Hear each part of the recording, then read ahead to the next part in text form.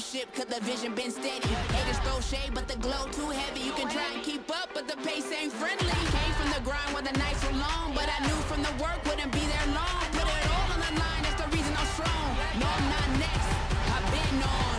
Yeah, you know I've been on. I'm getting down with it. Yo, I'm getting down with this. I'm getting live, getting fresh, I'm all over it. Yo, I'm getting down with this. Spitting live, getting fresh, you can't handle it. Yo, I'm getting down with this. Spitting live, getting fresh, I'm all over it. Yo, I'm getting down with this. Spitting live, getting fresh, you can't handle it.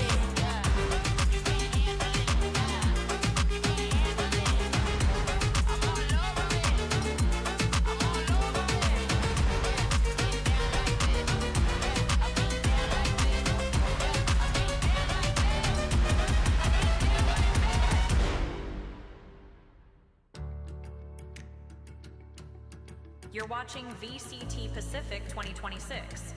Earn everything.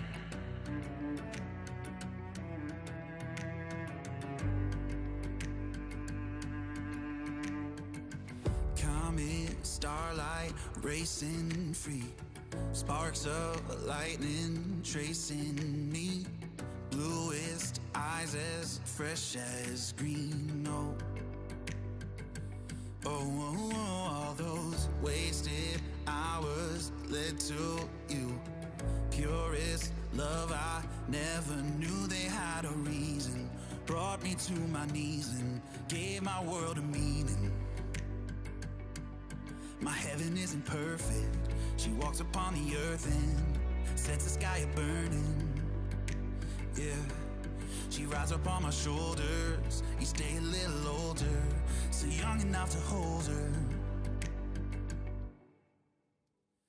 Golden hours, crowned in flowers, bursting into every color, brighter than the sun above her. River rushing, sweeping my feet out into the deepest water. Just an angel I call daughter. What's it take to make a man out of me? 37 pound and 3'3". Brightest blossom on the family tree. The finest piece of my heaven isn't perfect. She walks upon the earth and sets the sky a-burning. Yeah, she rides up on my shoulders. Each day a little older, so young enough to hold her.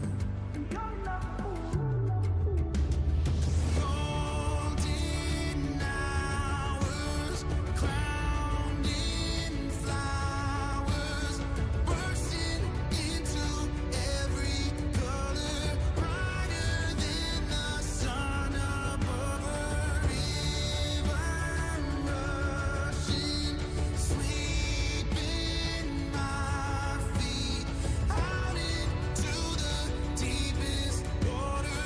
Just an angel I call daughter. Let's go run places we never seen before. Oh, till I'm gone, ain't nobody gonna love you more, love you more.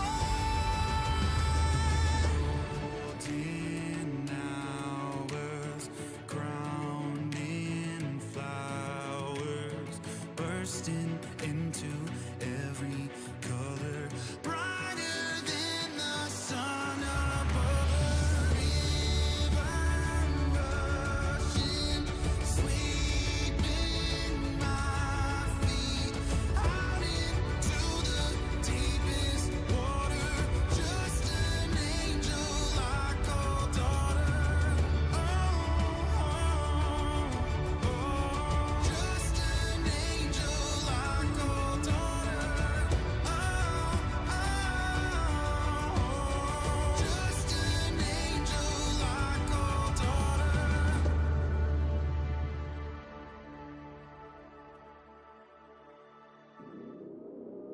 You can't hold me down. You're watching VCT Pacific how you let me 2026. know?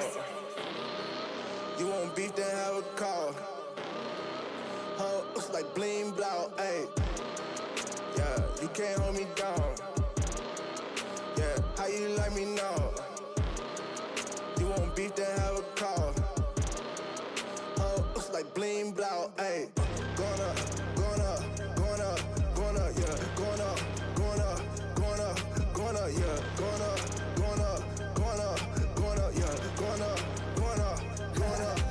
Living my dreams, selling when I'm moving upstream. Started when I get in my jeans, but I don't wanna give him my ring. Can have been blowing up, growing up, hit him with the right hook, left foot. I ain't scared of the man, I'm not shook. I've been running this jungle, that's my book. If you're looking at the king, better think twice. No, they looking at the ring like it's free ice. Wanna know what it is, what it be like? What you really wanna do? What is street life? Try to tell her come and follow my flow, but they ain't rather follow my dough. Money might rule everything all around me, but me no way can I control. RMG, get the name. Down with the gang. You may not heard me, you saw me when coming, but you know by my name. I shoot up everything, put on my life on the line, yeah, this cannon got aim. Life goes with the wife goes. Lights out for the light show, yeah. Yeah, you can't hold me down. Yeah, how you like me now?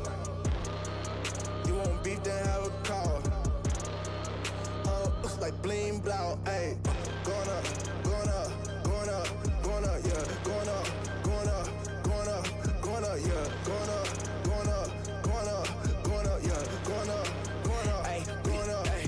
Got a name, you should know. CEO, I'm the co, meaning I'm running game. That's a lab like I'm sprinting pro. I keep this all on the wrist. I ain't got no other option. What other shot can I miss? Rings round me like I'm boxing. We all wins, which y'all ETA. Kiss gold, oh that's PDA. Watch them fall, boy, watch them cave. With the dubs, that's an empty space. How they handle the kid, that's a question. Wait, hold up, hit that step back for a lesson. Ayy. Yeah, you can't hold me down. Yeah, how you like me now? You want beef, then have a call. Looks like bling blow, ayy. Gonna, yeah. Gonna, yeah. Gonna,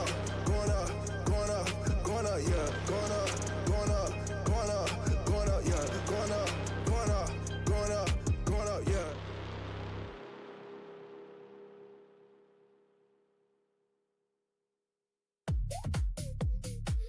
You're watching VCT Pacific 2026. Earn everything. Hold on, shift around, low bass, feel the bloom, no rush, take time, everything on the line, wait right there on my way, when I move like this, no delay, when I move like this, on my way, feel it come and go, one step then I'm out the door, when I move like this.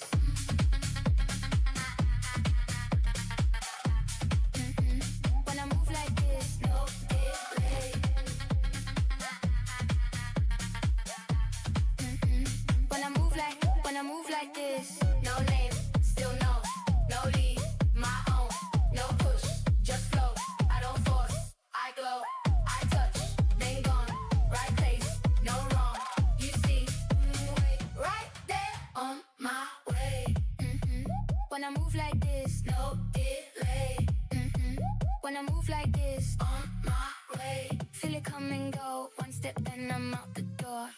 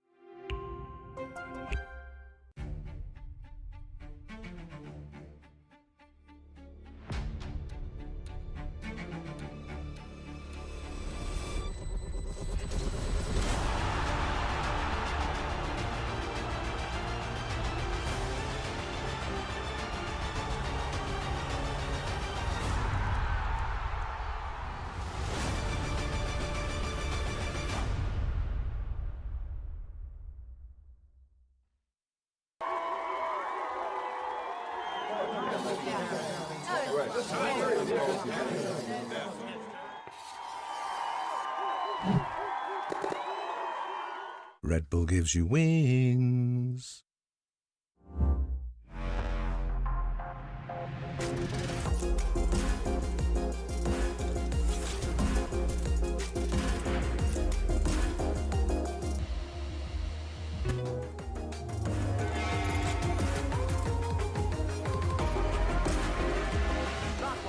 Push, push, push.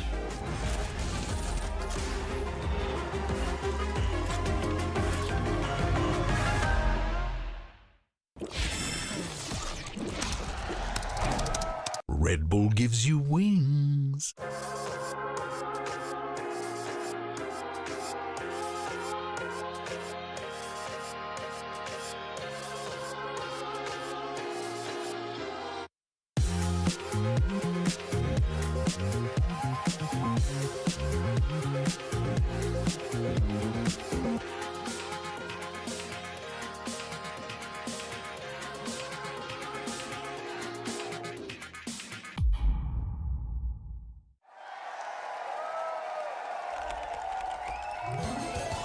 Red Bull gives you wings. 안녕하세요. 안녕하세요. 배탈이 비전의 이코입니다. 바렐의 푹신아입니다. 리큐 테이크 원. 우리가 언제 처음에 만났었지? 2021년이었나? 우리가 리그나이트 일본 팀에 들어가기 전에 무슨 아마추어 팀을 잠깐 했었는데 그때 처음 만났던 것 같은데? 근데 그때 형이랑 처음 만났을 때 TNL이라는 팀에 있었잖아. 난 나에게 형은 정말 뭔가 엄청 커다란 사람이었어. 그런데 좀 무서웠어. 왜냐하면은 너무 엄청난 팀에 있었고 그래서 와, 나 이 형이랑 같이 하면은 나 진짜 뭔가 잔소리 같은 거 많이 듣지 않을까 하면서 좀 무서웠었어. 형은 내 첫인상 어땠어? 근데 재성이는 잼민이었어. 말을 안 들을 줄 알았는데 그래도 뭔가 내가 뭔가를 주도하면은 그래도 너는 좀 따라와주는 쪽이었으니까 뭐 타번이 아니고 잠깐만 이거는 일본어가 좋아, 계속해 나쁘지 않아. 대회 경험이 많이 없었는데도 그때 너무 잘해줘가지고 난 좀 꽤 편했어. 형이랑 처음에 팀원으로 했을 때 솔직히 내 나이 또래 애들밖에 상대를 안 해봤단 말이야. 그렇다 보니 뭔가 형을 상대하는 데 있어서 너무 불편함이 많았고 좀 많이 미숙한 면이 굉장히 많았는데도 불구하고 형이 너무 잘 대해주고 작전도 엄청 많이 짜주고 피드백도 진짜 열정적으로 다 해주고 그냥 난 형이 너무 좋긴 했어 그때. 정말. 형이 있기에 내가 지금 여기 있는 거라 생각해. 이건 좀 과찬을 또 네. VCT, JP 경험에서 혹시 퍼시픽에 와가지고 그때 그 경험이 도움됐던 게 뭐가 있어 혹시? 나는 일본에 있을 때는 엄청 이기고 싶다는 열정이 좀 심했어가지고 내가 하고 싶었던 게 되게 많아. 그래서 그거를 좀 많이 시도를 할 수 있었던 경험이라고 생각해서 그거 덕분에 이제 내 역할에 대해서는 내 할 일을 할 수 있는 그런 거는 좀 많이 좋아졌다고 생각하긴 해. 그럼 재성이는 좀 어땠어? 일단 처음에 일본 팀에 있었을 때는 내가 아무것도 모르다 보니까 형들이 형이 알려주고 그리고 형이 말하는 것만 시키면서 그렇다 보니 오히려 내 피지컬도 많이 늘어나고 그리고 뭔가 내가 엔트리로서의 그 각이라던가 그런 걸 잘 보게 됐는데 그런 거 덕분에 이제 또 DRX에 들어와서 아직까지 증명한 건 없지만 증명할 수 있다고 나는 믿고 있어가지고 너 할 수 있지. 둘 다 해보자고. 둘 다 잘하잖아. 가능해. 가야지. 가야지.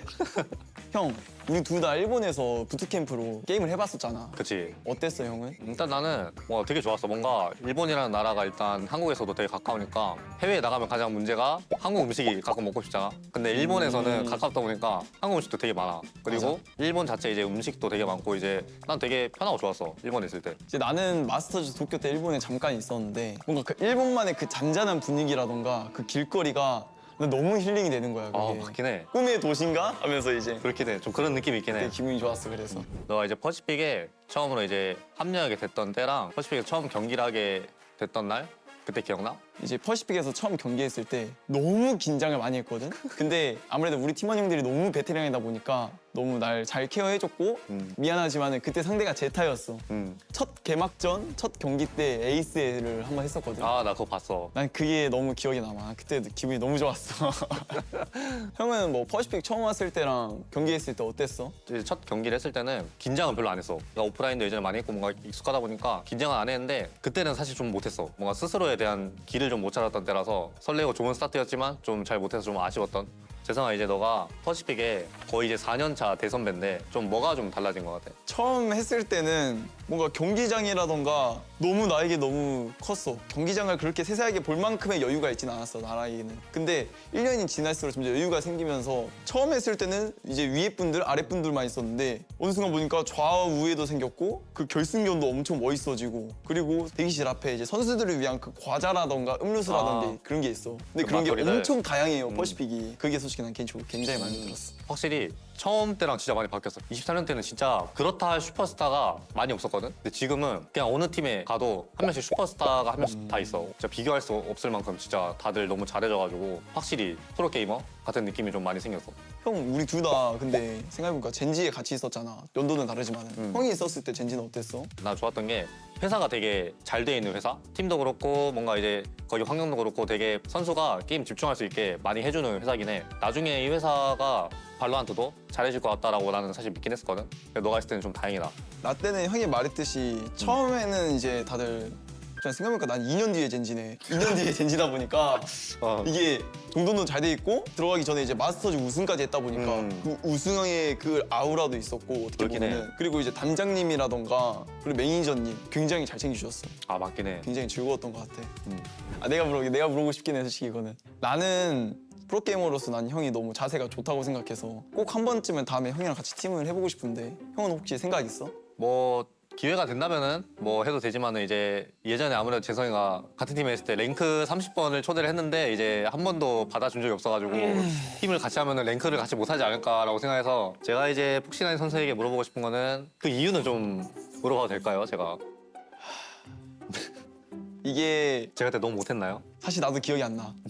아, 근데 정말 미안해. 그때는 사실 랭크 좀 안 하긴 했어요. 근데 지금은 나 랭크 많이 하긴 해. 이제 가는 거야. 가보자 그럼 다시. 가볼까, 이제? 형, 팀 하잖아? 어. 1년 내내 형이랑 할게. 아 진짜로? 진짜로. 나 랭크 1등 시켜주는 거야? 진짜 질릴 때까지 계속 시켜줄게 내가. 초대해줄게 내가 다음에. 내가 할게 형. 렛츠고 가보는 거야 우리. 재성아 이제 스테이지 2 있는데 좀 어때? 좀 준비 어떻게 잘 되고 있어? 우리 애들이 이제 어떻게 보면 나보다 아직 많이 경험이 부족한 선수들이라 내가 지금까지 쌓아왔던 경험들이 이제 도움이 될 것 같아가지고 애들한테 최대한 나눠주면서 게임을 하고 있고 우리 바렐이라는 팀이 어떻게 보면은 지금 6연패를 하고 있지만은 항상 보면은 비비다 지거나 아깝게 졌다고 생각해. 꼴등이지만 1등 팀도 이길 수 있는 그런 난 무서운 팀이라 생각하거든. 무서워. 어느 팀든 이길 수 있다. 너무 무서워. 물론 어디 팀한테도 질 수 있지만 근데 나도 이제 우리 팀에 되게 가능성을 좀 많이 느끼고 있거든. 아직까지는 좀 뭔가 대회장에서 뭔가 좀 보여줘야 되는 그런 힘이 좀 딸린다고 해야 되나? 근데 그거를 이제 우리가 좀 많이 느껴서 좀 많이 준비를 했기 때문에 나는 조금 기대를 하고 있어 사실. 잘하면은 챔피언스 갈 수 있나? 라는 느낌으로.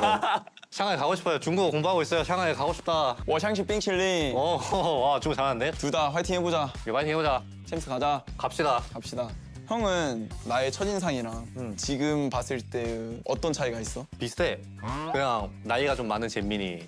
그래도 이제 많이 성장했구나. 예전에는 총만 잘 쏘던 잼민이었는데 요즘은 생각도 하겠지? 난 좋게 보고 있긴 해. 생각도 하겠지. 형은 진짜 우리랑 한번 만나야겠다. 스테이지 2 때. 만나고 싶다. 왜 다른 쪽인 거야 우리? 아쉽다. 형, 우리가 마지막으로 셀카 찍었을 때 기억나? 찍은 적 없는 것 같아 우리는. 지금이라도 한 장 찍을까 같이? 한 장 한번 찍을까? 찍자. 아, 앉아서. 앉아 찍자. 나 다리 아파. 확인했잖아. 멘트 받았잖아. 나이가 많아가지고. 자, 김치. 감사합니다 셀카. 아리가토 고자이마스. 형, 우리 만나면 이길 자신 있어? 나는 하나만 말할게. 제타한테 져본 적이 없어. 뭐 그래 너 화이팅하고 뭐 그렇게 말하면 내가 뭐가 돼요, 형?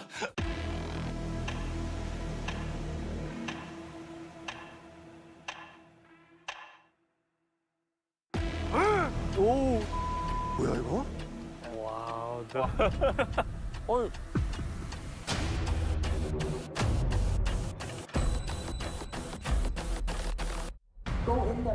Go inside. 여기 들어가라고요? 네.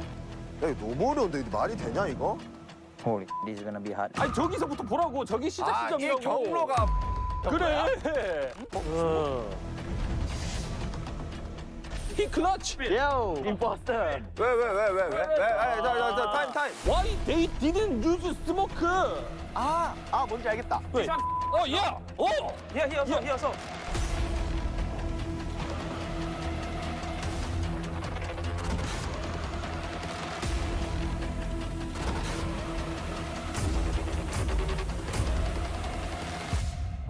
어렵네. 와, 미치겠다.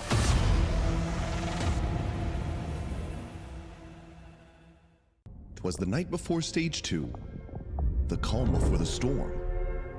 Not a player was resting. Not one could be warned.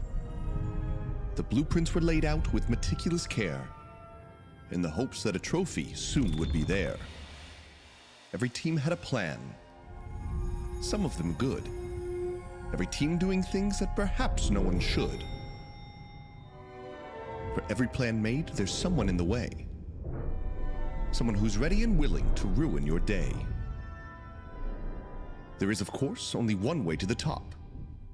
You earn it, you fight for it, you simply don't stop. Against 11 other teams who want it the same, who'd go to great lengths just to stake their own claim. The trophy sits waiting, the storm hasn't stirred. We've been waiting right along with them, every last word. And now, ladies and gentlemen, the storm.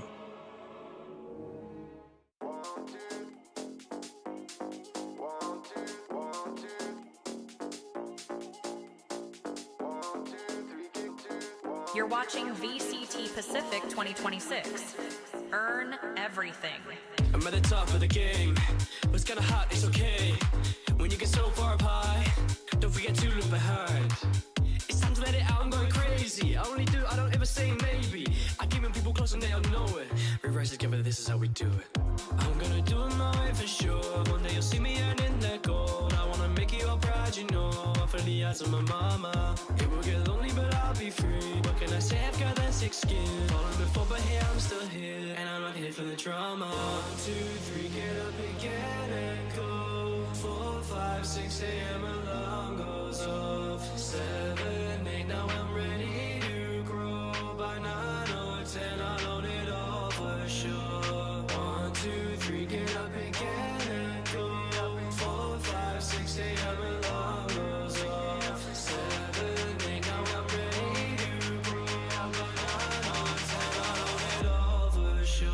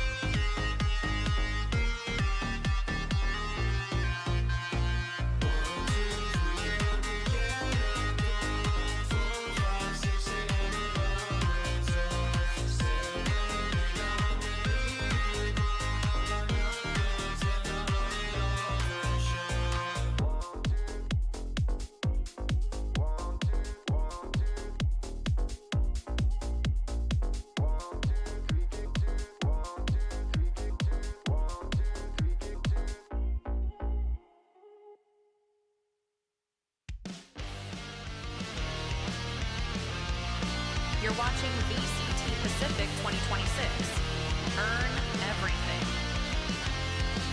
Talk sweet with your hands up clean, like you never lit the match on me. You play cool like a silver screen, but I know what you do behind the scenes. You got that look like a door half closed, like you want me near but not too close. You say my name like a loaded joke, then act surprised when I finally choke. I bit my tongue down to the bone, just to keep the peace, just to keep you home. But you should know, you can say I'm different now, like you had no hand in that. But no more sitting on the sideline. I'm taking myself back. I'm bold and I won't get sweet. You want sparks without the flame. I broke free from your stupid cage. So when you say I've changed, you're damn right.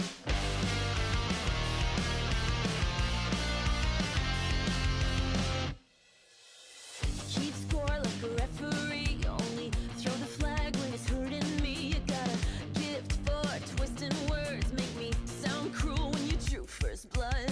You love the girl who took the blame, who said that's fine when she took the weight. But that girl's gone and she's not coming back. Yeah, I lit the fuse, now hear the crack. I kept the room that you're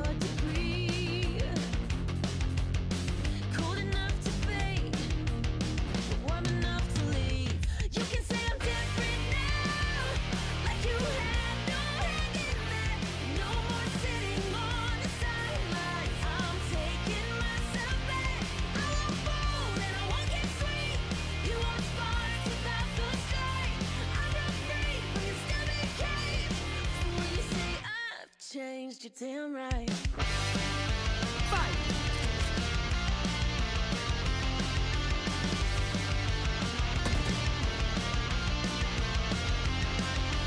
Maybe I was good at going under.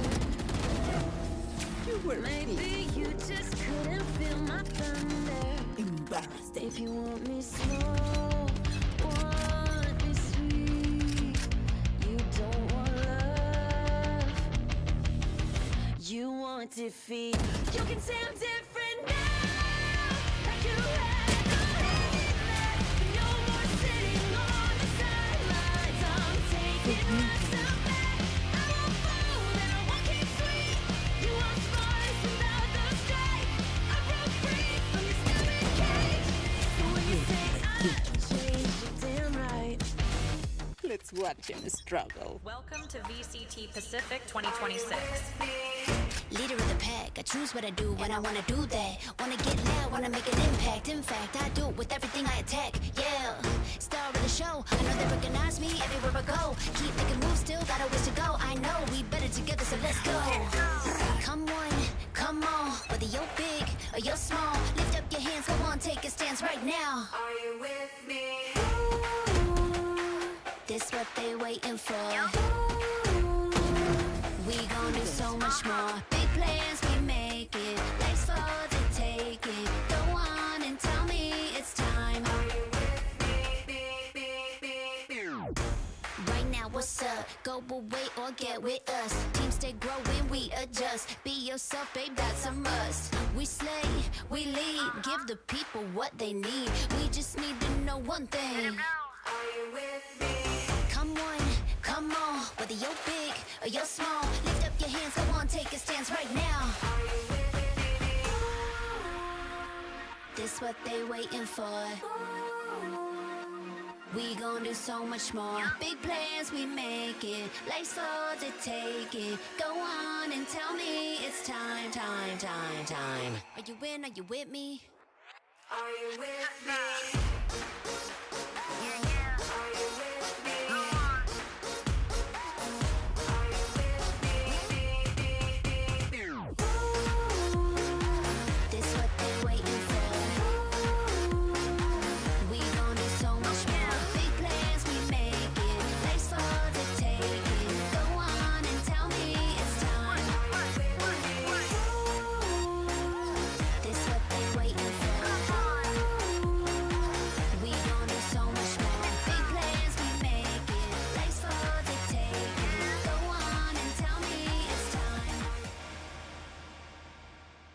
Hello and welcome back to VALORANT Champions Tour Pacific Stage 2. We are finally wrapping up the very first week here in Seoul, South Korea. I'm your host, Victoria. And to start the desk off today, I not only have one coach, but I got two coach greats here on the desk, joined by Jen Lee. We got Coach Solo and Coach Silkenon. Welcome. Hello. 안녕하세요. All right. I have to introduce a new segment, and it's called Uncomfortable Questions. So I will be asking you some uncomfortable questions. I hope you're ready for this. 저희가 새로운 코너를 맞이해서 두 분을 모시게 됐는데 코너 이름이 불편한 질문이거든요. 그래서 질문이 살짝 좀 톡식할 수 있는 점 안내드립니다. I like how uncomfortable is just toxic in Korean. We'll start with you, Solo. Why are there no Gen G players on the Korean national roster, and how do you feel about that? 솔로 감독님께 먼저 드리는 질문인데요. 그 국가대표 팀에 젠지 출신 선수가 없는데 왜 그런 것 같으신지, 여기에 대해서 어떻게 느끼시는지 궁금합니다. 조금 아쉬운 건 있는데 이제 옆에 계신 이제 실카노 감독님이 일단은 감독으로 됐고, 일단 어쨌든 ENC에서 우승을 하려면은 이제 한 팀에 같이 잘 할 수 있는 그 주축 멤버들이 필요하다고 생각을 했거든요. 그래서 당연히 농심 선수들이 많이 들어갈 것도 예상을 했었고, 근데 다만 이제 저는 개인적으로는 DRX의 마코 선수라든지 저희 팀의 텍스처 선수라든지는 조금 고려를 해줬으면 어땠을까. 네. Well, it is a little bit of a bummer, but Silkanen took the head coach position, so. Oh. Anyways, and it's important to kind of put together a roster that can synergize very well. So I did expect Nongshim players to be on the team, but personally, I think KRX Mako and also Genji's Texture could have been under his consideration a little bit more. Silkanon, would you like to respond to that? 네, 여기에 대해서 어떻게 생각하세요? 일단 확실하게 답변 드릴 수 있는 거는 일단 제가 어쨌든 그 뽑혔기 때문에 일단 제가 고르는 상황이 돼야 되는데 일단 저는 제가 암만 생각해봐도 저희 팀 선수들이랑 어쨌든 제가 감독이고 저희 팀 잘 알고 있는 저희 선수들 주축으로 이제 멤버를 꾸려야 되는데 제가 그 사실 그 다른 팀에 있는 선수들을 많이 아는 사이가 아니기도 하고 좀 잘 몰라요. 사실 뭐 아까 말씀해주신 솔로 감독님 말씀해주신 뭐 텍스처 선수나 뭐 DRX 마코 선수나 저도 다 잘하는 건 알고 있지만 아직 저희 선수들이나 이제 저나 경력이 그렇게 긴 편도 아니고 사실 위기가 왔을 때 그렇게 헤쳐나갈 수 있는 힘이 없다고 생각을 해서 일단 저희 선수들 주축대로 좀 더 이제 어느 정도 합을 맞췄던 선수를 그냥 한 팀을 통째로 넣는 게 낫겠다라는 생각이 좀 들었거든요. 그래서 그러한 그때 당시에는 저도 로스터를 좀 급하게 한 2, 3일 안에 제출을 해야 되는 상황이어서 생각할 시간이 많이 없었기 때문에 좀 그렇게 선택하게 된 것 같습니다. Well, yeah. After I was appointed as the head coach for the national team, first off, I was given the, freedom to choose the lineups. But then also at the same time, I thought it would be best for the team to kind of be composed of the players that I know very well, because honestly, I think the Nongshim players, and also I am pretty much new to the scene, so I don't really know the players very well on other teams. So it was a little bit risky for me to introduce someone that I didn't really know that well as a player and as a person. And of course, Mako and Texture, they're really good players, but I just didn't know how the vibes were going to go and just couldn't take the risk of facing, kind of dangerous situations when it comes to inside and outside of the server. So I thought it would be best to just kind of take a huge chunk of the Nongshim roster and work with what we know. Right. Oh, thank you for answering that. I thought you were just going to pass the question, but thank you. Okay, let's talk about this stage 2. There are a lot of new players and rookies coming in. Were there any announcements of any players coming in for stage 2 that surprised or even impressed you? 일단 스테이지 2에 또 새로운 신인 선수들이 많이 퍼시픽에 들어오게 됐는데 보시면서 얘 영입은 의외다 했던 선수가 있을까요?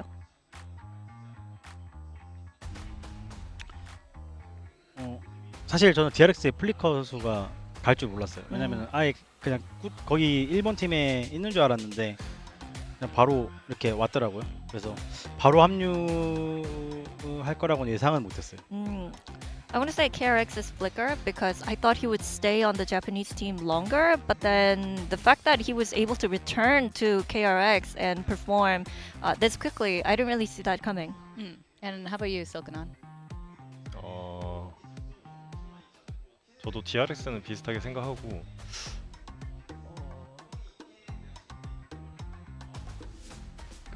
RRQ의 그 지금 다시 어제 보니까 모녀 선수 다시 뛰긴 했는데 이번에 EWC 왔을 때 그 산에 그 친구가 뛰었더라고요. 그러다가 이제 다시 없어졌는데 이제 뭐 그것도 조금 이해였다. 그러니까 어쨌든 원래 멤버로 EWC를 뚫었는데 또 막상 가서 본선은 또 신인 선수로 하다가 이제 이번에 또 보니까 다시 모녀 선수가 들어왔더라고요. 그래서 뭐 그런 거 아직 서브 선수에 있기 때문에 좀 이해였던 것 같아요. I want to say RQ's Sean, the new player. Because they qualified with their original roster for EWC and then they put in a new player. But we saw Manyed back on the roster yesterday, but we don't know what's going to happen. But that was a little bit surprising for me that they would make that roster change. Okay, yeah, fair enough. Now, I see Silkanon, I see Danby is back on the Neon for stage 2 and Solo Karen's back on the Smokes role instead of playing Sentinel. I want to ask you, were you okay in stage 1? We 일단 like the changes. 스테이지 2 들어서 다시 담비 선수가 네온을 잡기도 하고 카론 선수도 이제 연막을 하는 모습이었는데 스테이지 1 돌아보시면 좀 괜찮으셨나요? 그 스테이지 2 때 아 이건 아니다 싶어서 변경을 하신 건데. 저희는 진짜 좀 뭐 솔직히 공개적으로 말씀드릴 수 없는 게 너무 많아서 내부 상황이 진짜 많이 안 좋았어요. 뭐 저희 찡스 선수 손목이라든지 뭐 여러 가지 좀 안 좋은 게 많이 겹치기도 했고 근데 다만 그 다시 그러니까 저희 팀에 만약에 연막을 진짜 잘하는 선수가 있으면 저는 카론 선수를 뭐 알파이르 선수처럼 옛날에 메테오 선수가 잘했던 것처럼 충분히 저는 더 잘할 수 있는 선수라고 생각을 해서 네 그렇습니다. Well, in stage 1, I can't really say much on air, but things weren't really going well for us.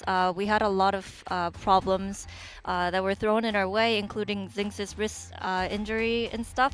But I think if we could have a good, decent smokes player, then I really want Caron to be back on the Sentinels because I think he could be as good as Alpha Ye or Meteor used to be on that Sentinels role. Wow. Okay, we'll definitely break that one down later. That's very interesting. And how about yourself, Silkanon, with the Danby switching around from Francis, Neon and everything?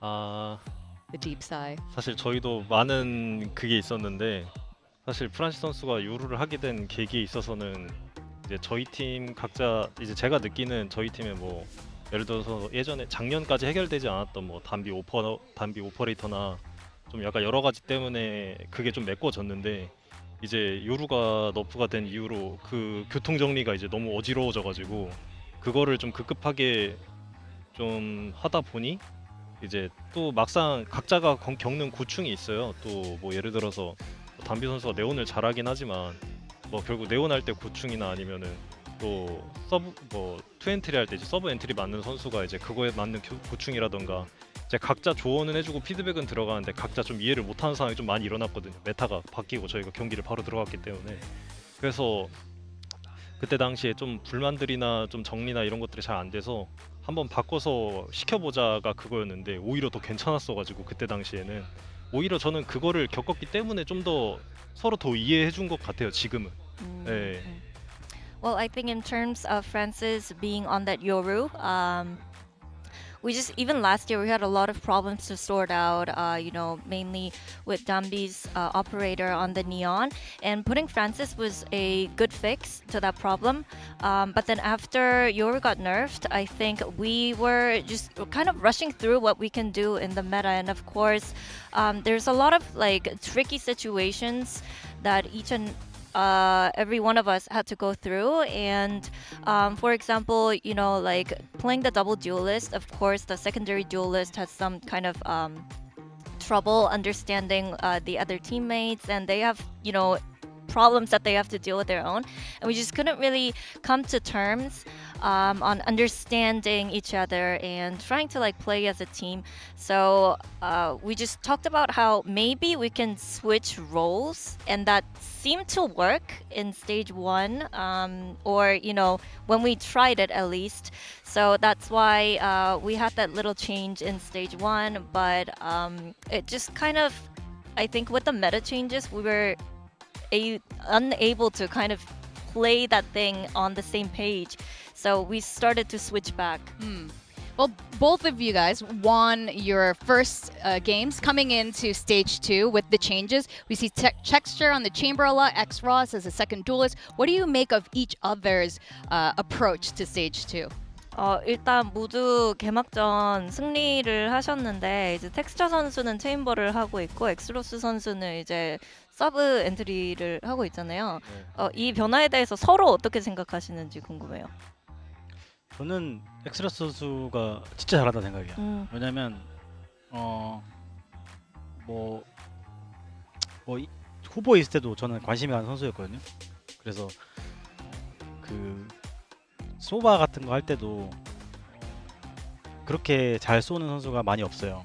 근데 뭐 어떤 포지션을 가도 지금 경기를 보면 다 잘하더라고요. 그래서 진짜 좋은 선수다. 네, 그렇게 느끼고 있어요. I think X-Ross is extremely talented. I mean, I was kind of paying attention to him even when he wasn't on the starting roster. And when he was playing that Sova, it's really hard to find a Sova that can actually shoot at the same time. And I feel like no matter what the role is, he's able to deliver. So I think he's just an amazing player.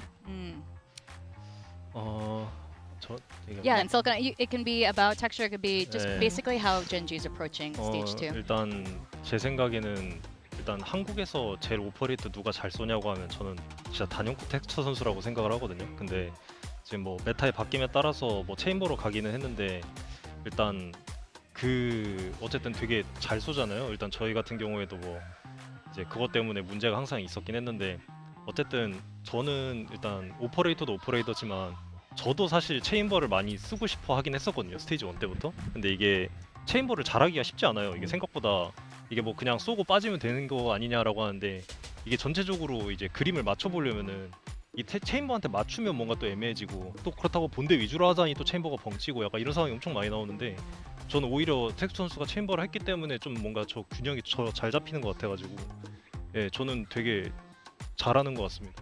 좋은 것 같고. I think I can say that Texture is the best opper in Korea, and with the meta swinging this way, he's on the chamber a lot more, but he's really good. And you know, having that designated opper was always a trouble for us, but people say chamber's just easy because you can just op and TP to safety, but it's not that easy when you think about it as a team game, because when you focus your game plan around the chamber, then you know the rest of the team is kind of like left hanging, and then when you focus your game plan around the rest of the team, the chamber is just left to dry right there. So I think having that balance and a stable game plan with the chamber is really tricky, but it seems like Genji's figured out a way to make that work. Yeah. Well, thank you so much. Last yes or no question. Do you think your opponent today will be making it to champs? 그리고 마지막으로 이제 상대 팀이 챔피언스 진출을 할 것 같으신가요? 네. Yes. Yes. 저 오늘 경기 보고 I'll have to wait and see, and I can answer that after today. 우리가 힘든 상황이니까. 네. And he's saying, yeah, Genji is, you know, a little bit behind. Okay. All right. Well, thank you so much, Coach Silkanon, Coach Solo, for bearing with us for the first episode of Uncomfortable Questions. Thank you so much. All right. A lot of answers there. They totally could have passed some of them, and I really appreciate them taking their time to answer that. But you can see, I actually have a lot more questions for these folks as well. I mean, we have 5 Korean rosters here in Pacific, so things can, you know, get a little dicey sharing a lot of good players. I mean, there are a lot of good players in Korea, but there are only so many that can go around as well. And joining back on the desk with us, we got Pilsky and Morgan, big time here. And Jen's going to stay with us as well for a little bit. Here are our standings so far. We are on day 4 of stage 2. And things have been a little bit unexpected in terms of not just who's winning, but how they're winning. I mean, this has been a wild week so far. We've still got one more day left of it, and who knows how this is going to look, because the whole week has been crazy. We've seen things we've never seen before. We're seeing teams get these wins that have never won before. Things like VALORANT. I think it can only get weirder here at Pacific. Yeah, totally agree. I mean, I'm interested to see what we're going to get. This will be the second day of games for these teams, crammed into the first week. So that's going to be a little bit of a difference that they're potentially not used to. Maybe some quicker recovery time needed for some of them. All right, and we have a game here at the desk. You guys know it. You love it. Maybe. It's called Build Diff. I know Pilsky doesn't love this game so much right now. I love it. So bad. I'm really enjoying it. You're like It's Genji. been a humbling experience for me. You we're at the very top and you've fallen from grace, and now you need to earn your way back. But I have faith in you, Pilsky. You usually have good rosters. And of course, winner gets the Predator Helios Neo 16S AI. It's even better than the one you want. Twice. So, yeah. Twice. I got one from myself too. But let's go through the rosters. And Jen here, feel free to input as you like. But let's start with Morgan. Let's start with yours. Okay, I'm the greatest to ever do it, so let me talk you through my roster here, because I can't seem to lose, Doesn't matter what happens, I know I'll be on top at the end. This is the most default basic roster I could come up with today because I think it's solid. Zeus there on the duelist. He was great for Secret when we saw him earlier this week. Same with Francis, back on that initiator. This is the role where I like him the most, to be honest, outside of the Yoru. Mako, ever so consistent. It's hard with KRX with the comps they're running. I don't want to get those minus points, but I trust in Mako. Texture on my Sentinel. His chamber was demonic. I hope we see more of that again today. And then Flex Caron, he's back on those smokes. Thank you, Coach Solo. He's listening. He's learning. Yeah. Time for me to get some points. Yeah, I think this is pretty solid. All of these players popped off. Mako, of course, you know, the only controller there. All right, Pilski. Oh, my What roster. is today's losing roster? Give it Today's to losing us. roster is not that different from Morgan's roster, but for some reason, I will lose. I'm not in panic stations just yet. We're only 3 days into build diff, so I'm still picking relatively safe rosters. But for me, I have to take some risks in 1 or 2 roles a day at a time to see if that can potentially catch me up to other people in points. So similar to Morgan, I do have Texture and Caron and Francis, as I imagine a lot of people will, but I'm going to take a bit of a risk on Sylvan, and I think Hyunmin will do better today. I think in a triple duelist composition, the Phoenix should probably be the one who's cleaning up a lot more of the kills, and I think that was an underperformance for Hyunmin. I think he's going to have a much better day today. Actually, I agree with the thinking there. All right, we also have Paper Thin, or should I say Thin Paper, doing the build diff for today. A little bit more hair than usual. And Thin Paper, please explain your roster. Okay, so since Clinton is on his flight and did not hand in his build diff, I became Thin Paper. And I'm picking for him. Yes. What's your thought process? My thought process is that I'm a little bit OCD and I like things to be in an alphabetical order. I see it now. Honestly, no, but hear me out. DRX triple duelist. Yep. Whoever faces them, like, they're outnumbered. So, and you have to split the kill for KRX between 3 duelists. So the stats not gonna be good. Yeah. So why not go with Ash? That starts with I thought you were going to say something about Bane. You were teeing yourself up for the... Oh, We're Bane's going to talking get a lot about of the kills. duelist.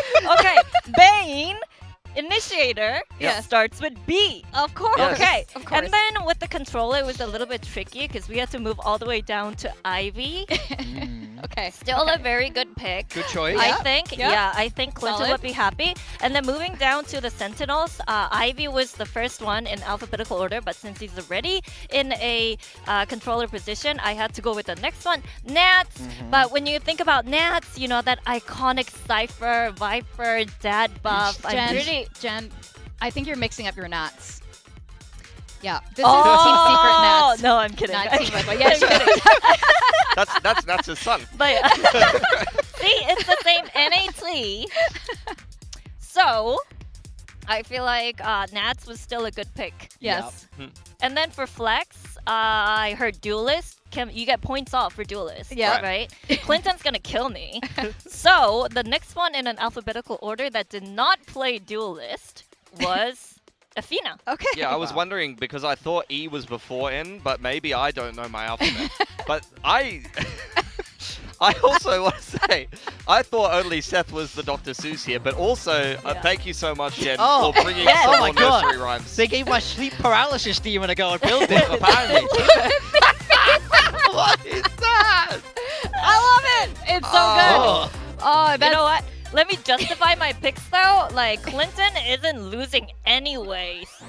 Do you mean he's not He's winning he's anyway? always in the middle. Like, he's been very mid at this. Yes. Like, even if today it fails, I think Clinton will beat Pilski in the race to the bottom. Yeah, absolutely. I'm a little worried that 2 of my players are the same as you, Thin Papers. Thin paper. I have Ivy and Bane as well. I'm very curious how this is going to shake out, but I think Thin Paper should be a regular here on our build diff. You probably do better than Paper Thin normally does anyway. Good job. So. Yes. You will win today. All right. Well, we do have Nongshim facing Gen G, of course, which is why we had the coaches here earlier. And later, we got KRX facing against Team Secret. All of these teams have showed up for Stage 2. I think today's going to be extremely exciting to see how things do pan out. And Jen, thank you so much for hanging out with us here at the desk. I really appreciate it. So Nongshim coming in here. things have gone back to the way they were in kickoff to an extent. And Silkanon, I don't know if you guys could hear his answers earlier. He was explaining a bit like how they were experimenting with the meta changes, and of course, you know, I think it sounds like they're pretty happy to be back with this current composition. I'm not surprised they're happier now. They've started winning games again, but they couldn't get it done earlier this week in that game against Full Sense. Map 1, I was very impressed. I felt like they handled the double Senti, the Cypher Deadlock really well, but then as the series progressed, it definitely looked a little bit more strugglesome for them. So they are down 0-1 here, but ultimately, I do think that's a tough game for them. I think their schedule should, in theory, get a little bit easier, so can they turn it around today? And our B, or shall we say our Beast, the other day completely showed up in the same way that he did in Stage 1. RB has been unbelievable. In Stage 1, he was really carrying a team that was struggling to win, even with enormous expectations on their shoulders. Much the same, particularly in this game of Haven, which did not start well for them. Full Sense were really in a lot of advantageous positions, which they admitted themselves, especially on that first map where they kind of lost in pretty horrendous fashion. That was courtesy of RB getting things started with some really big playmaking on the Omen. And now that you've seen him off of the IGL, Francis is now the IGL again here for Nongshim, guys. He's just continuing to have like tremendous amounts of impact. Yeah, absolutely. And Danby, you know, he's so fantastic on the Neon, but on map 3, he showed his Jet. It is not the same as his Neon. I mean, look, it's a small sample size. Maybe we have to give him some more time, but this has been my logic the whole time with Danby is when he's so good on Neon, I think he should just be playing it. Now, I think the whole series, he wasn't at his, you know, he wasn't in 100%, wasn't in his top form, but I do think there was a sharp fall off for that map 3, really when they needed him the most. So I do wonder if they revise some of those comps where he's not on the Neon, or if he continues to try and grow and expand that agent pool a little bit more. Well, it's literally just for Ascent. Ascent is a map they've had a little bit of a losing streak on. They were trying to change up the agent. Either it was for that, in response to that losing streak, or in response to the Cypher Deadlock that Full Sense was playing a lot of in that series. I'm not sure which one it is, but I really would be surprised if they pulled it out again here if Ascent ends up in the veto. That's right, and they are facing against Gen G. It could be in the veto. They showcased 2 new players, Athena and Raxkull. I think we had a lot of questions about it. We are celebrating Texture's birthday here at the venue, by the way. A lot of fans that have come in. Tomorrow. It's tomorrow. It's tomorrow, Does it but we're count as a celebrating buff? today. Yeah, we're I don't still gonna know. I don't know if it celebrate counts as a Does buff. he get when the birthday buff? Yeah, but he's trying to make it happen either way. Now, Texture, however, this weekend, he dropped an ace. They still won. It was really close against Zeta Division, but he still made it happen. Yeah, they made it work in the end, and I do think part of that is because of Caron. You know, we've been talking all year about when will Caron find that form that he had when they were able to lift those trophies, when they were the best team in the world, because he'd been struggling. But I feel like this Zeta Division game, we saw flashes of old back on the Omen. I was very impressed with his performance. Yeah, funnily enough, you're seeing a lot of the ex-Gen G players who were in tremendous form and went on one of the biggest streaks we've seen from a Pacific team internationally return to form here in Stage 2. Meteor is on, Caron is on, Texture is on, everyone seems to be fragging out of control, and as mentioned before, it's been phenomenal to watch Caron back on the Omen so far. Look, only the first series that we've been seeing from him, but even when he was playing a little bit of Phoenix mixed in there, he's been in very good form even in the off-season, and particularly in the game against Nongshim, both Texture and Caron in the EWC qualifier were both fantastic. Yeah, they were, and I'm so happy to see him back on this Omen, even if he wanted to play other roles. Athena is another one we had our eye on. This guy's been in the scene for quite a while. He's got some history joining streamer teams and performing really well, but he's now on Gen G. Yeah, I mean, I think the thing is, I think Athena's debut is what I would call very, very solid for what he has to do, and I think it was highlighted with some of these really nice clutch moments. This is what I want from a Sova player. This is a guy who will be consistent as the round breaks down. I think we talk about how cursed this initiator spot is on Gen G, and I think he did his job really very well. He didn't pop off, he didn't shine as bright as some of the others on this team, but I don't think he had to. I was impressed by how he called. I thought it was solid, and I don't think he did more than he needed to. All of these clutches that he was able to win really did define the series that Gen G opened up with against Zeta Division. I felt like they shouldn't have really been the favorites in that series, given that they just made more recent changes than Zeta. It was still going to be a close change either way, but Athena having a good enough debut to get them across the line. We know that both Caron as well as Texture are going to be very, very solid. For Athena, I felt like the calling on the attacking side was pretty good, but I felt like the same with Lakia. I was surprised, honestly, that they made the change, and I was a little bit worried about Athena coming in as an IGL because I thought Lakia was doing totally fine, but so far, so good, I think. I think if you miss Lakia, you could just tune into the Korean broadcast. He's over there right now. That's what happens to retired coaches. Poor guy, this has got to be a tough watch for him, man. He's only just been benched. I know. But that's the way it is. Lacey's here with us. Now we got Karen here. Who's he facing against? Ivy, I believe. Ivy. Usually they've been throwing Ivy in the skirmish quite a bit, so we'll see how he does go. I think Ivy's individual form has been pretty solid, I would say, especially in the offseason. Stage 1, he really had a bit of a strugglesome patch, quite honestly. He was not in great form, but I think in the EWC qualifier and into the main event, as well as into this stage, you've started to see some big moments from him yet again. For me, I'm just happy they stopped sending RB. My goodness, I hate that guy in the skirmish. What a rat. So anybody other than RB, I'm happy with, but it's not going great for Ivy right now. He's kind of getting sat down by Karen here. Oh, 5-0. Jeez, that is interesting. I'm glad I got Karen in my team right now, and as such, Genji will get to dictate the map veto a little bit, and Nongshim have once again taken zero risk. They are continuing to ban Summit. They have not had time to prepare it, guys. They have been out and about playing, you know, your in-between season tournaments and things like that, whereas Genji have had a little bit more prep time. So and twice this week, too, for Nongshim, so it's only kind of tough. This is... all right, we're going to see the Godel favorites split Ascent and Haven. I think the Ascent pick makes a lot of sense. Genji played it against Zeta, looks very comfortable there. Obviously, Nongshim played it also, but did not look as good. So I think we will get to see is Danby going to stay on that jet? That will be a question as we get across there, but we are starting here on Split. Yeah, absolutely. So if I look at this veto, I mean, I'm looking at Ascent. It's been a losing streak for Nongshim. They swapped to the jet, didn't work for them. It's a map that's already gone well for Genji. Haven is a map they played in the qualifier. It was one of the most bizarre games of VALORANT I've casted in quite some time. It was like an 11-1 half for one team and an 11-1 half for the other team on the attacking side of Haven. I wonder if we're going to get another weird one. For Split here, it's a staple for Nongshim. I can see why they have picked it.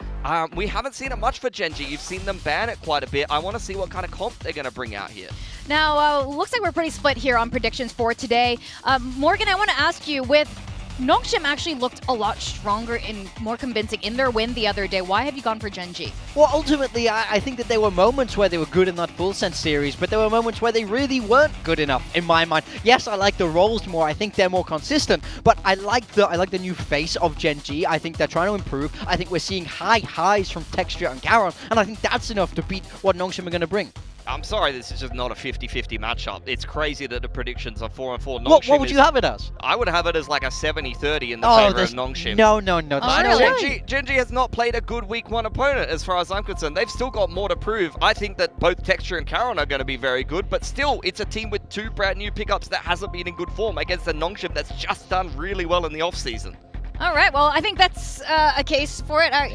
I guess we'll just have to wait and see. You look so offended by this. I mean, we have 2 Masters Trophy winning teams here, but one of them won it quite a while ago, and the other one was very recent. We will just have to wait and see who wins out today. We got Genji facing against Nongshim.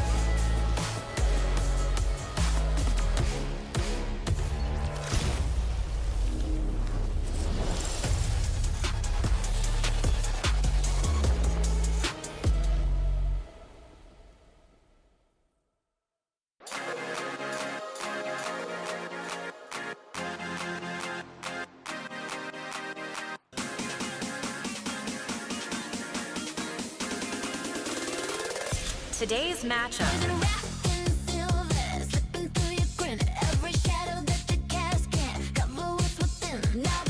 And for today's VCT Pacific matchup, we got two teams entering stage 2 a lot better than how they left stage 1. We got Genji facing off against Nongshim. Now Nongshim, great start to the year with kickoff with Santiago. Stage 1 kind of fell off. We spoke to the coach just now, and he was saying that they were messing around with a couple different comms with the meta changes. But now they've gone back to what worked for them in kickoff. Yeah, and they're looking pretty good doing it outside of this opening game. So I think, look, you can lose against Full Sense, especially after making a change going into the third map. That's a good opponent that's getting to a little bit of a honeymoon period with their new coach. There is no excuse to lose to Genji here, especially when you need every championship point, as they are one of the contenders to qualify. That's right, and Genji added 2 new players to their roster. Coach Solo explained just now it's been pretty rough in stage 1. Things were a mess, and then Zinx ended up getting injured, but they still won their match the other day. Yeah, I mean, I feel like this will be a period of growth for Genji. They're going through a turbulent time, but I like the changes that they made. I felt like Athena was solid. I like the calls. I think Rascal has still a lot more time, a lot more room to grow, and I trust the Genji system to try and get him up to speed there. I do think this is a tough opponent for them on the other side, but they'll know them intimately well. For me, I want to see the big names on Genji continue to step up, continue to hit that good form, because that will be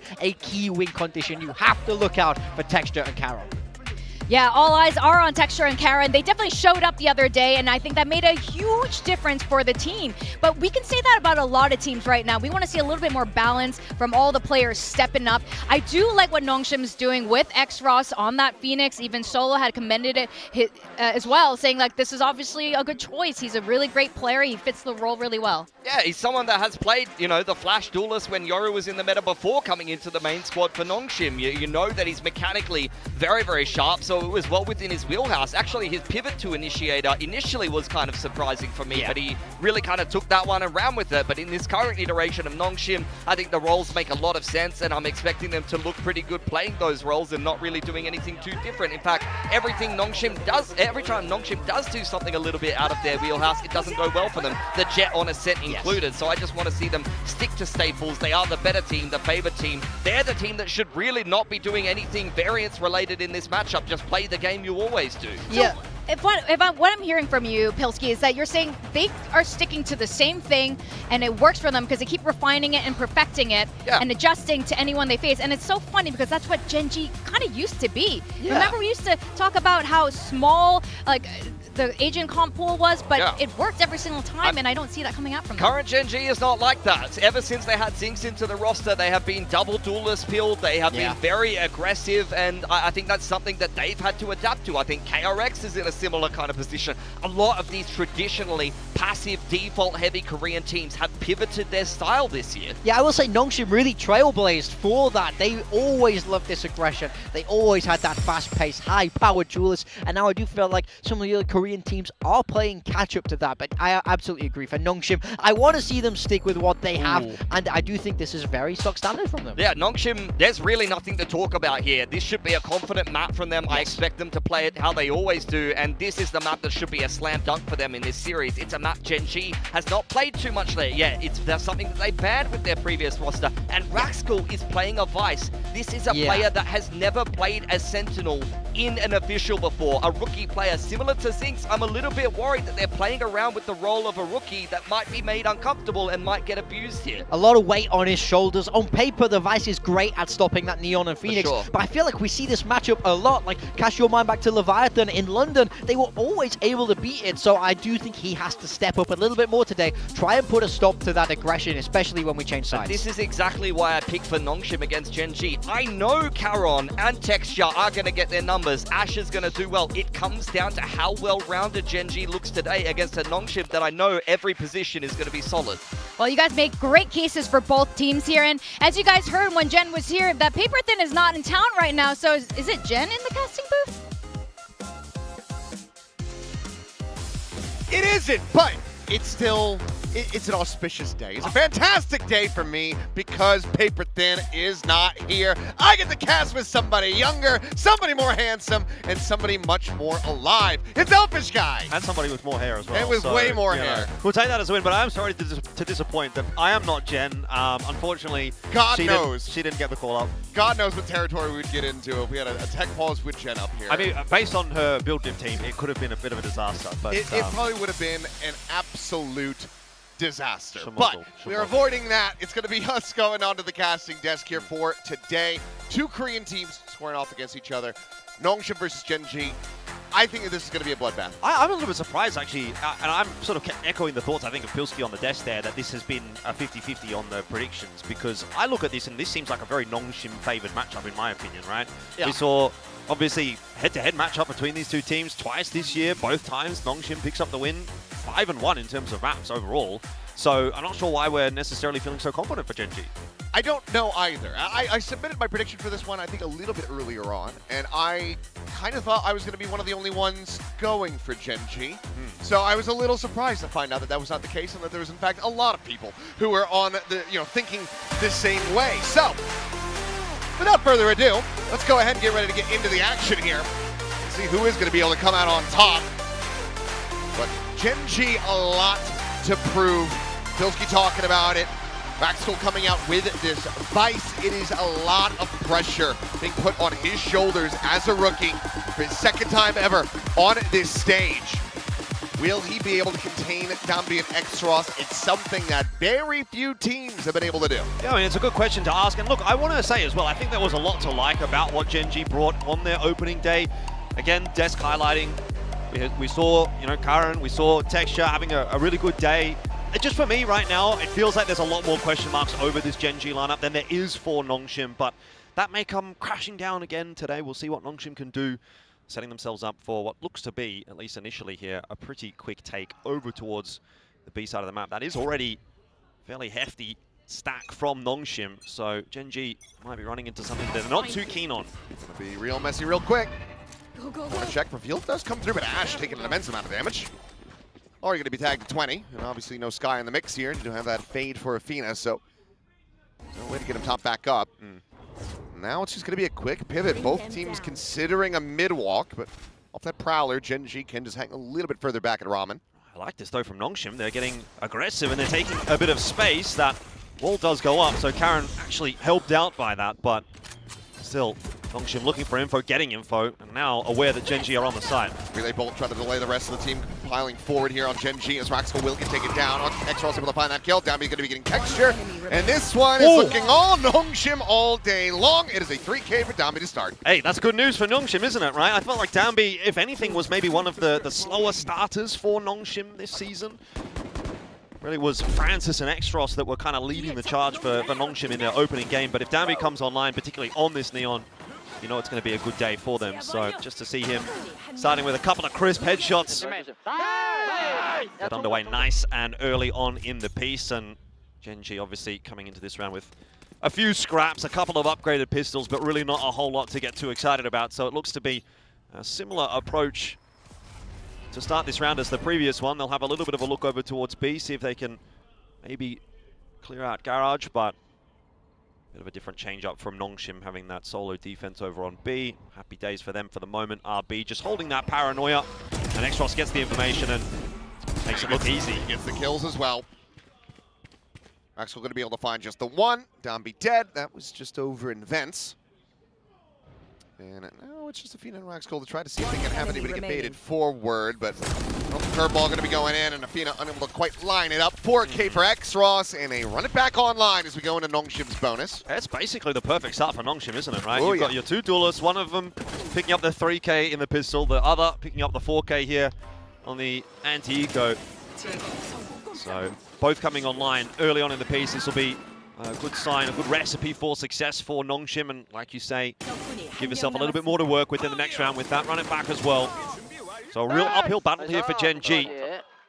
This is going to be quite a potent bonus for Nongshim. I'm quite intrigued to see what they're going to do with Xros. Well, we're just going to keep fighting at Garage, it seems. Sees to go out, and Ash to go down. Dambi swinging the corner, finds texture as well, and it is a catastrophe for Gen.G. Nongshim just winning on the crunch. That running back does get committed, but so much value found so very early on. Quick little double check, and yeah, Francis is now just going to stay tucked away in Ramen. Not much more to do, but you've got a minute and 15 seconds basically to save. Yeah, I was going to say, I mean, I think this is a little bit what I was worried about when it came to this matchup. You know, Nongshim coming in with some supreme level of confidence after their EWC run, and Gen G obviously still going through a bit of a rebuild. If Nongshim get on top early and start to get that ball rolling, I think they are going to play that kind of confident style, look to take the fights, play aggressive, play quick. I mean, they're doing that on the defense, and so they're not really giving Gen G even many of the options in this first half, which unfortunately for Gen G is kind of what you expect when you're on the attack. You know, you expect to be the one that's kind of like dictating the pace of the game and making the decisions and choosing how it plays out, and they're not really being given that chance by Nongshim, who are just sort of taking the game away from them at the moment. So it's not a great feeling for Gen G, particularly when you're trying to integrate a couple of new players, right? You're trying to bring a game plan, and things are just not going well. Things are not working, so you're having to change up on the fly, and that's maybe a little bit harder when you haven't got that experience as a unit. Well, this has been a ton of time for Gen G to at least have a conversation, try to figure out what exactly they want to do going into this next round, because weaponry-wise, going to be incredibly limited, especially if Karan doesn't win this fight, and he won't. Extros is showing up in a big way already here today. And that is just the one gun being kept in the hands of Raxkull now, as Nongshim go ahead and secure that 3-0 start. And I was talking about it a little bit yesterday. It does feel like a lot of times the bonus conversion comes in. Teams have been able to find a thrifty off the back of that. We saw that in T1 versus KRX. I don't have the same feeling going into round 4 here. Yeah, I mean, this has been a battering so far. Really, there hasn't been anything that you can look to for Gen G and say that's been a positive or a ray of sunshine or anything that they can really sink their teeth into right now. I mean, they found 2 kills in 3 rounds, so it's tough to come by for Gen G. Can't imagine that's going to change up too much coming into round 4 when they're working with mostly just pistols. Well, I mean, they were the thrifty gods of old back in 2024. Maybe they can make a go of it here. Gonna find out and get a little bit of insight here in the Gen G camp as we get ready to zoom into the comms, but swinging to be happening here on the ramp, and okay, are gonna be able to find 2 kills. B에 저거 램프다. 나오라 더 까줄게. 첫거래로. 첫거래 쪽이래요. 확인. 총 먹고. 첫거래 그대로. 확인. 비비비. enemy remaining. 너랑 해본 할게. 스모크 블라인드 남아 있을 거야. 헤븐 설. 나 설대에서 할게. 뭐 알가라고 떨어질 게다. 그걸 다시 메인으로 가. Cover going out. DT 연막. Oh, call me Jon Snow. Apparently I know nothing. There's a chance that RB will be able to clutch this one, but already, great work for Gen G to try to get themselves on the board. So it seems like this thrifty could very well come to fruition. Yeah, I mean, RB not really giving himself too many options here. He's taken quite a bit of time off of that spike already with that patient play. Hasn't found anybody yet. Oh. Well, there's a spot out, and it should just be this quick little insert from Karan, but RB saying, okay, I'm not going to be able to win this one. We'll just back away, look to hold on to the gun. Does have plenty of money, but doesn't want to be giving any extra ult charge over. So, Athena, can he recover and get out? Yes, he can. Okay, managed to grab a Phantom over there. And Heaven, it's going to be a thrifty for Gen G to get themselves on the board in round 4. It's wild, isn't it, that is the way that Gen G get their first round. I mean, Nongshim were kind of just dominating them, but what you'll see here in the replay is, unfortunately for Nongshim, what has kind of let them down there is what was working so well for them in those first few rounds. They had the firepower on point, they were hitting their shots. Here they just decide to take the fight, 3 players facing, and they lose the aim duels. And that's really all that it comes down to. So, a bit of a disappointment for Nongshim. They should probably be up 4-0, but I don't know that it'll be a massive headache for them if they can just recover it straight away in this upcoming round. They've got some tools to do that with still. And Nongshim still a very good opportunity to just continue to slow things down for Gen G. Make sure they don't build up that momentum. Make sure that they can keep them on this, off ult cycle at the moment. I mean, Texture has not been able to find a kill. He's halfway to a showstopper. It's significantly later than you would love to be seeing if you're Gen G. So another round win here. Just break the economy again. Whittle away at it and stop them from getting these ult cycle through. And you're going to be sitting pretty here as Nongshim. Not a lot of information going down on the map at the moment for either team, really. You saw the Prowlers going out, one towards B, one towards middle. Didn't really tell either team anything too substantial. This, though, from Francis will be a little bit more useful. Well, they want him to peek off of that, but will just be a quick little jump spot. It's all a couple of numbers, and this does allow for Nongshim to go ahead and keep the stack on A. It's going to be a quick little re-pivot. Ivy shifting over to get eyes on main. Pretty good read. Remember, you've got Danby with overdrive here as well, so ready to come sliding out of heaven if need be. Another Prowler to go forward to try to clear things out. Gen.G making their way toward the side. Still full utility for X-Ross as well. Really bold to try to delay. Danby going to be eating a ton of damage from that paint shell. Now the 22, but X-Ross able to strike versus Raxel's going to be eliminated. Swing forward into that fast lane. Texture able to find one, gets himself on the board, but now the time is starting to dwindle. But Ash peeling back this pressure, allowing for Gen.G to get themselves forward onto the site. Phoenix gets a spike in play, one away from having that Nightfall online now as Ash will get taken down, brought back into a 2v1, but only just. As Francis will fall, and now it's once again RB. Has to try to pull off a 1v2, spot onto one car and did not see him. RB wants them to try to go for that peek yet again, but it's a quick little drop down, smattering of damage found through the map. Paranoia chucked through, but Star blooming, Karan keeping himself protected as Athena will be the one taking that first battle, and then Karan gets the counter swing in. A second round for Gen.G. That's a great post plant from Gen.G as well, isn't it? Twice in a row it looks like in this 1v2 there was just no hope for the Nongshim player that was trying to make the clutch. In this case, don't even really get a shot off. Initial entries have been a little bit touch and go. I think it was Danby who was dancing around that fast lane and he sort of zigged when he should have zagged. If he would have gone left out of the fast lane instead of right into the fast lane as it started to fade, I think his duel was going to be a little more favorable there and he might have actually doubled down. So it's just these micro moments in these rounds at the moment that allow the entries for Gen.G, and that makes a big difference. 2-3 the scoreline. Gen.G starting to recover this map early. Looking to not have this get away from them. Still a lot to contend with, though.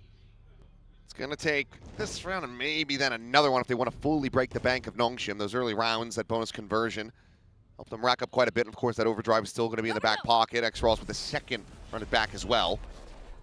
But you're one away from having that Cosmic Divide. Get a ton of value on a map like Split with that. Steel Garden, 2 charges, Nightfall. It's all getting ready to come together for Gen.G. So if Nongshim want to really break the momentum, this has got to be the round to do it. Bring them down. Again, it's a very similar kind of setup, though, for Nongshim, isn't it? You got the 3-1-1 stack. Fade playing towards middle. Omen anchoring over towards B. Just trying to figure out what Gen.G is up to, but kind of banking on the B here. Not going to come. No, just toss on that fast lane. Boombot haunt, a lot of util being used here, but no space gained for Gen.G. This is quite a late rotate to be moving back across the map. I mean, you can potentially get spotted in mid, you can get picked on the rotate. They want to go for a mid split, but like you say, time is dwindling. RB could absolutely slow them up, but it's going to be Ash with that overdrive to break things open. RB take it down, Danby, trying to find that timing, swoops forward out of that star, but will catch a stray. Zafina finds that kill. Curveball going to be sent down, but Texture has the cover. Snaps it back, goes for the push, ends up losing his life. So it's a window of opportunity for Nongshim to get back into this, but they cannot deny the plant. Nightfall immediately going to be invested. They sent towards B Heaven. Dodged out by Francis, which might give them a bit of a false sense of security here. We've still got Rascal watching it. Gun barrel maybe just a pixel spotted there, now has the full confirmation.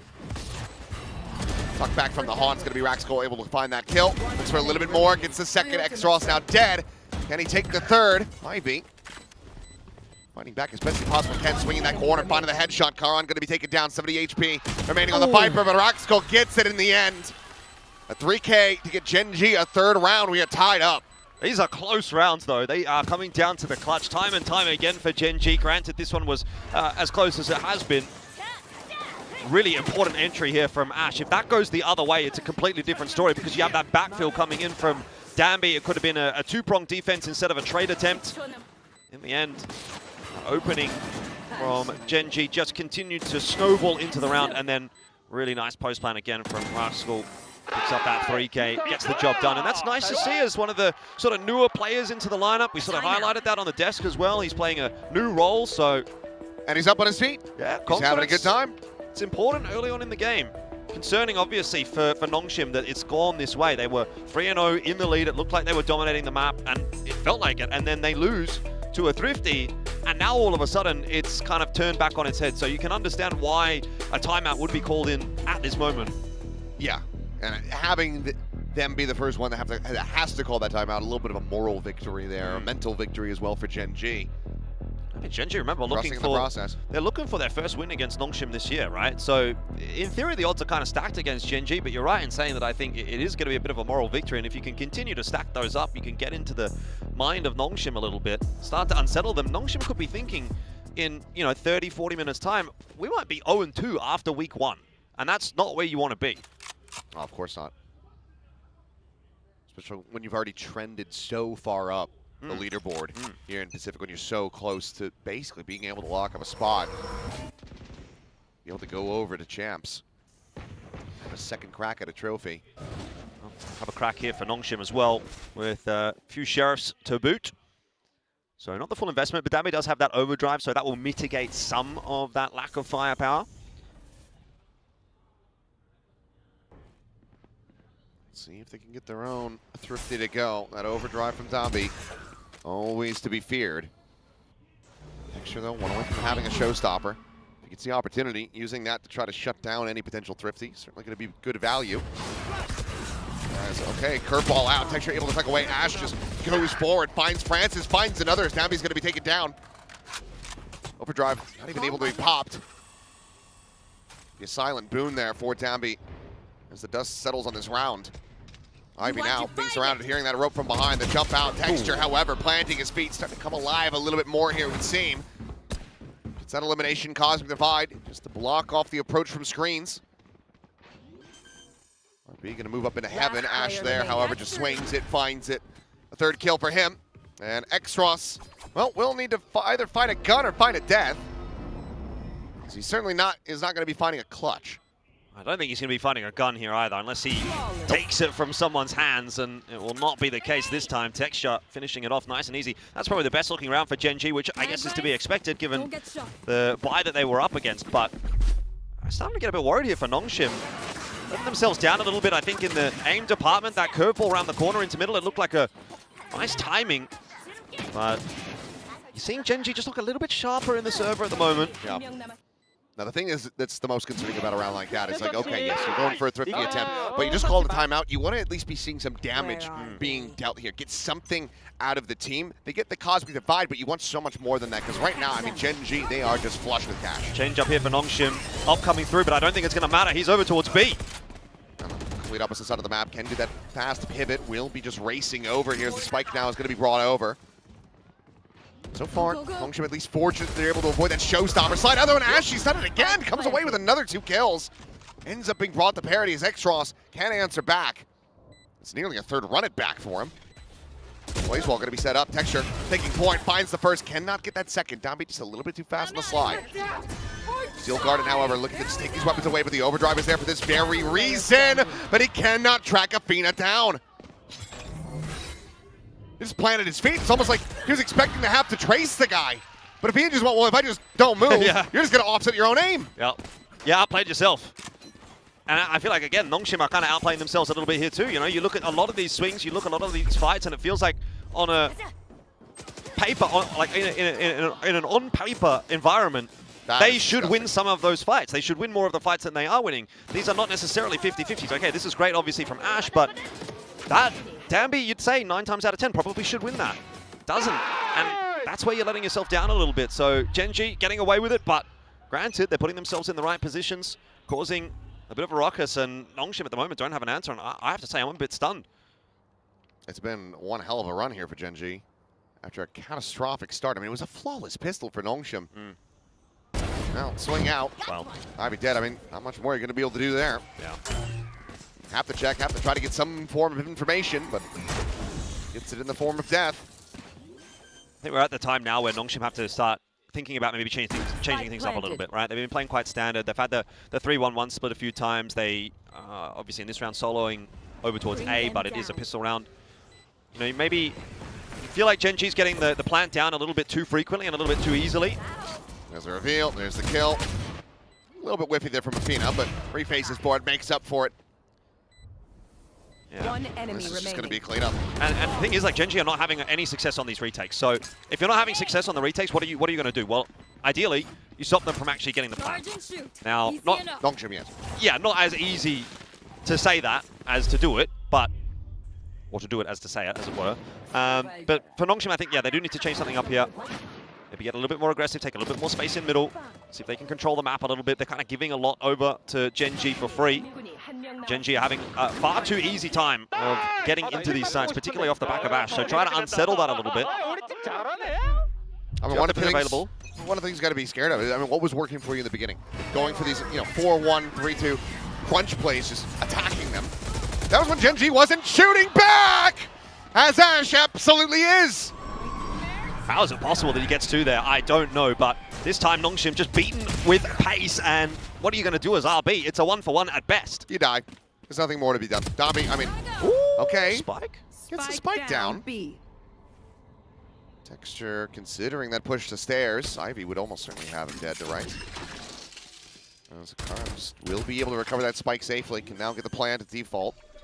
Ivy scaling, but Texture lurking below. Just gets the shot down. And now it's just a matter of, okay, one last player. Do you know where they come from? You do now. Score will fall.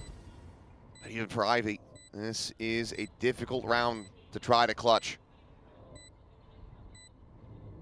Maybe impossible if Ivy's just going to hold this line and wait for a mistake. Gen G are not going to make that mistake. They're not going to walk into him. He has to make this play. They have money. They don't care if they die to the spike here. They can just stay fully invested in these angles until Ivy makes a misstep or makes his presence known. It's too late. Surely it's too late now.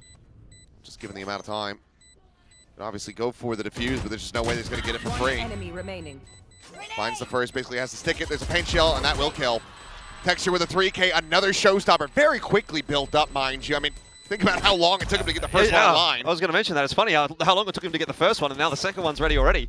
7-3. I mean, Gen G are just absolutely rampaging through this half. And what we were talking about, right, where it's like, oh, well, can you change something up? Can you do something a bit different here as Nongshim? Maybe try to take the initiative. Well, it's impossible to take the initiative when Gen G are going to do that. Like, they are just taking over the game at this point, and Nongshim aren't getting the opportunity to make any decisions of their own. Timeout. I love how simple of a man Texture is. He kills a guy with a paint shell, and he's just giggling about it. He's always happy. He's a happy man, which is great. I mean, he's 10-7. Obviously, that's going to plan.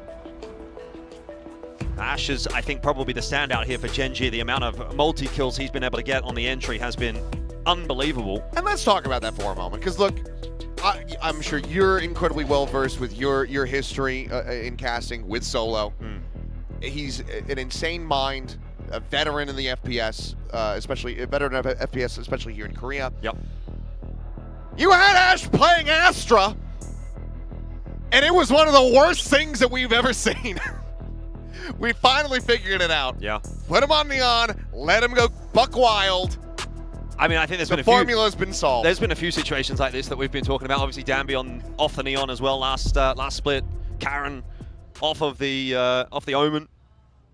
There's been a few conversations in that regard, but everyone gets one, I guess. Yeah. You know, that was Silkenauts. This was Solos. Yeah. And now we've rectified that. I mean, what do you have to say about KRX's conversation? That's We'll a story for later on. They got the win, so we'll see what happens later today. Okay, but here, again, by the way, Nongshim, they're trying to do something a bit different. They're trying to get aggressive outside of A. They've not spotted anything over there. So you can kind of tell they're trying something, but unfortunately, in this instance at least, they haven't got what they wanted out of that. They don't get the fight that they ideally would look for. And so now, having to rotate late over towards B, I mean, the site's gone for free. So again, you're tasked with the retake. Info. Texture's going to Alley, which is going to be something that Nongshim are overall great. Full forward, never mind. Ivy didn't backpedal far enough. Last second. I thought he was just not going to be able to find anything. Because if he had sent it into heaven, he almost would have assuredly gotten 2 kills. Instead, now they're going to have to try to go for this retake. Down being able to find the one, but Ash is there again. Finds himself that kill. Rock School going to be pushing forward. And it's another effective 3K for him. Denies the ult from X-Ross, who's just been completely stopped in his tracks. Yeah, post-plan spacing is just way too good for Gen G there. I mean, Nongshim, they're all filtering through from heaven. As soon as Ivy goes down, it is a one-pronged retake, and it's way too easy for Gen G to just all 5 players look in the same direction, and it's kind of like shooting fish in a barrel at that point. So, no success to be had for Nongshim. Raxkel, again, a 3K out from him, and Gen G are really reaping the rewards of this. It's another timeout call, leading to basically nothing. Yeah. I mean, that's an unfortunate kind of scissors paper rock, obviously, for Nongshim. They gamble stack 4 players over towards the wrong side of the map. That's going to happen, but it feels a little bit worse when you're down 7-3. Obviously now 8-3. Say scissors, paper, rock. Yeah, I say scissors, paper, rock. Is that an Aussie thing or is that a you thing? I think it's an Aussie thing, because the way we do it is we go scissors, paper, rock. Oh my god, you guys really are living in the upside down. Yeah. So bizarre. Well, okay. Best start they've had since round 3. That's so sad. They just try for the same play. This time there are players present. Ifina, swinging out, will be able to find one, but can he escape is going to be the question. Yep. Prowlers try to delay. Reinforcements on the way. Haskell now out on a wider angle, loses his life. The Guardian of that range is going to be favored, but Dambi low on HP. Will get finished off. His Ash is able to collect that kill. So a 3v3. Honestly? Oh, no. Athena stuck around a little bit too long. I don't know if he got stuck on the corner there, maybe, but felt like he was going to get out. I was going to say that's actually not too bad. It puts Gen.G in a better map positioning than Nongshim. Now, though, it's going to get a little chaotic. RB going to be well versed with this one.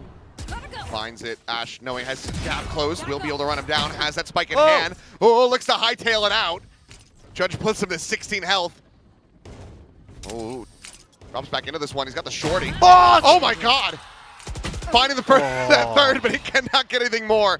That would have been the backbreaker. I mean, I think it's already broken. It's at least a fracture that Nongshim has suffered so far, but that would have been it. If a 16 HP Neon dunks on you with a shorty while you have a Judge, breaks your wrists, and then clutches out with a 4K, that would have just been GG go next. It really felt doable, though. Even in the 3-on-1, you look at it, you see, okay, it's Ash alive. He's been popping off. Getting a little bit tricky with it on the ropes. Could see it happening for sure. Oh, come on. So, unfortunately, a bit of a sad way for it to come to a close. No chance. I wanted to see his perspective on that kill on Ivy. Yeah. Well, thoughts at halftime. Bit surprised. It's a bit awkward here for Nongshim. They started so well, took the pistol, got a 3-0 start, won the bonus round, and then lost to a Thrifty, and it was curtains from there for the first half. So I think they're going to have some very serious conversations in this halftime break where they'll be saying this was just not good enough from us. And this just goes to show how incredible Exros started this map. Because so much of that damage was done in those first 3 rounds. And he's still averaging 371 ACS, but there's been a lot of times where they had to go for these saves. He got a couple kills in these last 2 rounds to at least make them close and then get the win in the final. But we need to be seeing more of that from him. We need to be seeing, what we saw from Dambi at the start of this again, as they get ready to kick off this attacker side. Yeah, I mean, pistol's going to be important, obviously. Gen.G, I think, well set up to deal with Nongshim on the offense. We talked about that Vice earlier.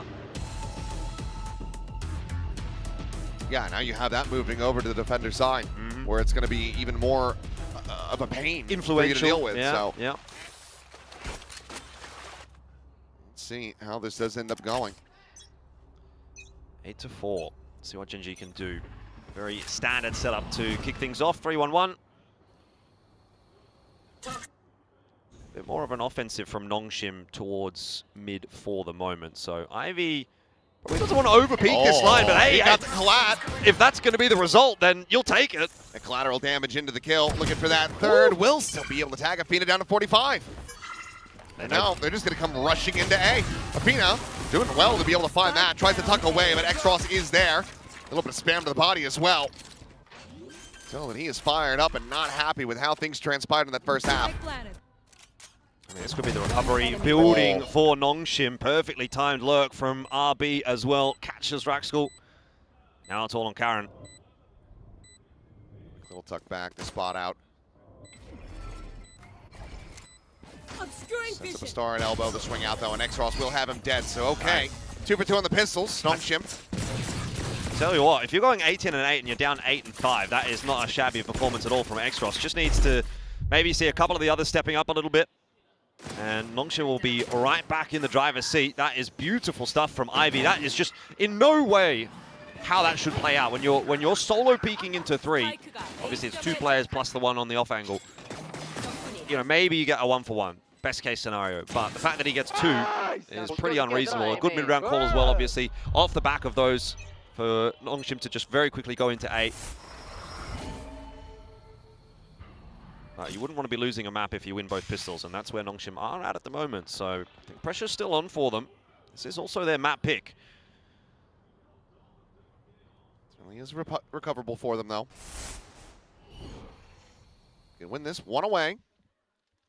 So it won't be too far off from there. And I mean, if they can convert another bonus, then obviously they tie it up. So got a ton of firepower. Gen G needing at least 2 kills if they want to start affecting the economy here. And for now, and Nongshim are very much anticipating an aggressive push, but Gen G are more than happy to just remain with this stack.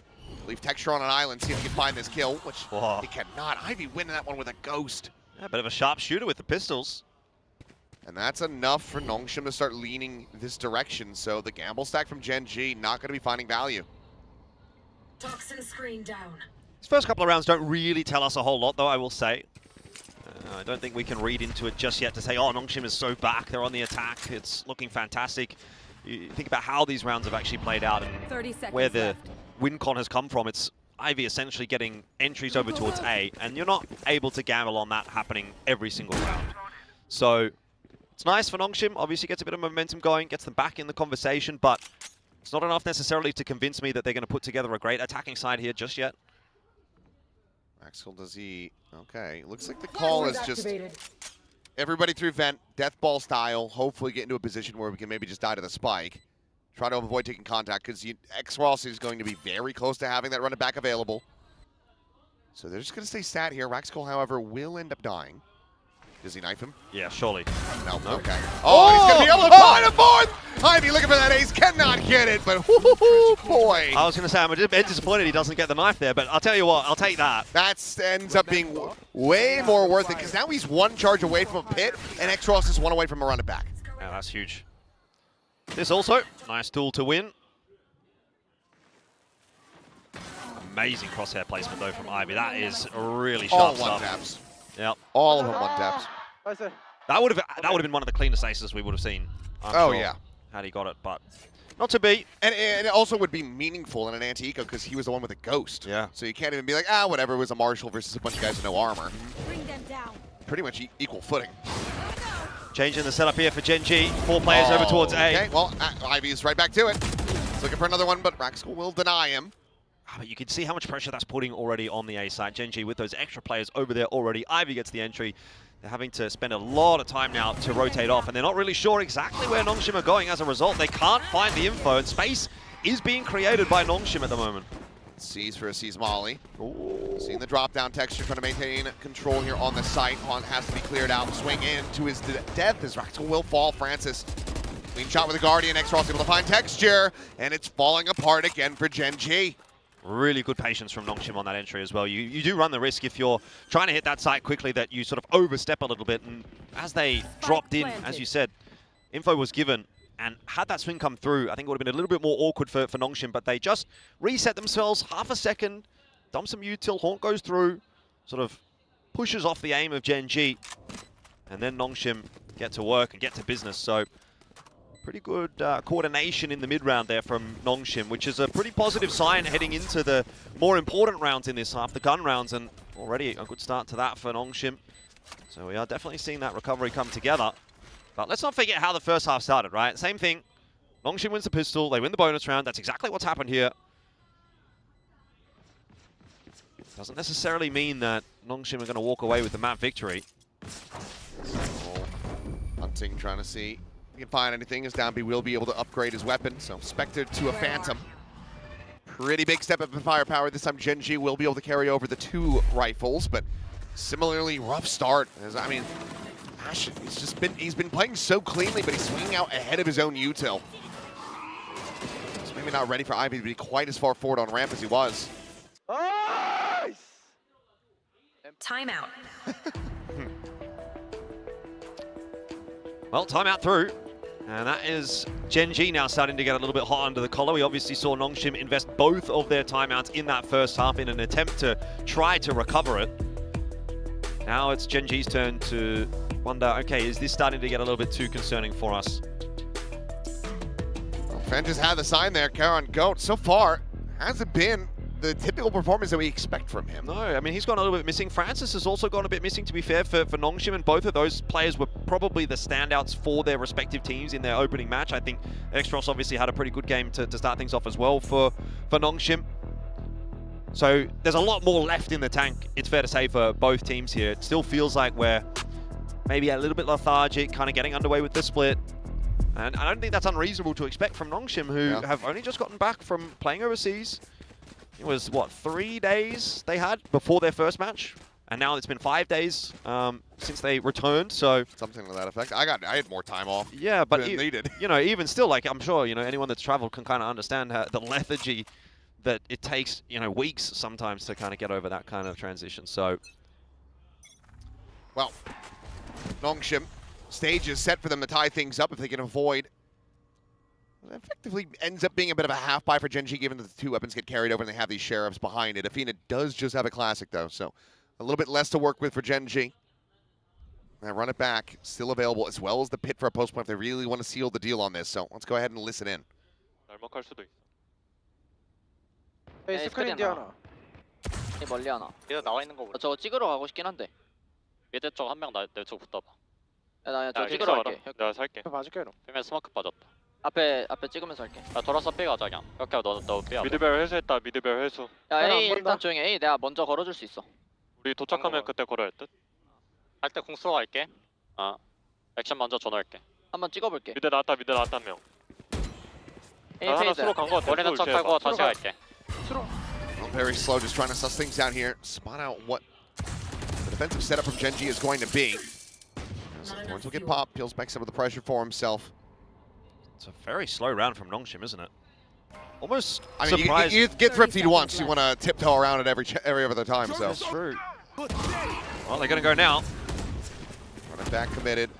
Slow still yet to scale, and Karan will be able to deny, and maybe Karan coming alive a little bit. Can't quite track down Tomby there, but Ash will be able to backfill that space, and time now ticking away. 11 seconds remaining. There's the paint shell again, going to be layered in. Francis pushed over to the side. The plant denied as Texture wins the round. Just a bit of util, and that is it. He couldn't get the plant through because of the blast pack. The paint shell kills him. They can't recover it. It's another thrifty. That is crazy. All the tiptoeing from Nongshim, it ends up costing them dearly. I mean, it just goes to show sometimes you can be a little bit too slow in these rounds. And I mean, actually, I think he did have time to plant, but he wanted to get back to the safety of the box, and that might be what has brought him undone. We'll see if we get that on the replay. Booped away. Certainly had time, but the paint shells, obviously, yeah, the kill is what was the issue. Nobody there to recover the spike in time. That's an unfortunate error for Nongshim. They have to be a little better than that if they want to get over the line today against Gen G.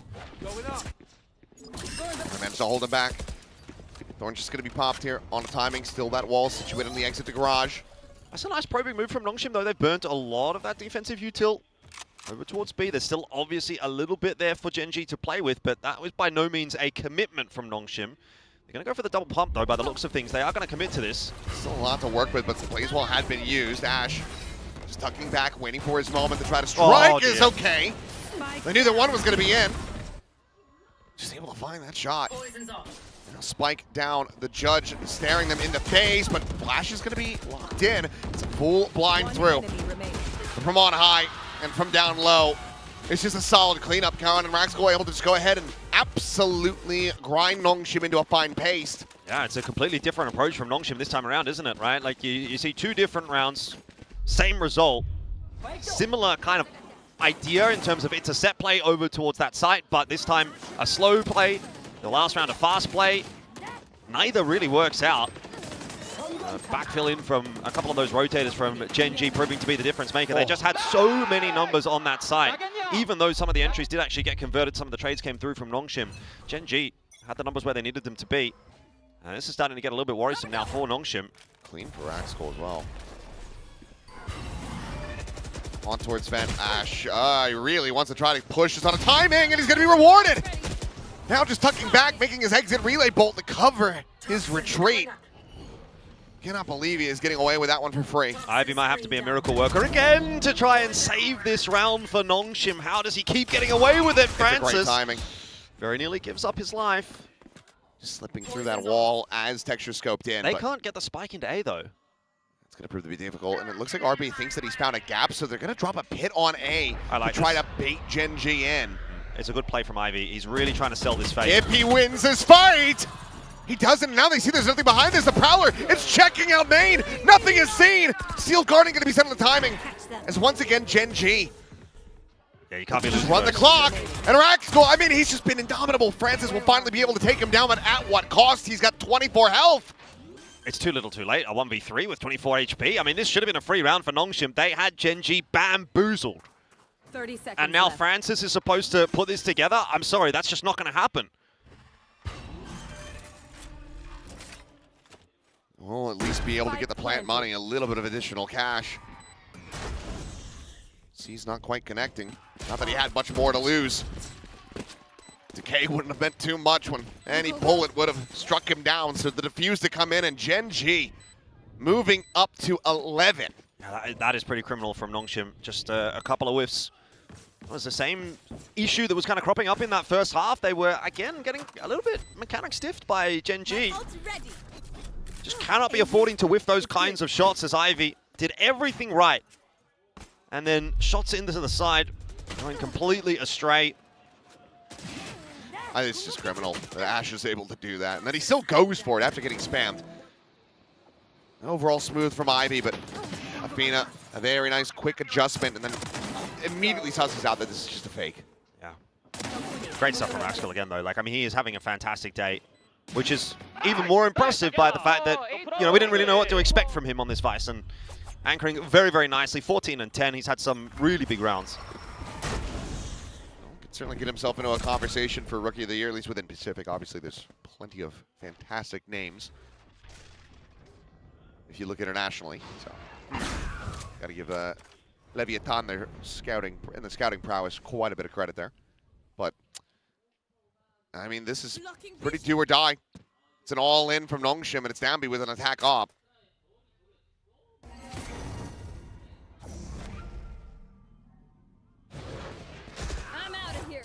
Clear on that, and Ash once again wants to up the pace. He wants to get aggressive. He's got him pinned in, and he's able to find the kill. Xros and RB now going to be taken out of the equation. I think it's over.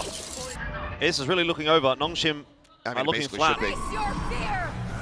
You can find a freebie here with this op. Get that overdrive online and have Danby go absolutely crazy. But I just don't see it happening, especially given the Rax goal. I mean, wherever they position him, he's just finding value. Every single fight seems to be going the way of Gen G at the moment. Have that creep in, contact play from the last to remaining two, but a jump there gives away the fact to Athena that Francis is lurking around. Spike dropped, and Danby on for the 1v5. 25 seconds. Look, I just think, what can you really do at this point? Oh no, I mean it's done. Nothing more. I mean, this is a 12-7 in a map where Nongshim won both pistols, converted on both pistols, and converted on both bonus rounds. Yep. So they've essentially gotten those 6 rounds, 1 gun round, for free.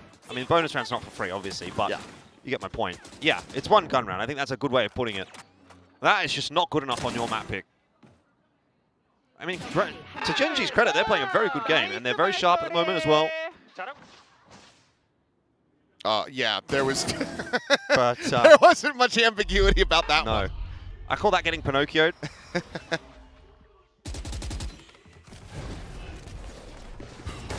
Well, looking to try to up the pace here. A judge as well as this overdrive. Half armors across the board, just about. As a Texture looking to try to take down Ivy, takes a safer position over at ramp, but has given up quite a bit of space behind. But it looks like Nongshim aren't going to look to pressure through vent. They're going to double back across the B, but that's where the lion's share of Gen G are waiting. Prowler dodged. Athena just tucks back on the rafter. Meanwhile, space going to be taken. Texture still rewarded. Finds that kill onto Ivy. Who about to check out Bents. RB, a critical fight 1 as Ash will get taken down. Athena unable to find that kill. Takes him low. Khan now flushed out. And okay, Nongshim in with a shout. Yeah, it's a big round from Danby, just bouncing around like a maniac. And gets his own as well onto Texture. Good coverage in the end this time from Nongshim, looking a little bit cleaner on that entry.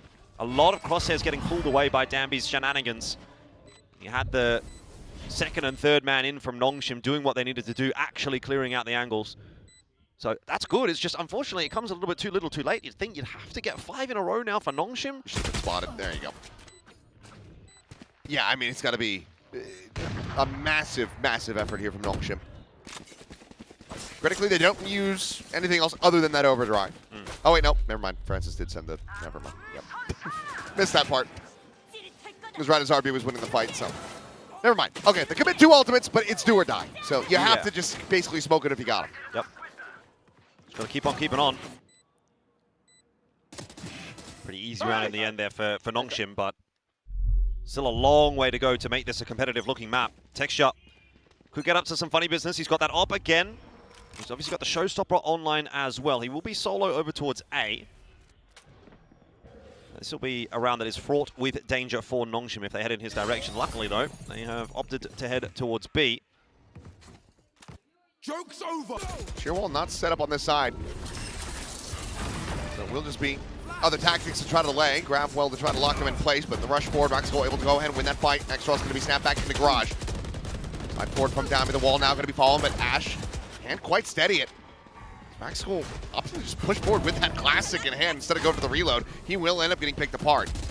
Rotation's still going to be coming in. Texture trying to get himself into position, but now is alone. Has that showstopper, but he needs at least one more kill if he wants to go for it. And now he can. Paint shell out to delay. Does have that showstopper, remember. Oh, but they saw the weapon swap. But now they're considering that maybe he had gone through over to heaven. Check out the smoke gone. RB spot on the peak. Might not be fully aware that RB has no teleports remaining, so it looks like Nongshim just going to be giving up the space, anticipating that the showstopper is going to precede the potential defuse.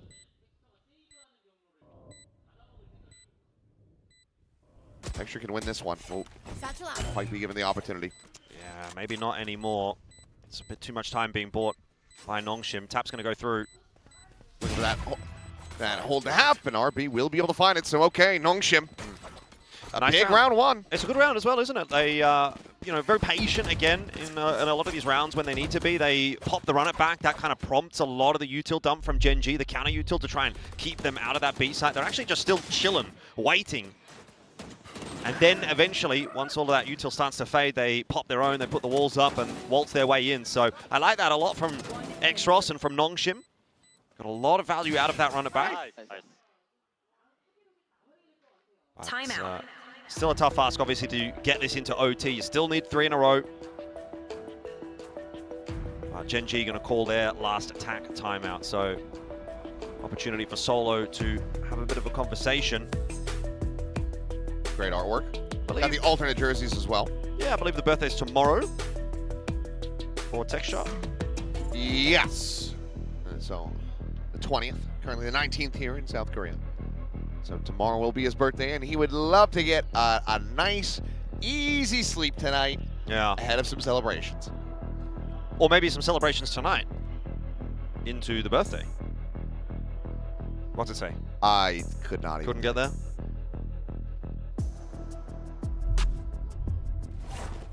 I mean, it was like the same thing over and over and over again. So something about working and no play. Somebody named Jack, and you being a dull boy. I don't know. I couldn't really fully understand it, but all work and no play makes Jack a dull boy. Nah, just said, Gen G, please win, please win, please win, please win. Bring them down. Well, they are on their way to doing that at the moment, though. It's gotten a little bit tougher in the last couple of rounds, and again, Nongshim starting to get that confidence, moving a bit faster this time towards A. Oh, Gina going to be spotted there. Relay bolt sent his way. Rascal able to find one. Francis going to be caught. Texture with that showstopper able to find some value, but the site has been broken open. Spike's been dropped. Ah, but Texture can't keep it defended. Quick recovery here for RB. That Cosmic Divide is helping out, actually. Yeah. Going to use this against them. Spike planted. Ash sliding forward, able to find one, but at that distance, not going to be getting too much value off that judge now. So it comes down to Khan, trying to see if he can clutch it, and he cannot. Aim punch to all hell by Danby, and suddenly Nongshim, they are looking alive and well. Yeah, starting to feel like this is a possibility. Still Still 2 rounds to go, but these rounds are getting better and better for Nongshim. That's a very crucial kill up on Heaven, by the way, when that spike gets dropped. If this kill does not go this way, that round is over for Nongshim. But because they can bring that spike down to the site, thanks to RB, they can actually contest with it, and obviously they close it out in the end. So keep themselves alive.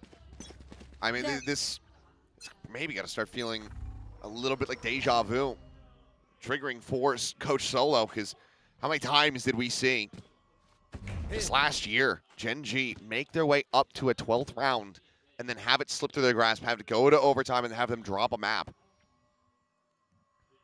Maybe a bit of the same for Nongshim, because they had a very close scoreline on this map in their earlier game against Full Sense as well.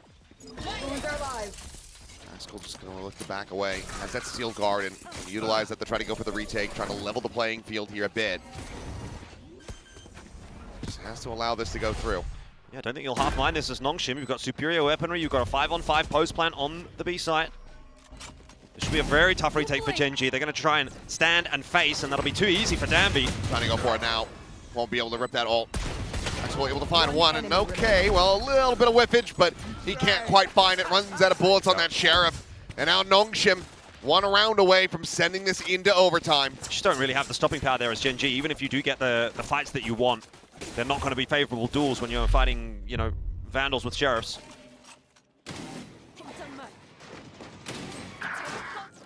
So now, one charge, another run it back.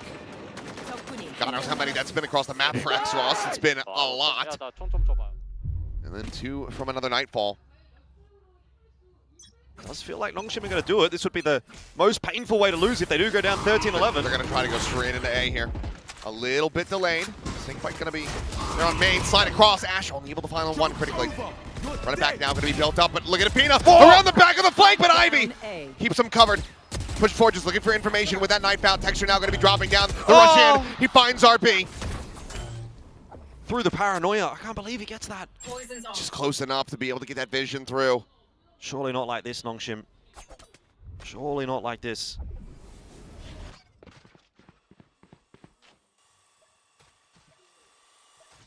Trying to go out of Heaven onto the rotate. Caron, you see the gun barrel. The answer is no, but he's still able to find Ivy. Good catch. Exros now a 1v2. Winnable 1v2 with 50 seconds on the clock, but he knows that he's getting pressured from behind, so he's a little bit scared to try to cross. In the end, just cutting sound, hoping for a mistake from Gen G. He's not going to get that. They also are doing the same, so when push comes to shove, Exros is going to have to be the one to accelerate this round. This has to be the choice. I don't think he can go for the drop.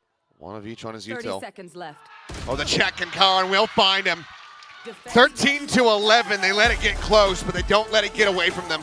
Yeah, and that is so painful for Nongshim, because that is the exact same thing that happened to them earlier this week against Full Sense. A 13-11 loss on Split, where it looked like they would make the comeback, for them only to then lose at the 11th hour. So something clearly going wrong there. Obviously in the first half, it started pretty well, and then just got completely swept. Gen G, I think they can be very happy with that, but Nongshim certainly have to go back to the drawing board, in my mind, for that split.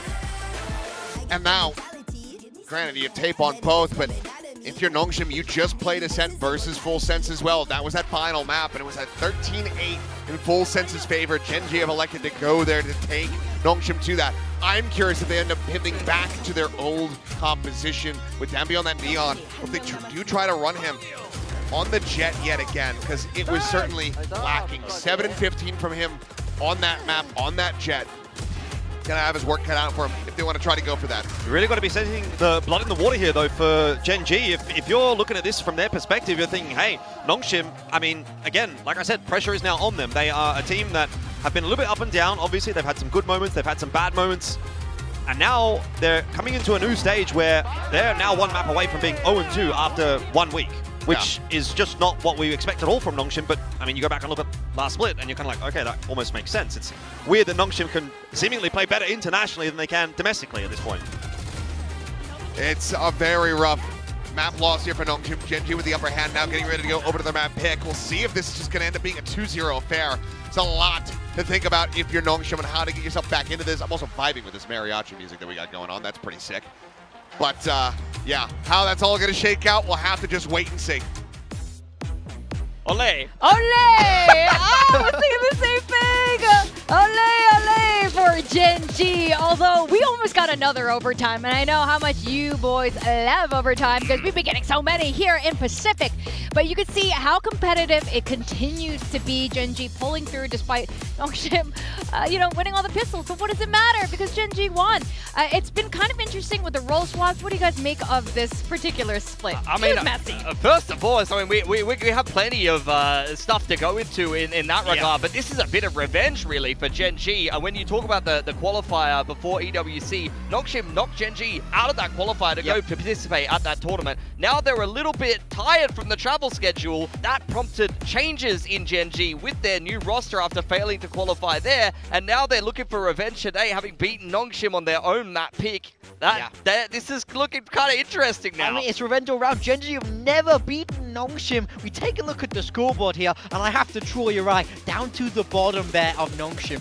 RB and Francis, two players who I thought were really good against Full Sense. They've always been able to lift their weight in those supportive roles, and they could not get it done this map. Both sitting at 1 or 2 kills for an incredibly long time. I think they were a little bit dead weight here on this first map, and Nongshim struggled to recover past that. I'm just looking at Ash. Yeah. And how well he was performing today on the Neon. Thin Paper called it. Absolutely called it there. So it's been a weird day. It's been a weird weekend every single day. Yes. But we were touching a little bit on the pistol rounds for Nongshim. Yeah. They're good at pistols. Yeah, I mean, look, it's their map pick. They win 2 pistols, they win 2 bonuses. There is no universe where you should ever lose your map pick if this happens. What's the percentage on that? On your own map pick? That's like a 90%. It's got to be crazy. Like, I think an 11 to 13 scoreline is incredibly kind for them, given how the game state went. I thought their strats on the pistols were nice, their strats on the bonuses were nice. Yes, it's such a big momentum thing. We're in a momentum meta. They get that Phoenix ult so early. That should be everything you need to close out this game, but it just wasn't. I think that to me means Gen G were far and away the better team here. Like I said, I think 13-11 is very kind on Nongshim, given how they played this. Yeah, I mean, totally agree. It should be a landslide for you, especially when you're playing a snowball comp, like you mentioned with the Phoenix ult. That's the dream scenario, really, winning pistol bonus. You should just start to run away with the game from there, especially on the map that, in this veto, this is meant to be your most confident pick here. Yeah, absolutely. I think if you're a Nongshim fan, this is very frustrating to watch right now. Ash, though, like I was gushing about, props to Jen on the Neon. I mean, do you guys enjoy that? I mean, it was gorgeous to watch. Double entries all day long, especially after losing those opening couple of rounds. Ash was really the tip of the spear that kind of broke their way straight back into this game. It was phenomenal to watch him on the Neon. And honestly, I was kind of questioning the role choices for Gen G, as I did with their last roster as well. I was looking at Raxcool's Agent Bull and thinking, look, do you mess with the system a little bit to prioritize the comfort for the rookie? Because quite frankly, I felt like they played with Zinx's role a little bit too much, and it led to a lot of inconsistency for him. This is the first time you've ever seen Raxcool be able to play a Sentinel role outside of 1 game on Sage. He's only a duelist spammer in Tier 2, so I was a little bit worried about this choice for Gen G, but I got to give them big props. It's worked out huge. Even with Ash's flexibility, they just want to prioritize the system and him playing the Neon, and he had a big game here. Yeah, I think it worked really well for both of them. Ash was entering very, very well, and I felt like Raxcool was able to actually anchor these sites quite well. I saw him get 3 a bunch of times. They come to his site. His util's in good places. He knows how to buy time, and he knows how to take the fights when he needs to. So I'm very impressed by how Gen G looked there. I mean, Coach Solo was saying earlier that he wants to put Karen back on the Sentinel role. He says he's great on the Senti role. So I do wonder, maybe there is merit to all the role changes. Like, Solo, maybe he knows what he's doing after all. Yeah, 100%. I mean, it worked out beautifully here. Me personally, I would have, like, it just depends on the player, right? But I would have thought about putting Raxcool on Neon. It's by far his most played. He's got like 60 games of Neon in his career. The next most is a duelist of 10, and he hasn't played Sentinel. I would have been super worried about potentially making this choice, but it must have been going well for them in practice. Asher's already shown that he can play Info, Enit, Smokes. He's already been the flexible guy for Gen G, so that's the direction that I probably would have gone, but it's gone extremely well here for Gen G, and after maybe being a little bit questionable at times with what role they were putting Zinx on and his individual performance, as I mentioned before, maybe Ruxkull is the guy. I can't look at these changes for Gen G and think to myself, like, this is the exact roster you would have picked every day of the week. But sometimes you end up with certain players due to circumstances. I'm not saying that's what's happened here. I don't have any insider information, and it turns out to be absolute gold struck that you had no idea about. One thing he said in the past, even in stage 1, we were questioning him about some of the role swaps and the agent selections. He did mention that the answer to the future of being competitive in Valorant is to make sure that your players are as flexible as possible. So you can see him pushing them in that direction. Now, as we go into the second map of Ascent, this is the map that really hurt Nongshim. This is what they lost to Full Sense with a Jet instead of a Neon. So, I mean, that was a big point of discussion, right? And I think for me, I still don't like it but I don't like it, not because I want him to be a one-trick, but because it forces him to play so differently. When you're defending on Ascent, especially on that Jet, you need to use the op a lot more. You're a lot more passive. It's a lot more about controlling the lines. I like Danby when he's in the action. I want him to get involved because he's been the guy in the past. That's much, much harder to do on that Jet. Now, I do think it's a role he could figure out, given a little bit more time. So I'm curious if they run it back with him on this, because I'm not against it. I think, we speak so much about how great flexibility can be. We've just done that for Gen G. So if they believe in it, then I need to see a better performance from him. But on the side of Gen G, they were running, fairly standard comp now, which is Neon with that Phoenix texture, of course, on that chamber where he did fantastic. So I don't want to see any changes. I really don't like Jet into the Neon Phoenix comp. I feel like you get abused by Neon Phoenix pretty hard, unfortunately, especially in a lot of those kind of main fights and duels. It's something you can definitely abuse. So we'll see if Nongshim does stick to that. I would be extremely surprised, though, to be honest, if they're going to play solo duelists there. And again, I was questioning whether it was a case of something against Cypher Deadlock, because we've seen KRX play into that Cypher Deadlock comp, piloted by teams that have been led by Frost, go extremely well. So I wonder if it was literally a matchup dependent thing, or it was something that Nongshim was always planning, because before that they were on an Ascent losing streak, which continues into this particular series. Is extremely concerning, because not only are they on an Ascent losing streak, but Haven in the EWC qualifier was also extremely winnable for Gen G up against Nongshim. I think they're very happy with the last 2 maps in this pool. Well, one thing's for sure is that we look at all of it so far with the meta, double duelists are definitely here to stay, at least as far as Pacific and some of the other regions are going. And things have changed just a little bit. For Nongshim. Yeah, look at that. You double duelist X-Ross over onto the Jet Neon. Not the combination you see as much, depending on which team. That's more of like a foot thing. But Danby's back on the Neon. This is a good change. I'm liking it. That's going to be comfort for Danby. They're going to start out on that attacking side, which means they're going to have to deal with the aggression from Gen G on the Chamber as well as the Phoenix Neon. But as I mentioned before, these two teams have played each other a little bit as of late. They should be well and truly familiar with each other's style. Yeah, very much so. I respect Nongshim making this change. I also think it's good to throw off the prep a little bit, because Gen G, this felt like a targeted map choice to me on a map where Nongshim looked weak. So mixing it up, I think prioritizing a little bit of comfort should be good for them. I think I just need to see that step up, especially from the support players. I want to see Ivy, Francis get themselves into this game. All right, and to take us through Ascent, it's Elfish and Achilleos. Here we go, but I'm so curious about this yet again. It is going to be a third iteration for Nongshim Red Force on Ascent, moving away from the Neon Phoenix, which I felt like had pretty good legs. I mean, X-Rose has proven time and time again that his Phoenix is incredibly strong. He knows how to set his team up as well as himself with those flashes. Instead, he's going to be playing Jet for what is only the 8th time tracked in his career. Right, and I mean, I can kind of understand why you're wanting to get Danby off of that Jet. We saw in that last matchup they played this map, obviously against Full Sense, he went 7 and 15, so not exactly the performance that you wanted from him, but I do have to sort of signal that I'm a bit worried at this point now for Nongshim. It was the map that I thought they looked the weakest on earlier on in this week when they did play Full Sense, 13-8 loss. It's not necessarily something that I'd be feeling too confident about if I'm Nongshim going into this game against Gen G. I think there's a few question marks over Nongshim here. Some of those role swaps back, maybe alleviating some of that Danby back onto Neon. We'll have to see whether or not that makes the difference. But, I mean, right now, it seems like Gen G have got this series victory, maybe not on a silver platter. It's not going to be that easy. It's not going to be spoon-fed to them, but it might be on a nice charcuterie board or something like that. Yeah, could very well be. But the game is ready to go. The players loaded up. onto his set. As we'll see if Nongshim are going to be able to rally back. We'll see what kind of performance Extros can give us. Take a look back here, his aggregated stats. I mean, overall, 7 outings coming into this one, 238 average ACS on the Jet. We know that he can shoot, so that's not really the concern. It's going to come down to what do the mechanics look like here on that Jet. How clean is his movement going to be? What kind of impact can he find around the rest of the team? Yeah, and there's a good start. 2-0 clean sweeps for Nongshim against Gen G in their matchups in Pacific.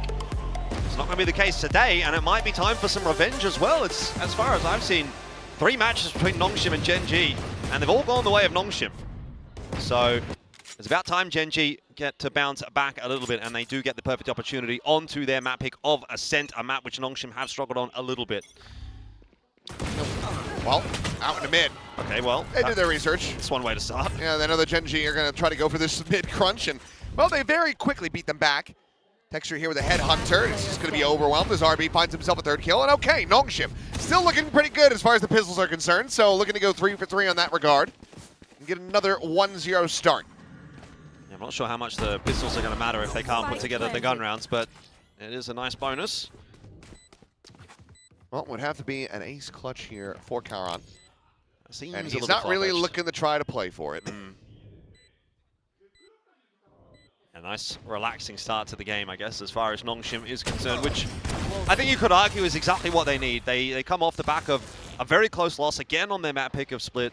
Emotions are probably pretty high. Just ease your way back into this series. Hopefully find yourself another 3-0 lead at the start of this map, similar to the last one, and actually do something with it. Yeah, and then keep it going from there. So it's a good start, though. Getting the pistol, as many rounds as you're going to be able to get for yourself on this attacker side. Going to be paying dividends for you. As it looks like I'm not going to be seeing any real investment here from Gen G. Texture does still have 7 rounds for that headhunter. Again, going to take at least 2 kills to try to find any real economic damage. Texture going to be pushed out into the open, quickly dealt with. However, they are still going to be pushing into the stack, but a good turn back from Francis, and Nongshim, okay, handling this incredibly cleanly. Yeah, I thought there was maybe going to be a nice little timing there coming from Karen, but not to be. Good coverage from Nongshim. Everything is as it should be. Apart from Danby, maybe his shenanigans. Okay, gives the spike over to Francis. They want to charge up that Hunter's Fury as a priority. Can be a little more impactful compared to an Omen ulti. Now, some armory buys, but ultimately no real damage going to be dealt. RB starting things off 5-0, and it's a flawless anti-eco for Nongshim. Yeah, nice work. Crossing the T's, dotting the I's, getting every little advantage out of that as they possibly can. And again, Danby already looking comfortable on the Neon. He was certainly an outside shot as in terms of impact when he was last on this map, and that was on the Jet, so imagine he'll be feeling a lot better back over on that Neon. This will be the big round, though, that kind of dictates where this actually is going to go. Right here. Deploying drone. Drone out and over the top. 2 players going to be spotted. I think RB posted up on the box does not get seen. So if anyone goes for a peek from market, it would be at risk. But for now, it's an angle that's widely being ignored. So Ash will swing back around and make sure they still have this mid control. There's a bit of that hole in mid, like you say, and Ivy's going to look to try to exploit. He did this on the last map on A. That flash! Oh, no! How has he got 2 through the flash? Oh, the collat to clean up both kills. That could be an insane way to get another bonus conversion going. Ash now just going to be left out on an island. Placed there by himself to slide forward. Downbeat wanted the challenge of Fina here at Alley. But you have to just abandon this. It's going to have to be a quick call. So going to go 3 for 3 on bonus conversion as well. Look, that's pretty easy to shake off, I'd say, as Gen G. You just put that one down to a bit of bad luck. They didn't really do anything wrong. Good flash around the corner. Completely caught Ivy. Just so happened that they lined up and his spam connected. Obviously, it's not a great feeling, but you've got 1 map in the bank. You're not necessarily up against any significant pressure just yet. Try to focus on going forward rather than worrying too much about that round. See if they can hold on to some guns. That's Player maybe standing. going to help out, or perhaps not, if Francis gets his way. It's just feeling exactly like the start of Split all over again. Yeah, 100%. So by rights, next round Gen G should win. Could be the case. Drop down, Afina. Able to hold his own for one, but here comes another. Downbeat. It's going to be too fast on the draw. 2-0-2 on that Neon. RB still 6-0, and now a 3-0 start once again for Nongshim. I mean, couldn't see a thing. What are you gonna do? You're playing against Daredevil, apparently. Yeah. It's just bad luck. Really, that's all that is. But no rifles taken through will kind of hurt the buy a little bit here. See what they end up with. Yeah, it's just going to be pistols. And the shoddy for Karen, who's going to try and play up close and personal. Oh, plenty of weapons to work with. Hunter's Fury as well. That's I believe flashing himself on that one. Just set up the molly and back away. And Nongshim getting ready to attack into this A site. Mild pressure being applied from Gen G. Let's see how Nongshim do fare as we get a listen in on the comms. Karen finding one. Spike down A. 해븐. 소바도 있을 거야, 3차. 걸리고 있어. 잡아줄게. 사이퍼 잡아줄게. 메인도 몰라. 나 안 살. 드랍 이상해. 메인 조심. 숏 하나 있다. 쇼트를 팔게. 쇼트를 그냥 싸우러 갈게. 해븐만 조심해. 메인 봐줄게. 메인 봐줄게. 이거 뭐야? 언더에서 죽은 거냐? 쟤네 총 먹을 수 있어? 해븐. Door now going to be broken open. Texture able to grab himself a Phantom. Teleport's ready. He's position known. Danby just staying tucked here at Hell. Ash making plenty of noise here at Heaven. They're trying to draw the attention. Stun will be connecting, trying to go for that up and over. Gets that spot out, but Danby will just take the fight right to Texture's doorstep. Closes it out, and this time, no Thrifty to be. It's a 4-0 start for Nongshim. Now, that was actually quite a bit closer than it ends up looking, though. I mean, there was two very important aim duels that both went the way of Nongshim. There was a point at which, though, it looked like Karen here, when he retrieved the rifle, holding B main, or A main, might actually be able to win himself an extra duel, and then Afina up on Heaven as well. Had he won this, it's a completely different round. So, in the end, good recovery from Nongshim. Nice double at the back end there from Danby to secure it, but you can see Gen G really kind of probing in that round, getting close, and now with the guns in their hands, take matters into their own hands. Oh, trying to get the catch here, and RB fortunate to be alive. It's good damage. Very good damage, but the kill certainly would have felt a hell of a lot better. It means that they still have those smokes, still has his ultimate, still has that paranoia. Can be a thorn on their side, and for the moment, B is completely vacant. Just Texture, an operator in market, currently watching towards mid, but now turning back, which means that Ivy continues to advance, which he will. Might just have a massive backstab opportunity. The first shot going to be going wide, but exit over to the side! How in the hell has that happened? Ivy now striking, however, here at mid. Again is going to be good for two. Cross finding a follow-up. Texture on the peak. Shuts down the enemy jet. Plant going to be coming through, and Francis gets himself into a 1v2 scenario, and he's immediately going to rip his Hunter's Fury. That's bold. Not finding much with it. Quick cancel. Just worried about that forward fast scaling. Doesn't want to get caught with that in hand. But if Gen G, they're favored to take this round, and if they do, they're going to feel pretty damn good about getting that ult out as well. Ping's coming down. Swings there. Francis able to find the first. Texture again. Jumping back with that rendezvous, and suddenly Francis now in a better position. Pulls off the Red Bull clutch to make it a 5-0. The up now lost. Texture still one away from that tour de force. Oh man.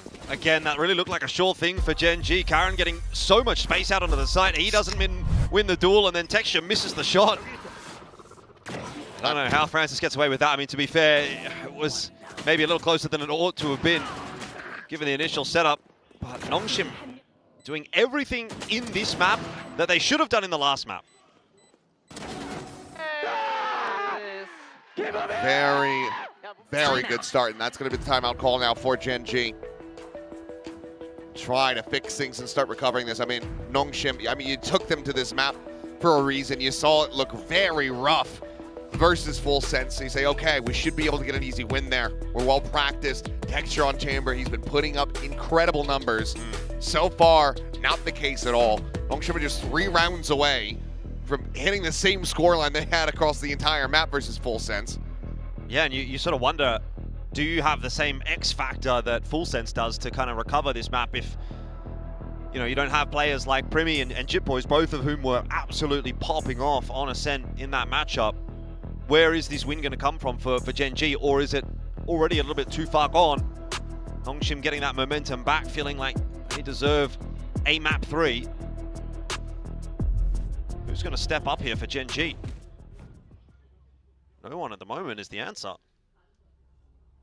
And it's a pretty even spread of mid at the moment for the fragging department of Gen G. Cage triggered. They're also just struggling to try to get a read. Again, stacking B. Nongshim pivoting, looking to go A. Texture on this peak. I mean, he could find the kill. Can't. It would have been nice. It's RB to just win that out. Now Chamber down. Yeah, that compounds the issues for Gen G. Already was going to be a tough round for them, but now having to play it out 4-on-5. Info as well. Yeah, really liking this. As Athena, well, he will be able to find one. Just take it down. Extros finding the kill, and now Ivy just inserting to try to intercept absolutely everyone. What? And he's been playing mid this entire time, but they don't let any credence to this at all. One enemy remaining. Has to go for the reload, has to backpedal away. Okay, Ash catches him with a stray shot. I don't understand what's going on. I don't think Gen G do either. Well, this round's pretty much over. That high-low setup is going to be a tough nut to crack. Impossible, one might say, but Ash is going to have a look. You have any kind of idea and you hit him with a relay bolt, but not going to be the case. And just a bit of an anticlimactic finish. We'll just swing out quick, they'll spray it out. 6-0, but now back into the buy. A stacked deck, 5 ultimates to work with. Gen G, this has to be the turning point if they want to make this a 2-0. Or even just make this a competitive map. Yeah. It's not looking like it's going to be at the moment. Remember, Nongshim, I don't know, they just seem like one of those teams that can roll over a map. They did the same thing against Full Sense. They got themselves a 13-3 in the opening map. We thought, great, this series is pretty much wrapped up. And then it got harder from there. So when they're on, they're one of the scariest teams in Pacific. They are certainly on, at the moment, on Ascent. Texture is going to try and throw a curveball into this round, pushing his way down middle. Oh, and that's a tag onto Athena. 17 health. Now has to just play back, try to offer up support. Artillery with that Hunter's Fury. But still go a long way in this round, to be fair. See what the hit is going to end up being from Nongshim. Looks to be a transition back over towards the B site. They've already got quite a bit of space. That maybe should have been stolen away from them by Texture, but another whiffed shot. And so Ivy maintains control of B main, and in fact he continues to push the issue, gets the cage down, starts to pressure in onto that B side himself. Drone out on A to see if maybe you can keep some rotators honest. Ryan's just trying to sell the fake. Look at that trademark, Ash is staying tucked. He's able to strike, find the first, but quickly going to be spammed down. Damby there from that market side, able to find that kill, and Texture just cannot align him with that off. 30 seconds left. Just too damn elusive, too damn wild. Yeah, you got the sense that Nongshim was going to get into that B site one way or the other. They just had way too much space. Gen G looking a shadow of themselves. We saw such a good Gen G on split. Now Texture missing 2 and 7. Nobody else really stepping up either.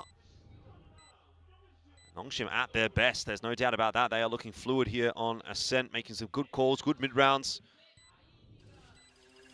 Getting a little bit lucky in a couple of instances as well. Some fortunate moments, there's no doubt about that. Gun here. Ivy, the double kill through the flash, maybe getting away with that fight that he had towards the defensive spawn in the last round as well. I'm out of here. You know, life gives you lemons, make lemonade. Right now, Gen G doesn't even feel capable of doing that. Yeah.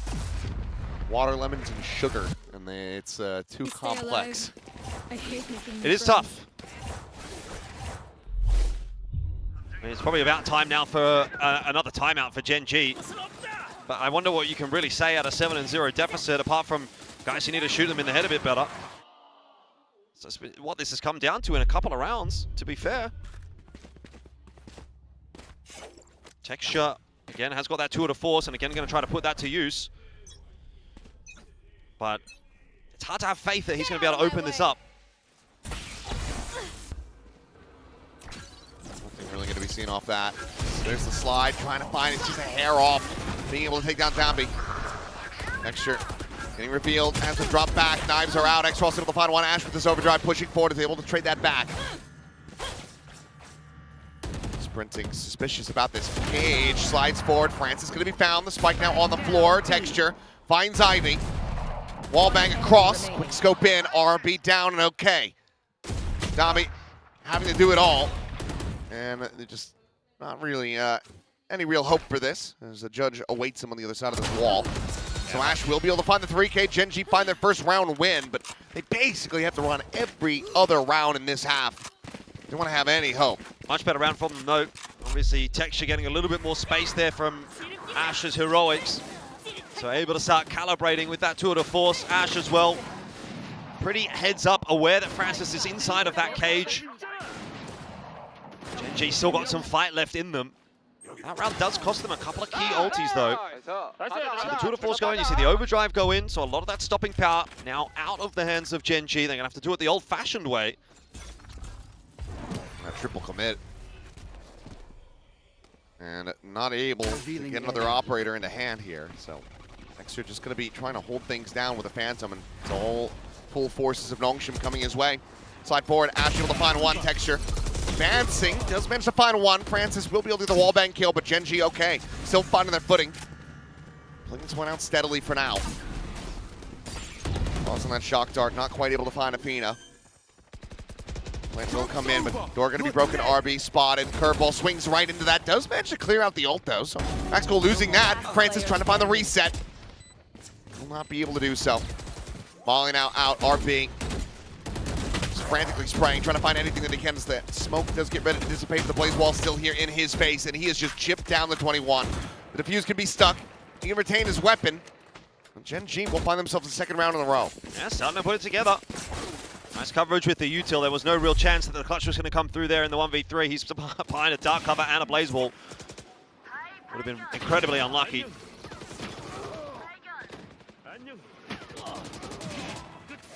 Gen G still, like you say, need to really keep working in this half. It's not a rest on your laurels type moment. You've won 2 in a row, but you still need another 3. And even then, second half, work to do there too. Trying to get aggressive here again is, once more, offset on the shot, looking for a little bit more. The stun's gonna be coming in, but Texture, he sticks around, gets the no-scope. RB, however, pressure in. One for that 3-1. Breaks the window, breaks Athena. X-Roll's able to find Karen at the same time, and it's RB! How is he finding more? TP over to the side, a fadeaway shot from Ash. But now alone. A 1v3 and Ivy. Well, truly in behind, gets the backstab, gets the headshot, and gets Nongshim up to 8. Gen G beaten for pace in this round, which is crazy to think considering Texture got that opening pick. You thought things would slow down a little bit for Nongshim, but RB decides, you know what, I'm just going to send it.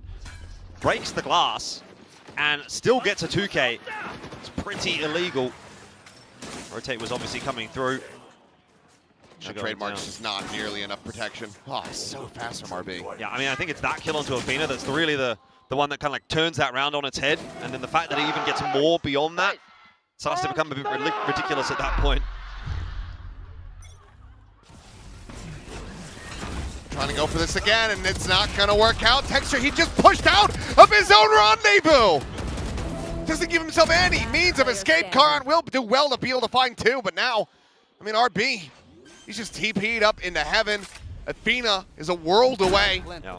There's just no chance to try to play this one out. 2 is probably too little in that case still. They needed 4 to even make this one competitive, but just as we start to think, okay, Gen G might be back on the horse, they might be coming back into this conversation, they get completely obliterated 2 rounds in a row. Over towards A for Nongshim. First round was Nongshim getting a little bit pacier. This round was Gen G trying to get a bit pacier outside of A main, and Nongshim just greeting them. Seems as though the tables have very swiftly turned from map 1 to map 2. And you're getting run down by a team that has, I mean, granted, you've got a Neon, you've got a Jet, you have a relay bolt there, you've got a lot of pace that you can push, but it's a team that basically has no flashes. You've got a Paranoid from RB, that's it. You look at the end of this round, he still has it. They don't have to be utilizing this to take space early, and Gen G are just not putting themselves in the right positions to actually be able to slow anything down. And even when they do find a kill, as Texture did in the previous, Nongshim aren't afraid of it. Just keep going. Yeah. These curveballs from Maxwell, they need to be going out at the start of the round. If Correct. they're not being sent as soon as the barrier drops, then there is nothing for Nongshim to fear. Timing's a little bit off, but it is hard to judge sometimes, right? You don't know necessarily that Nongshim are going to full send. You don't know that they're maybe going to sit there for 5-10 seconds, so just hold it until the contact comes through, but by then it's a bit too late. Same round out from Nongshim. And the contact from Nongshim is just a touch of death. Genji going to have to play for the retake this time. I'm not sure that's going to do them any favors, but Ash picking up Ivy on the rotate through mid will help. No delay util in terms of the ultis for Nongshim.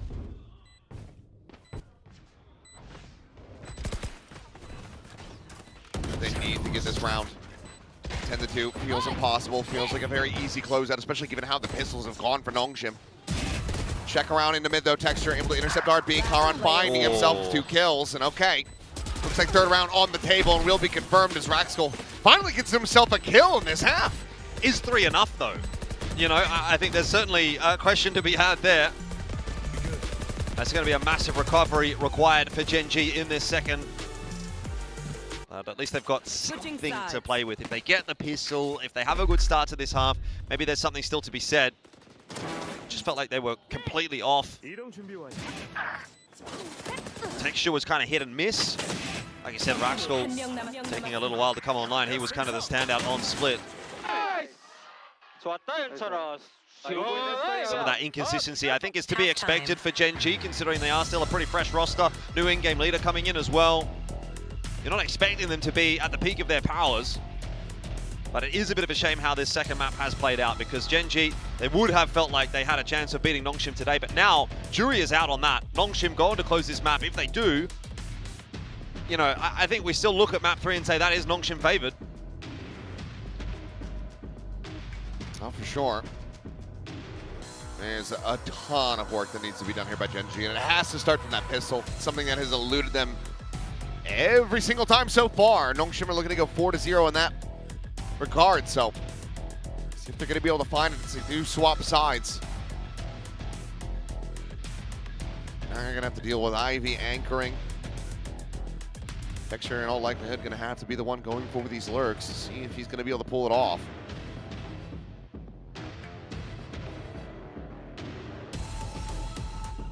It feels like you know, the players talk about fish brain, being able to just kind of ignore that first map, brush it off when things get really close. Seems like Nongshim just a little bit better in that regard. As a rare sight, full half armor classics, aside from Texture. Okay, swing in the corner, Downbeat trying to line it up. It's going to be X-Ross and Francis able to find a couple kills, but Raxkull gets 2. Maybe able to find a little bit more impact here from this attacker's side as Athena will clean up X-Ross. 2v3s, Francis just fishing for any kind of kill that he can possibly get, but has to back away and the door is going to be shut. Texture eventually able to line up the kill. Ivy dead and Genji well slated to find their first pistol of this series, as Texture will ensure it. First pistol of the series, and what a time to grab it. Much needed pistol for Genji. Keeps them in the fight for now. Obviously still have to see how they go in these next couple of rounds. You'd think they should get through this next one okay, but it's going to be the bonus round. I think that will be a big deciding factor for them if they can take that, really start to put that pressure back onto Nongshim, then maybe we can have some kind of discussion around where maybe Genji can go with this map. But for now, it's still a bit of a maybe. It's still a bit of a question mark. Just doing what they need to do, one step at a time here. Genji take it one round at a time. Bit of an investment though for Nongshim. Danby has a judge. Just tucked away onto Ivy. Bandit in hand, looking for that catch, and that's a leg shot. Not able to find that insta-kill. We'll leave him at 15 health though.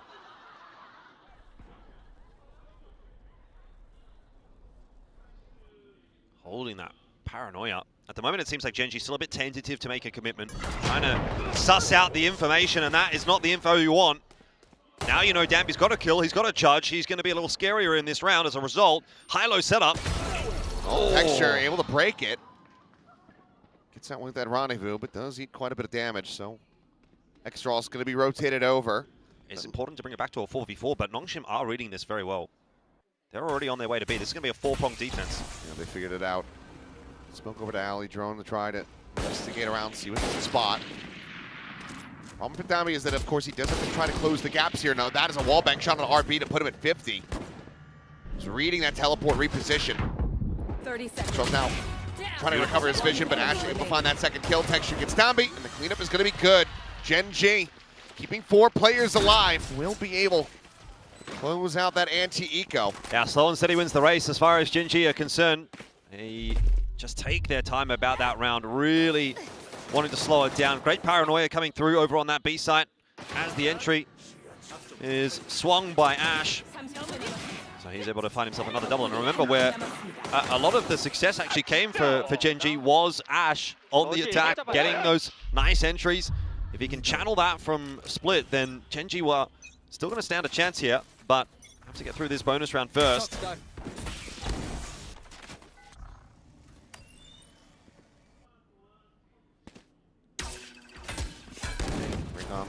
Rebounded in, they hear that tailwind. No, they've gotten that out.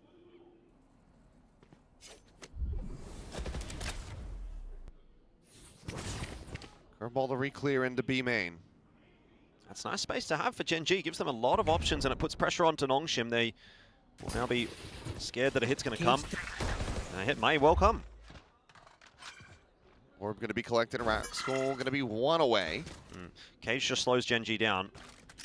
Obviously, they've got time here, so they can call a cancel. Drone's going to still spot them deep in B main as well.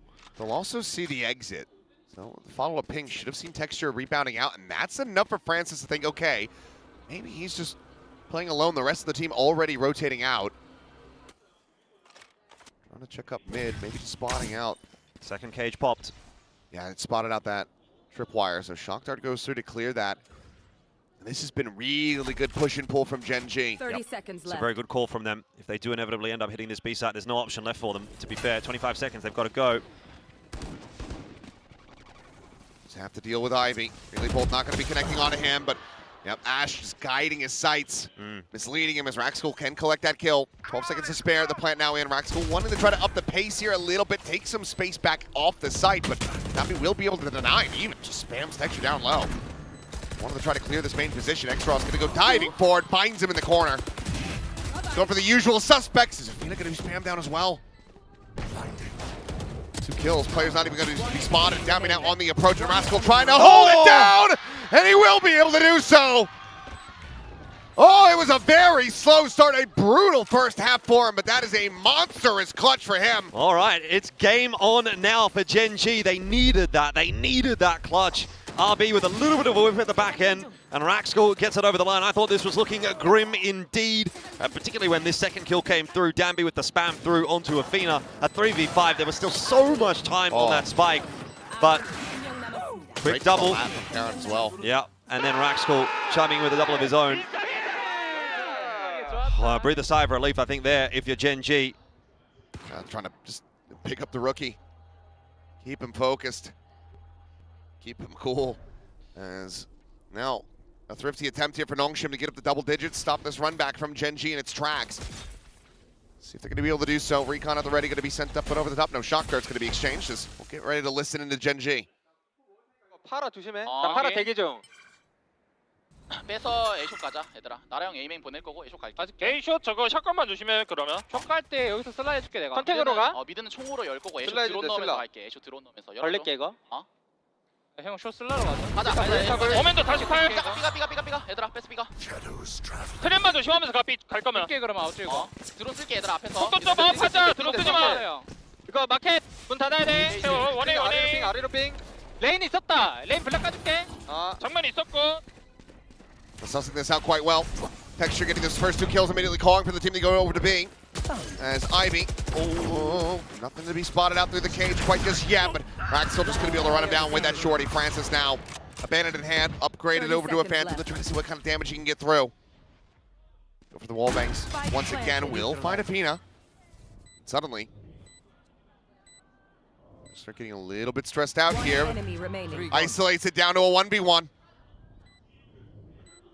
far side. No real reason to try to go for this push. Sets up a smoke at lane. Recon. Revealing area. Sent forward, clearing out that smoke. Garden will tuck back into boats. Francis has a drone and just doesn't really have the time to try to go for this one.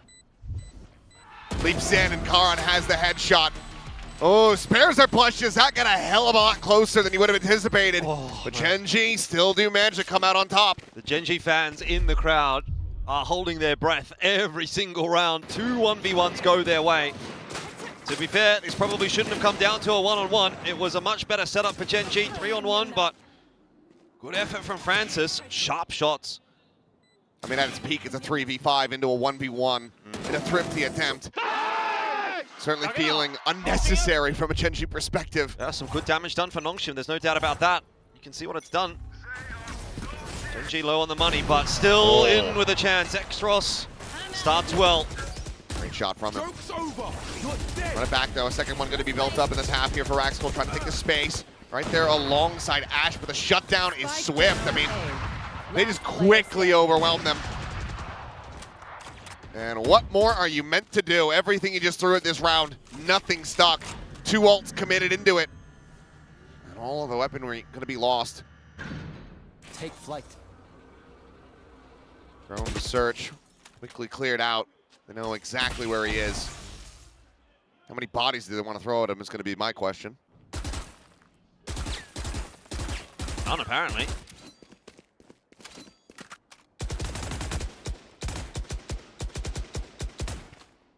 Where's Ivy off to?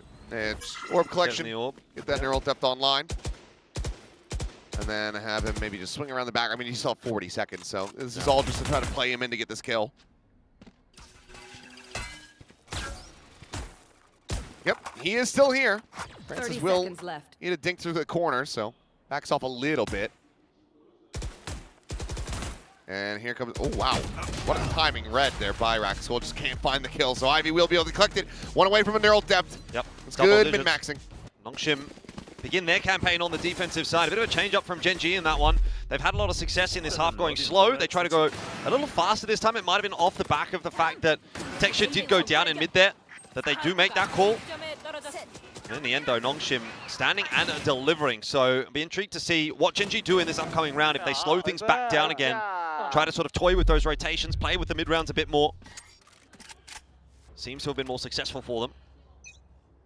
Now you've got 3 ults to try to work with. That Hunter's Fury going to be a big one. Shut down some of these attempted rushes onto the site. Downbeat out in the mid. Little jump spot though. We'll be able to see the 2. Safe setup for Exros. Smoked off this time. Deploying drone. So drone out for Athena.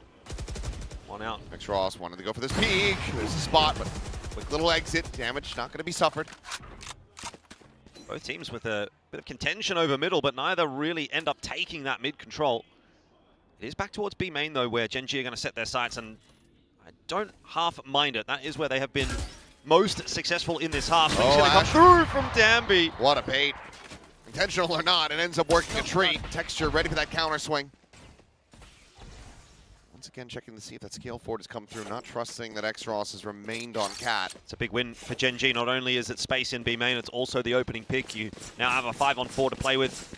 Athena coming up on that Hunter's Fury. If you do get the plant down here, presumably it comes from Athena. You're going to have a fantastic post-plant setup with numbers advantage and a really good delaying ulti. Oh, and Hunter's Fury's just blind committed by Francis. TP now to join in on this other side of the map. Going at the ready with the slide in to his demise. Is Ivy cleaning up 2 from heaven, looking for a little bit more, but Karan will be able to take him down. Time, however, going to be dwindling, but Exros cannot stay alive. Door going to be shut. Francis trying to squeeze his way in, but he just cannot. However, the plant interrupted. What? They have to kill him. They just don't have the time. Texture trying to find it, but he cannot. It is a Red Bull clutch. How in the hell has Genji let that slip? That is a huge fumble from Genji. Why are they planting open? Oh, that is one for the nightmares tonight. That might just lose Genji this map. I mean, they looked like they were coming back into it, didn't they? This second half, it's been better. But that is a mistake that they will not be able to come back from, you would think. Let's have a look back at it. Well, he actually missed the initial exchange. Timeout. Oh yeah, You need a that is timeout. Absolutely a time. I was looking at to Texture on slow the things camera right after that round, and he was not happy. He was, you know, really just like he had his hands up in the air, like what was that, guys? Like what? It's just incredulous, you know? Yeah. No, I mean, across the board, just so many mistakes in the span of about 5 seconds. Yeah. That's what happens though. Pressure. Sure. Time, you know, and unfortunately, when you play on a stage of this scale, when you are against players of this caliber, you can't afford to be making those little mistakes, but it is so much easier to make them because the pressure is amplified. I mean, we have the benefit of being able to sit back and observe this stuff. We're not the ones that are in the action. There's plenty of armchair analysts out there being like, "Look, I'm Silver 3 and I could do better than this player." No, you can't. You'd get your ass kicked if you try to get on the stage, and you'd probably just be pissing yourself over the pressure of it. So it is difficult, but it is also incredibly frustrating. I mean, you do expect more from players this season. Correct. And that's the thing. That is the expectation. You're going to play on this stage. You're going to get paid the salaries. You're going to be a professional player. Like, the expectation is that you coordinate that and you actually execute on that correctly. But sometimes mistakes happen. Sometimes you get punished for them. And we'll see how much of a punishment that is going to be for Gen G, because that just pushes that deficit back out to 4. Nongshim now only a couple of rounds away from closing out Ascent, where otherwise this scoreline would be 10-8. It would feel like Gen G would have the momentum. It would feel like they're coming back. Game has changed.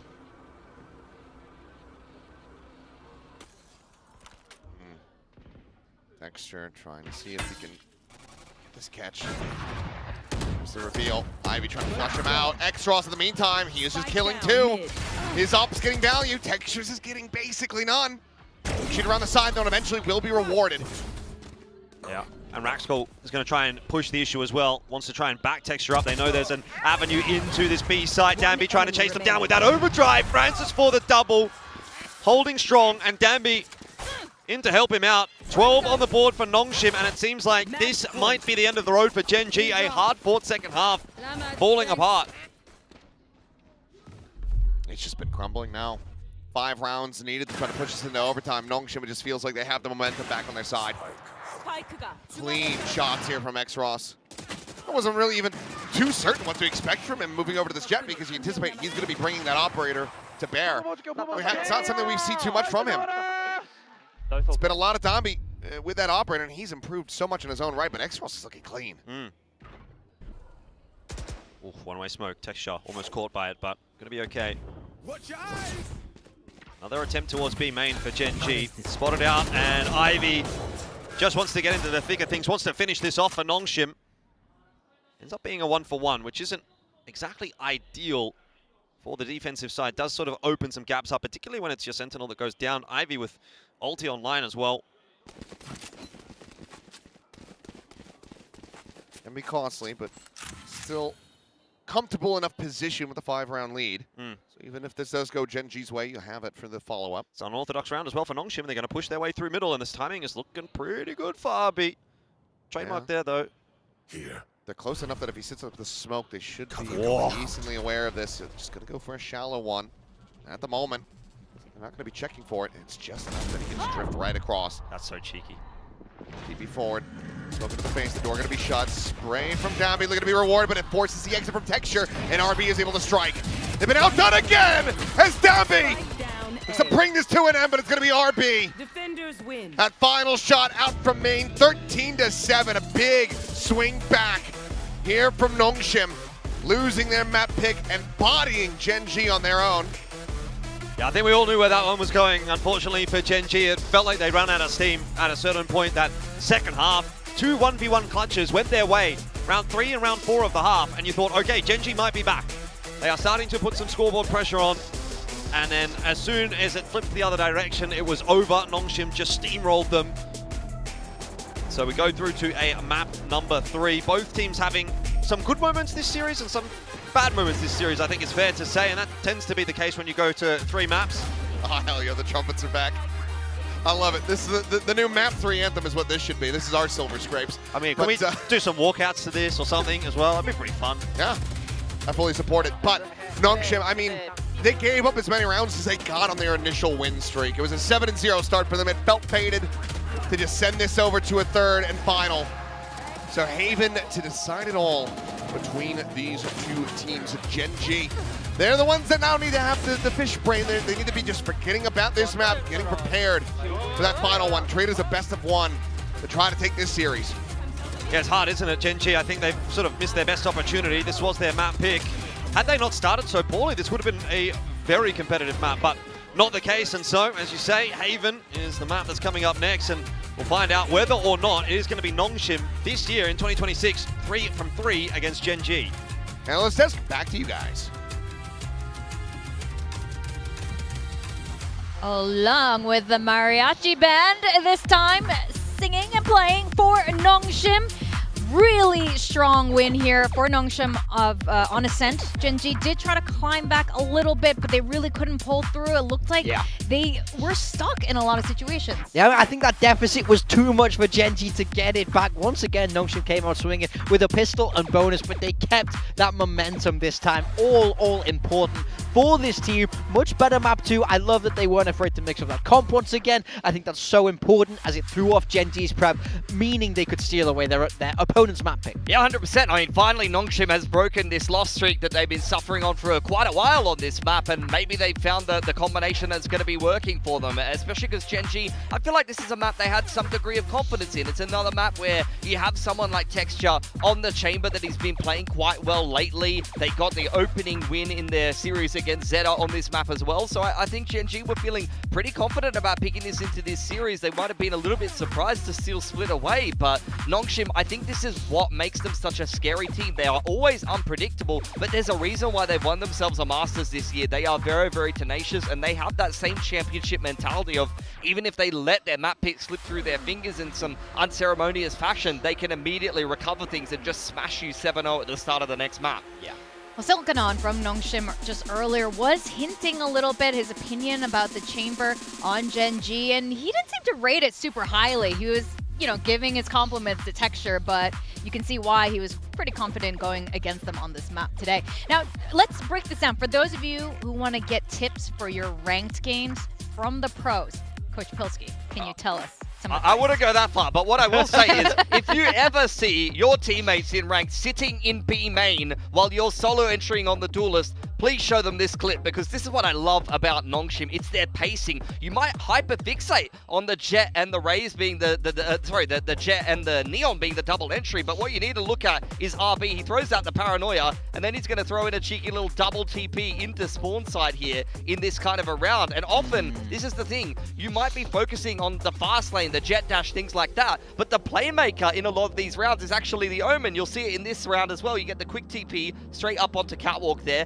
and RB, while all of this A main pressure is happening and getting a trade in there, is going to completely catch Texture on Tree there, like not even looking at him, honestly, just responding to that A main pressure, and then he's going to keep pushing the issue all the way straight up through Tree and catch Gen G completely off guard, all of while Ivy is pushing straight up middle. So both the Cypher as well as the Omen and the pacing that you get from those two, as well as the initial pressure that you get in the mains for Nongshim, is what makes them such a scary team. You have so many different players making plays in certain rounds, and they have all these different variations as well that they like to mix in. Yeah, I mean, who said Smokes was boring, guys? You can play this in ranked, you can have that high impact. So happy to see him step up. Map 1, he was incredibly slow. In my mind, he's really what was missing. I think you said it perfectly. A lot of Nongshim's aggression is built around setting up these support players also, and he couldn't do that there, but I felt like in this map, he really leveled it up, took it into his own world once more, and managed to really propel Nongshim. So what you guys are saying is the Jet Neon is just a distraction. So these are the real guys, the heroes, who are doing cool stuff. RB is usually doing pretty cool stuff. I mean, you had a big blow up, map 1 to map 2. It's a night and day performance. We've been talking about his playmaking potential and his ability to kind of dig Nongshim out of some pretty rough circumstances, but 100%, it's what makes Nongshim a dangerous team, because it's why I say about Nongshim, I almost don't want to see them change things up too much or take too many risks, because I prefer a Nongshim who is going to play the same comp, perfect it, and be able to mix in variations to be able to change up their timing, change up their pace, chasing, look at how the other team wants to be kind of doing. They're always trying to stay one step ahead. They might throw the same fast lane up or the same jet dash in or the same set of smokes, but this time it might be a fake. This time it might be a quick alert from Ivy. This time it might be a double TP from RB. And that what makes them really annoying to play against, because you can review their film. And this is why I say it's hard for the international teams who haven't been in the server against them to play them. You can watch Nongshim play all day, but when you're actually standing in the site while they're executing around you, you've got no idea what's happening. Well, that definitely happened on Ascent. I mean, this is Gen G that we're talking about. Surely they do have the reps and the knowledge against Nongshim. Now, we're going to be going into map 3 of Haven. I mean, Morgan, you're making a really strong case. Earlier, you were supporting Gen G, I believe. Yeah. So, what do you think now that things are rolling out the way they are? You know, I think, to quote Frost, unlucky. Unlucky. That map 1, I felt like they were far and away the better team. Map 2, I feel like they had some good fight in them, but it was sort of too little too late. I don't think they're out of this series by any means, and I will say I like Haven as a map. For Gen G, I think texture on that chamber is very, very strong here. I think it suits them very well. It's a map that they understand. I think I'm still happy with my prediction. I think the pressure is more on Nongshim, to be honest. I think they're going to roll straight through with that kind of bounce back on Ascent and probably just win this series as far as I'm concerned for Nongshim. For Gen G, I do tend to agree. I like Haven for them. I do like the chamber, especially the way that Texture uses it. Yes. He does a really good job of feeling out the pressure and rendezvousing away to be able to read the setup. But that's when Alakia was IGLing for Gen G. We did see a game between Nongshim and Gen G in between the two stages. It was actually one of the qualification games for EWC where Gen G did end up losing, and it was a very weird game of Valorant. I think it was like 10 plus round attack halves for both of these teams. You know, it was one of those crazy ones where no one could play defense, and we ended up in like a 13-11 that I think Nongshim were able to win. So have seen Gen G be very competitive with their, you know, previous to changes with the Lakia roster that they were playing before, as well as I think it might have been Zinx playing there. I can't remember who the 5th was because they've been playing musical chairs with that one a little bit. Raxcore wasn't in yet, but these two teams will be very familiar with each other's style in this map, especially if Gen G keeps backing themselves. So I think Nongshim's going to have a lot of the answers. And I think they're going to be well aware of how to deal with Texture's chamber, as they were on Ascent. They have the potential to bully him with pace and with the Neon. So you're not expecting too many changes in terms of the agent comp then? I know players have changed and everything. All right, that's going to be really interesting then as we go into the last map of today. The coaches also did say Silkanon doesn't necessarily rate Gen G going to champs unless they can beat Nongshim themselves. But with all that said, Gen G is definitely giving Nongshim a little run for their money. So yeah, I think so. I mean, I think your point about texture on the chamber is perfectly accurate. I think he has a lot of weight on his shoulders if he will be on that agent, because on Ascent he did get bullied. I have to agree with you there, but I do think Haven is a little bit different. I think the way you can play around A lobby is better, and we know he loves to sit on that deep line on C, which is much harder to punish than something like an A main in Ascent. So it is what we expect from Gen G. You got to watch out for texture on that chamber. Rascal on that Phoenix once more. I want to see him start this game strong. He picked it up towards the end, but ultimately he was not present in that first half. Even with the player changes here, both teams will be very aware of each other's styles on this map. It's up to the coaching staff and the players to adapt to what they've already seen recently from each other's teams. Nongshim, they need these championship points to cap off what will be a good year into champs. They just need to get a couple of clean wins over teams they're favored against in the group stage. And for Gen G with the roster changes, needs to be some kind of a Cinderella run, which means they need to win every series, even against these scary Pacific teams like Nongshim. Yeah, scary Pacific teams indeed. All right, to take us through Haven, it's back to Elfish Guy and Achilleos.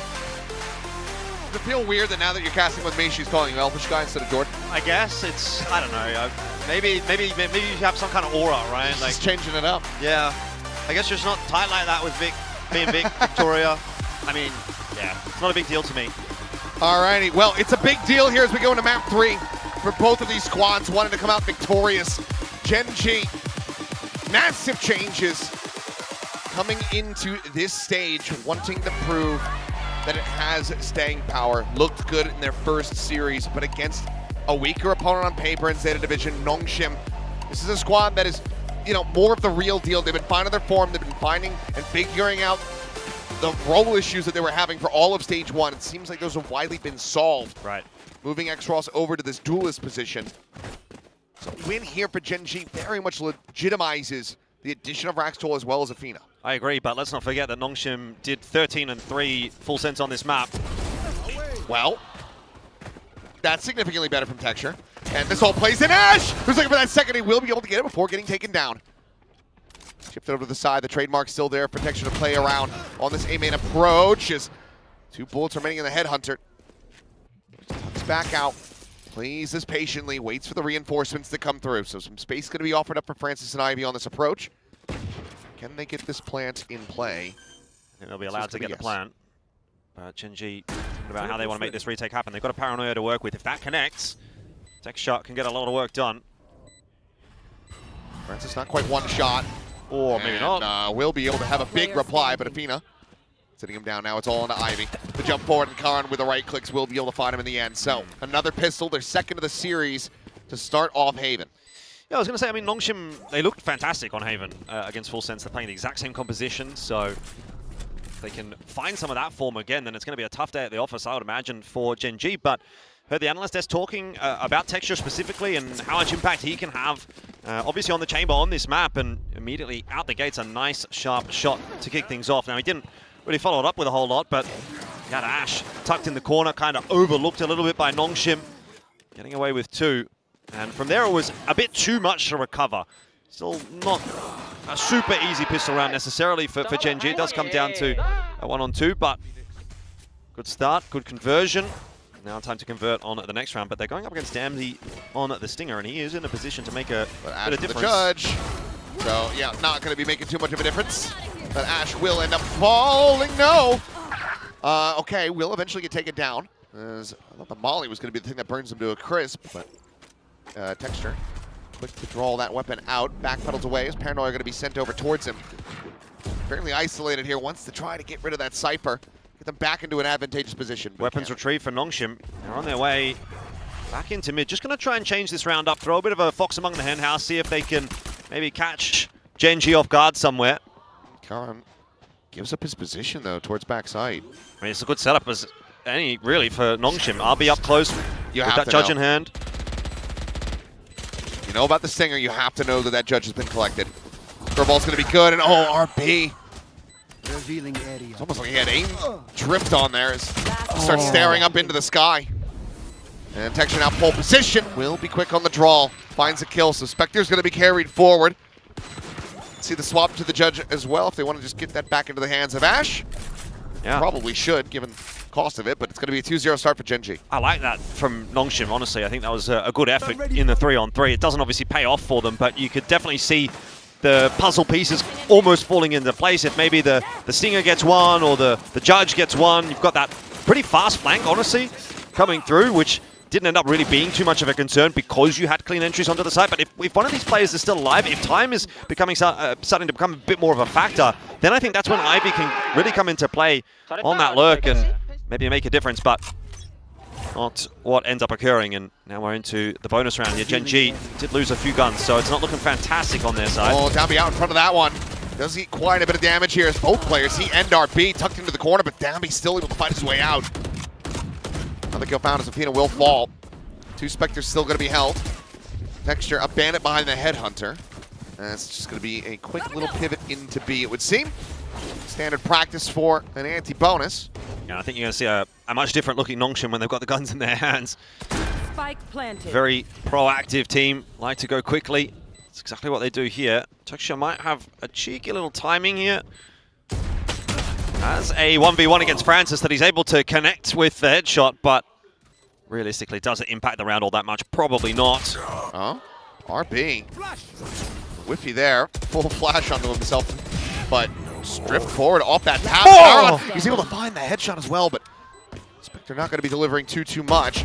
Rockskull trying to find that kill will force at least the armory buy out of Ivy, but that is a very good bonus considering that widely what they had was a bandit and 3 Spectres. So I think if you're Gen.G, you're certainly not upset about that. Yeah, call that a win. Texture straight onto the op as well, so he's going to want to have an impact early on in this half. Brilliant entries again from Dambi. Nice double. Thought for a second maybe that inside of this smoke, maybe that Spectre could make something happen, but not to be this time around. Stressful one, though. We'll see what Texture does in this round. What is he going to get up to? Solo holding over towards C. Oh, Haunt to try to hold him at base, spot on the 1. RB just TPing up on top of the bricks. Will drop down. A big turning point round potentially here for Nongshim as they look to tie things up 2-2. We'll see if they could do so as we go ahead and have a listen in. Walking to mid. Ivy at risk. 네, 와리 좀. 가라지. 가라지. 여기 가자 이러면. B 하나에 가라잖아. A 페이드 하나. A 페이드 하나. 먼저 해줘. 얘들아 트레이드만 잘 대줘. 트레이드만. 페이드 하나야. 먼저 해줘. 맞출게. 나도 롱으로 갈게. 피닉스 궁 있다 했네. 역습 나는 거심. 해븐. 지하나 맞죠. 지하나 남았죠. 채용거심. 뺑 갈게 뺑. 지하 남을게. 졌다. 페이드 사이트. CT 하나. Fina now just trying to stay tucked at hell. To know that he's here, the drone will confirm it. Push forward, Texture not going to be accurate enough with that shot. Fina now just looking to be overwhelmed and will be able to get this done. Oh, there's a real window of opportunity here, but I believe just Raxcool team flashing on that swing on the site stops Afina from going forward, and they could have had a hell of a lot more. And it also starts so nicely here for Ivy. Again, just doing exactly what Ivy does. We saw it in that first map, finding these really cheeky early round fights where he just seems to have this sort of sense of timing and sense of the fights that he can take. Texture, no connection. Let's have a look at this flash. It was a bit of a half flash, if anything. So probably have been clean. Not too bad. Run it back, and that Hunter's Fury is still going to be online, one away from a neural theft. Nongshim getting themselves everything they need to start building up a win streak. As, okay, Overdrive going to be popped. Nash will be able to find one. Held at bay as the Paranoia goes through the reswing out and loses his head. As his will fall. Shut down on the Phoenix ult. Surely you got to call the cancel here. I was going to say, he's going to look at this stay tucked, but will get spotted out as the drone goes forward. Now has to back away. Hunter's Fury going to be called in. Afina trying to find that kill. Gets himself 2! Oh, and Nongshim, they are getting lost in the sauce now. Yeah, I think that's a bit overzealous from Nongshim. They know there's multiple members towards this A site. They even spot 2 with the run it back, and they still commit to it. Spot on the 1. Afina playing it slow. Francis suspicious about it, but that is fantastic sheriffing from Afina. A 3K for him and a thrifty to get Gen G back into the lead. Nongshim will be scratching their heads at that one. We have a look back at the replay here. I hope we'll see that runner back. Okay. As the push goes straight on through. But it was a nice 2K here from Afina. There's no doubt about that. Have to give some credit for some sharp shooting. But you're walking into a stacked site, you know, and yes, you've got the Hunter's Fury sort of layered over the top, trying to cause a bit of pressure, but you walk into 3 players at this level, they're going to try and shoot you back, and a lot of the time they're going to connect with those shots as well. So a little bit of a mishap for Nongshim that they're going to have to now recover from. Uh-oh. Real is there. Kerbal trying to buy some space. Meanwhile, Ash trying to pinch out from mid. Pass lane set up. Pushing past that one. It's going to be Xross able to peel back some of the pressure. Ivy able to find one. RB with another weapon's now going to be grabbed. It's just Raxcool and Karon left standing. Full pivot over to the A site through the connector. And Nongshim look to tie this up with a cheeky round of their own. Dambi's on the jog. Wants to take that space, and I think he's going to catch Raxcool off guard as a result. You're just not expecting someone that accelerated on a long. What can Karon do in the 1v3? Good save. He's got money to buy, but it's rough around the edges. You want to get another operator online because Texture's still 1 charge from that tour de force, but Afina, Ash, no money to work with, no overdrive, so yeah, he's got to just backpedal away. 3-3. What a response as we go into just what ends up being an average APAC round. Yep.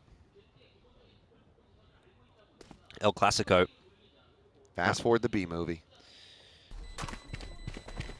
Tied up here in map 3. Gen G are not rolling over in the fashion that I thought that they would. I did think this would be a little bit of a cleaner game for Nongshim, so I have to give some credit to Gen G for that. The fact that they forced a third, you know, you've got Afina and Raxcool, I think, having some pretty significant impact in this series so far. It's kind of the building blocks of what this Gen G lineup could be later on in the season, but you know, you have to obviously wonder whether there will be a later on in the season as well if things do go poorly early on in the piece. So It's not a whole lot of time necessarily to integrate these two players when you could potentially play like maybe 5 games in a season, right? 2 of which happened in the first week. On gets a reveal, I think, on the 2. And will just be some space offered up now. Gen.G going Thrifty into a Thrifty against them. Trying to play this a little bit more patiently than Smoke, however, from Karan. Already a bit too late. Fast scale forward. Nongshim never really slowed down at any point. Nightfall across, going to be connecting onto at least 2 players. Yeah, meanwhile, Ivy. It's good flank from Ivy, isn't it? No trademark here. Oh, immediate shutdown, but okay, Ash able to find Dambi means that Raxcool can be safe off the back of that ult. Meanwhile, TP out, and this is a big cancel call from Nongshim. Purple, however, reads this beautifully. They know exactly where Ivy's going to be on this timing. This gets a bit chaotic now for Nongshim. Next kill has to go their way, otherwise this round might be one for Gen.G. Surely you just keep this quiet, try to pivot over to C. I would think so, but Francis is going to try to make this happen. The thing is, if you try to do that, you know, Texture's watching for it.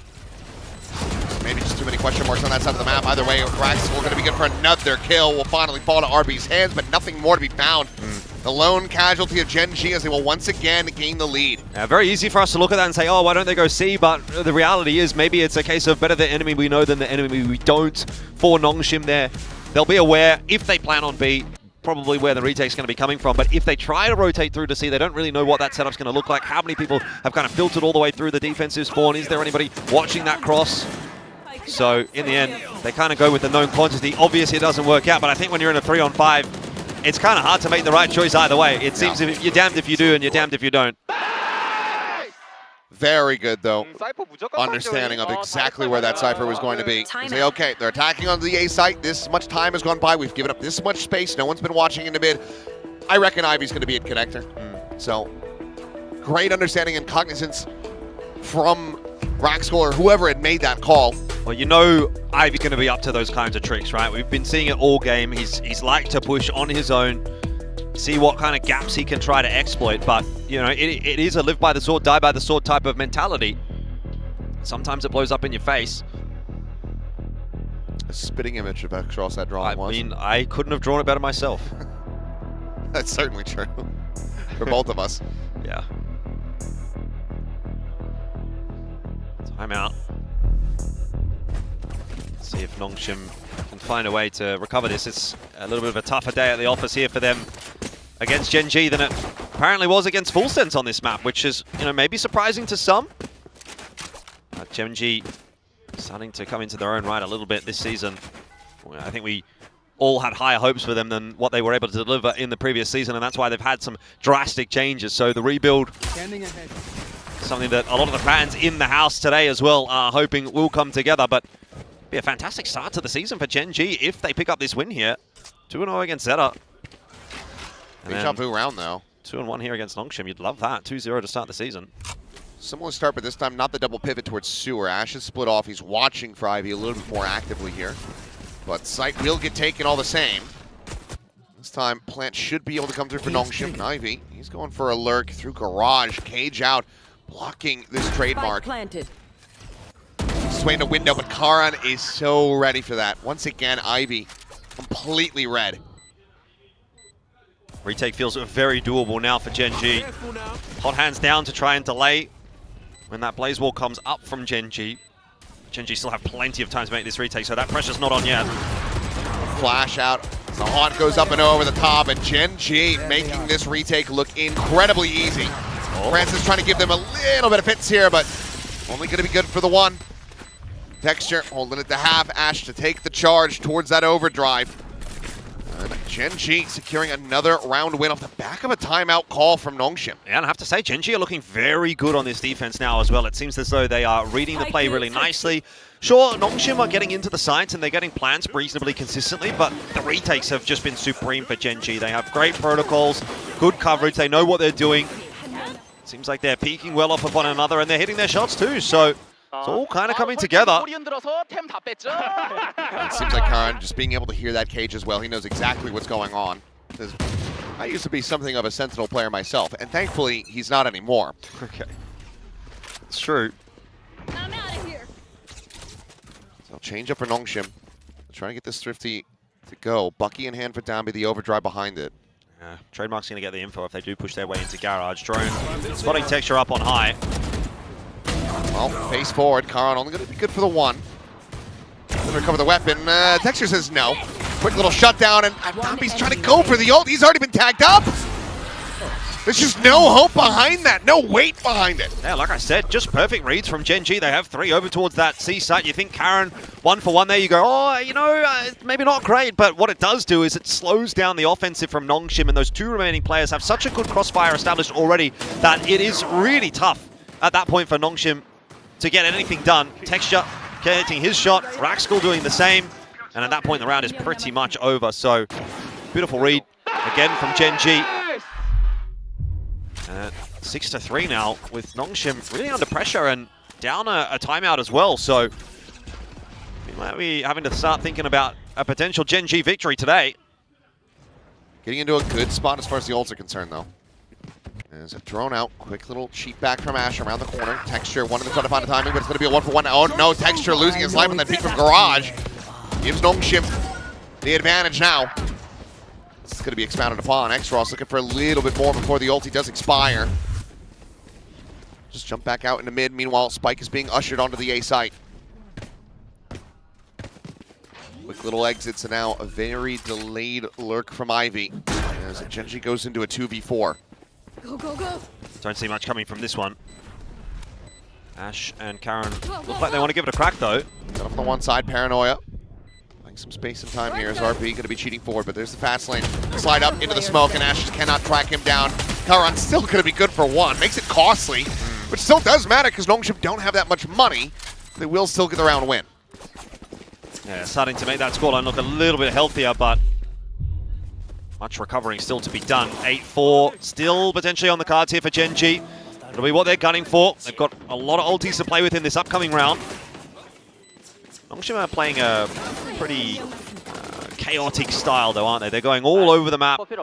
They'll hit one side, then they'll pivot back, and can be a little bit difficult to read. I think, generally speaking, Gen G have had good ideas. They've had a good understanding, despite what Nongshim have been trying to throw at them. But they now recognize the importance of these last couple of rounds. If you can make an 8-4 half here, even a 7-5, that is setting you up for success in this second half. Keep Nongshim on that back foot. So 2 huge swing rounds here. In the grand scheme of things, a 6-6 is a far, far, far cry from an 8-4. These 2 rounds could win you the game if you're Gen G.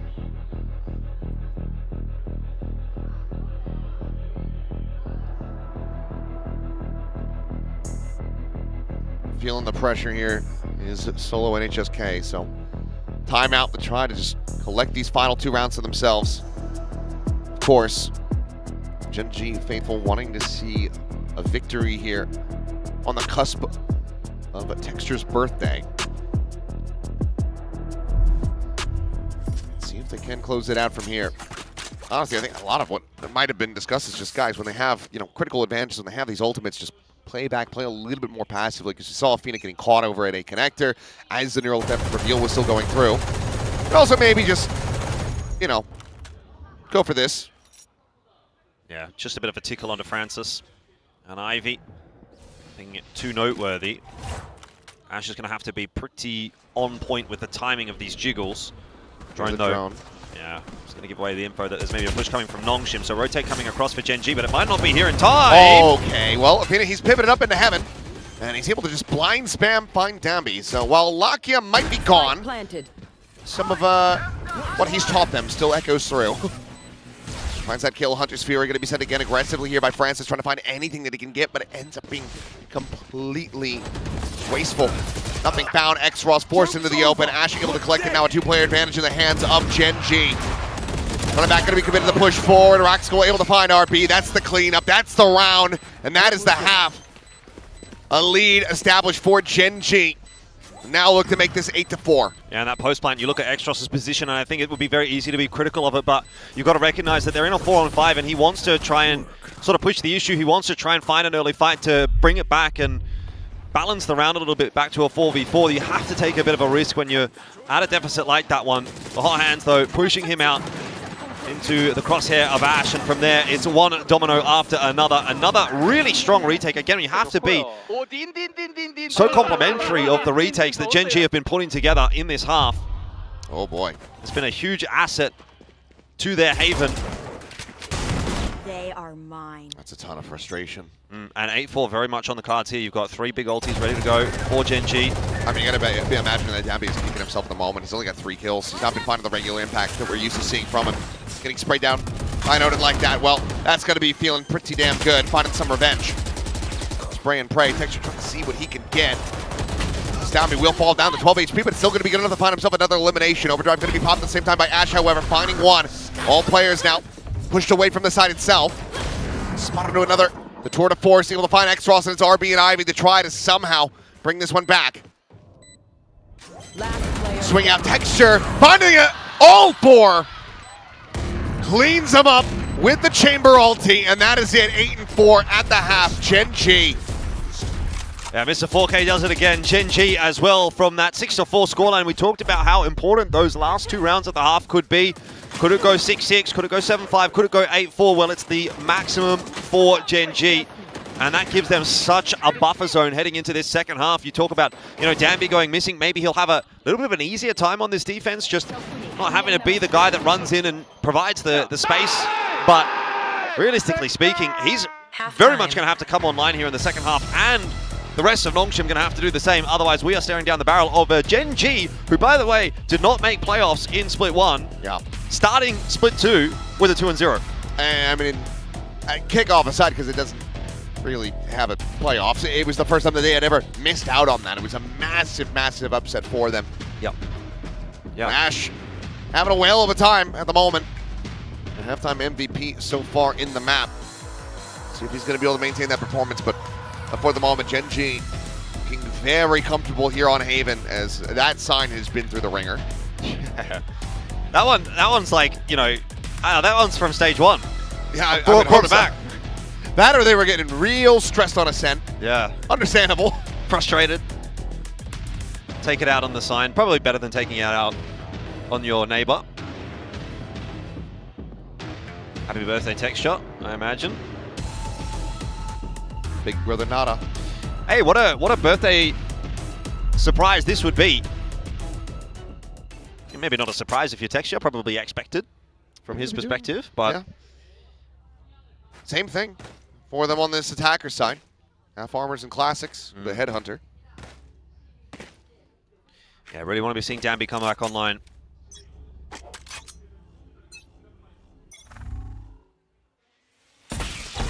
Big Time was talking about it. This A lobby position. This is where Texture really loves to just occupy and take up his time on this attacker side.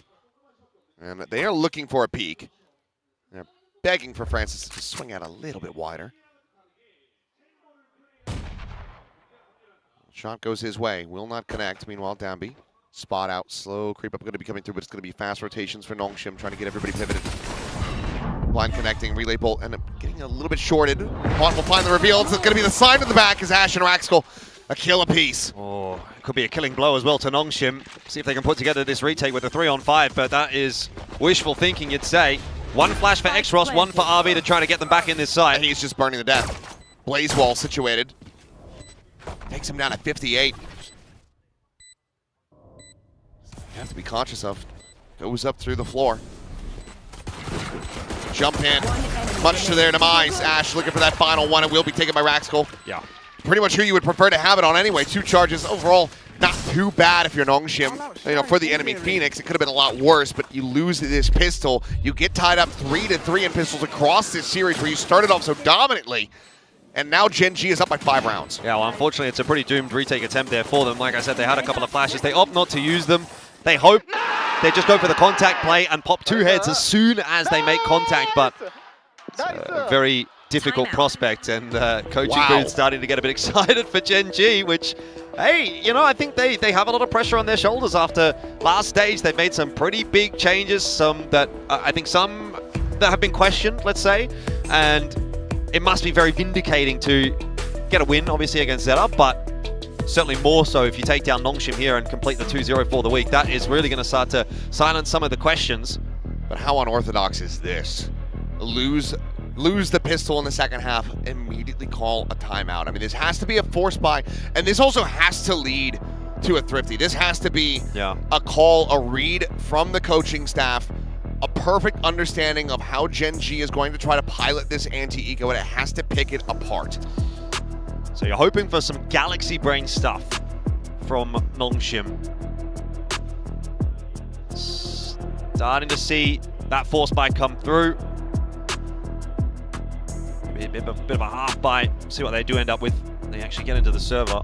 I mean, but overall, I mean, granted, maybe everything that needed to be said was said, but yeah, in the end, this isn't even a forced buy. And it's just a fan out. Could be a bit of a fake out, you know, you never know, but it's just a 2-1-2. Look, you can have a conversation about what to do next round as well. And it's not a requirement necessarily to talk about what's happening in this round. If you're going to use the tack time out there, you can think, okay, what are we going to do against the bonus? What are we going to do in the first gun round? You know, let's see what we can do, obviously, in the eco, but I mean, this is basically just standard, very standard. T1's really weird buy from yesterday, where they put nothing behind it. And the Marshal now on the floor. Dexter tagged him up. Ash collects the kill. Downby now with a bandit. You do have to look at that and wonder, like, what's the idea? How do we win the round off the back of that? It's Francis hitting headshots, right? That's how you win that round. There's not much more to it. Obviously, he doesn't do that. Texture cannot get a single one of these connected until X-Frost pushes out into the open.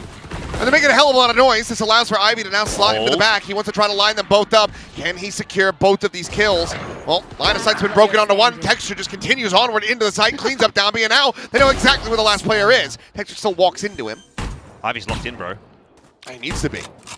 Spike planted. He does manage to get a Phantom.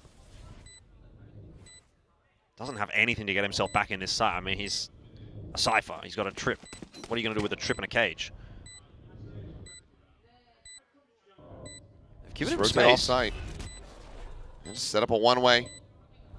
Make it so if he has to defuse, he's going to blind himself.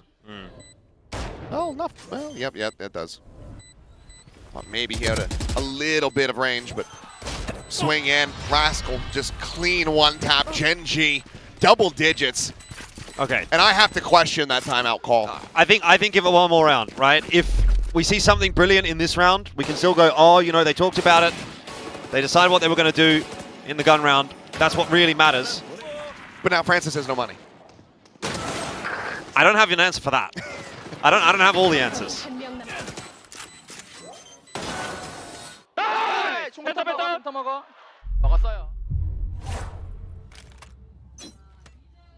Still got himself a Bulldog. So maybe no money is a little stretch, yeah. Bulldog half armor. One shock dart. Remaining as they start rotating over towards C, but it looks like Gen G is going to be rotating out of this position. Gen G's playing a bit of a cat and mouse game with Nongshim at the moment. Show some presence over towards C, see if they can pull a rotate, pull out any util. They know maybe that Nongshim don't have all the funds in the world after a little bit of an investment in the previous round, so any piece of util that they can pull is going to be valuable later on down the track in this round. Francis doing some scouting in middle, doesn't see anything, but that is false information because Gen G are setting up for a mid-take.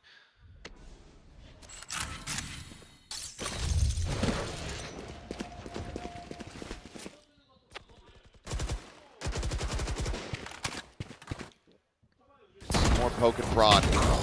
Flash out, RP. Whittled away down to 60. Doesn't find any damage in response. Meanwhile, slow creep up, and this is going to have to be a lot on Francis' shoulders with this Bulldog. As I'm running back, going forward, Rascal able to find Ivy through that smoke. Francis is dead. Ash has massacred them! A third kill, as it is just RB. Previously noted on this side of the map, Texture on the hunt, but it's going to be Asher taken. A 4K, a flawless Gen G, up to 11. Yeah, what can you say about that? But Nongshim are starting to capitulate. And Thin Paper, I think, picked Ash in the build diff, so kind of a galaxy brain move there. Ash has been having a great series. Nongshim are just disappearing on this map. And Gen G playing with so much momentum at this point, I think this is going to be unrecoverable. Nongshim out of timeouts, out of time, really. 11-4. They have no money to buy in this round. Gen.G about to be on the cusp of taking this up the map point as Ash is not stopping, and no end in sight for him until they're high-fiving each other on stage. Slide across, Downbeat going to be tagged low, and Rascal finds another as we listen to the Gen.G. 형 아니 들어봐. 이거 그냥 B 강설 되거든. 얘네 케이지 없어가지고. 그러면 다 빼봐. 그냥 이거 B 강설하러 가자. 내가 TP 탈게. 그리고 프라울러 1번만 찍어주면 좋아. 원웨이 있어? 원웨이 달고 그냥 설해. 바로 빼와서. 원웨이 달고 설할 거야. 왼쪽 원웨이 달고. 하나, 둘, 셋. 내가 윈도우 나와서 뒤 봐줄게. 할때 레벨 찍고. 레벨까지 찍을게. 이서가 뒤치만 봐. 이거 그냥 저것만 하면 돼. 커버만 봐주면 돼 얘들아. 왼쪽 클리어 나와줘. 원웨이 달고 먼저. 1번 없고. 커버. 바로 내가 봐줄게. 나 TP. Just keeping things nice and calm. Making sure that no one's over peeking, making sure that they're peeking together. 1, 2, 3, the swing out of window. Gen.G did not want this one to slip through their grasp. They are so far favored. Dark Cover down, making this retake tougher for Nongshim. They're going to have a bit of a look. But what can you really hope for with 3 Sheriffs? Try and push your way back into B. Would be a huge mistake from Gen.G to lose this. On, looking for the reveal. That gets cleared out. They know that there's no one sticking this. They see that it's not been held to half. And now they come away with the critical kills. Jump forward. Afina gives himself up over. 1 kill going to be surrendered. And that is match point now secured for Gen.G, who are absolutely just, I mean, they've been running away with this map, but they're just bodying Nongshim. Yeah, they've steamrolled them. They've done a really, really good job. Had a little bit of footage to look at, that full sense game. And they have read this game to perfection. Positioning on the defensive half was fantastic. Their calls so far have really paid off on the attack as well. Everything is going to plan. It's a bit of a master stroke from the team at this point, but not done yet. See if there's another twist and another turn, maybe another chapter in this book for Nongshim. TP up and over the top, and Karan already rewarded. Ash is just sprinting at them. Time and time again. Taken low, but not taken down. The overdrive will expire. Cursory glance at the camera just to make sure that there's no deep flank coming through, but I mean, RB's got an operator. What in the hell are you supposed to do from here? No corpses to try to get this neural theft off with. RB now dead. Every angle watched. Revealing area. Swing out Ivy. He will be able to find the one, but nothing more. What a performance here on Haven from Gen.G. Absolute dominance on display. 13-4. 2-1 in the series. They finally take down Nongshim Red Force. Yeah, ironically, it's almost a bit of an anticlimax because that map was going that way for a very long time. We had 2 really competitive opening maps. I think Nongshim are going to be kicking themselves for obviously dropping their map pick 13-11. 2 series in a row, it's cost them, right? They dropped 13-11 against Full Sense. They lost their 2-1. They lost 13-11 here against Gen.G. And then they go on to lose 2-1 in the series as well. You think how different that would have been had they converted on those 2 maps. But in the end, they've got only themselves to blame. And at this point, Nongshim have a lot of recovering to do. And on the other side of the coin, Gen.G, I mean, such a recovery from what we saw in Split 1. Oh, yeah. Now, granted, there's still a bunch more games that they have to play. This could still go wrong for them, but that is exactly how you would have wanted to start this split. No, for sure. And again, a victory here helps legitimize the changes made. For Gen.G, this is a big step forward, is a big boon, and a big way to reinforce that they have been making the right calls during the downtime, during their absence at Masters events, at off-season events. This is looking like it's looking good overall. So for Gen.G, excited to see this continue. For Nongshim, excited to see them back next week after a bit more rest, a bit more practice back here on home soil. They've been through the ringer. They have been very, very busy as of late. So I think a little bit of a breather will do them some good. Big performance from Gen.G. The boys in gold getting it done. As we will now get ready to hear from Maxgold, our rookie down on stage alongside Jen. 네, 이번 경기 승리를 거둔 젠지의 락스칼 선수 만나보도록 하겠습니다. 승리 축하드립니다. Genji with 2 wins in a row for stage 2 here with the new addition to the team, Raxcal. Now, Raxcal, how is it to join a new team and the team is from off the bat hitting its stride? 락스칼 선수 승리 정말 축하드리고요. 그리고 새로운 팀에 이렇게 콜업돼서 합류하자마자 연승을 달리고 있거든요. 굉장히 반가울 것 같은데 좀 이 팀의 상승세에 대해서 어떻게 느끼는지부터 들어보고 싶네요. 제가 아직 부족한 게 많은데 형들이 뒤에서 괜찮다 하면서 잘 받쳐줘서 이렇게 연승할 수 있었던 것 같아요. Well, yeah, I have a lot to improve on, but I think my team supporting me and, you know, telling me that they've got my back and everything is going to be okay kind of helps when I'm on the stage, and I'm really happy with the results. Yeah, let's talk about adapting to the big stage, because Texture in the last match actually said, oh, maybe Raxcal was feeling the stage jitters a little bit. So how is the team helping you specifically? And do you feel like you're, done adjusting to Pacific? 안 그래도 무대에 적응을 어떻게 하고 있는지 좀 여쭤보고 싶었어요. 왜냐면은 지난번 경기 때 텍스처 선수가 좀 락스칼 선수 약간 긴장한 것 같다. 그래서 이제 좀 조언을 해주기도 했다라고 얘기를 했거든요. 좀 적응은 어떻게 돼가고 있나요? 떨리는 것보다 재밌는 게 더 커가지고 이제 잘 떨리진 않는 것 같아요. I feel more fun than feeling nervous, so I think my performance has been kind of getting better and better. Okay, that's great to hear. Now let's talk about a new agent in your agent pool, that Vice. You're on that Sentinel's role in the first map. How and why did this change come through, and also when? 그리고 이제 요원 풀에 바이스 감시자 롤이 새롭게 추가됐습니다. 여기에 대해서 좀 어떤 배경이 있었는지, 언제부터 얘기가 나왔고 또 여기에 대해서 어떻게 느끼고 있는지 들어보고 싶네요. 처음에 이 팀 들어올 때부터 감시자 하는 걸로 정해지고 왔습니다. 그리고 좀 개인적으로는 감시자 괜찮은 것 같아요. 잘 맞는 것 같아요. 네, 그 앞에서 다 이겨주니까 재밌는 것 같아요 하면서.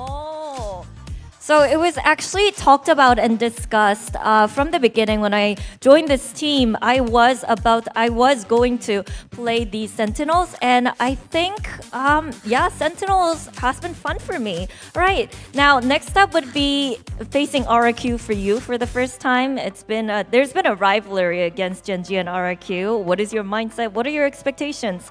그리고 이제 다음 경기가 RRQ더라고요. 젠지와는 약간 영혼의 라이벌의 역사가 있기는 한데 락스칼 선수는 또 처음으로 만나보는 팀이잖아요. 각오 들려주시죠. 이 분위기로 가면은 RRQ도 이길 것 같고 한번 전승 우승 해보겠습니다. 전승 우승 알겠습니다. Well, I think with the current momentum that we have, we can definitely beat RRQ, and we're definitely aiming for that undefeated Stage 2 championship trophy. So. Alright, a lot of fun things ahead for Genji and Raxcal, I guess. Thank you very much, Raxcal, and we'll see you next week. 네, 이렇게 해서 락스칼 선수 만나봤고요. 저희는 다음 인터뷰로 돌아오도록 하겠습니다. 승리 다시 한번 축하드립니다. 감사합니다.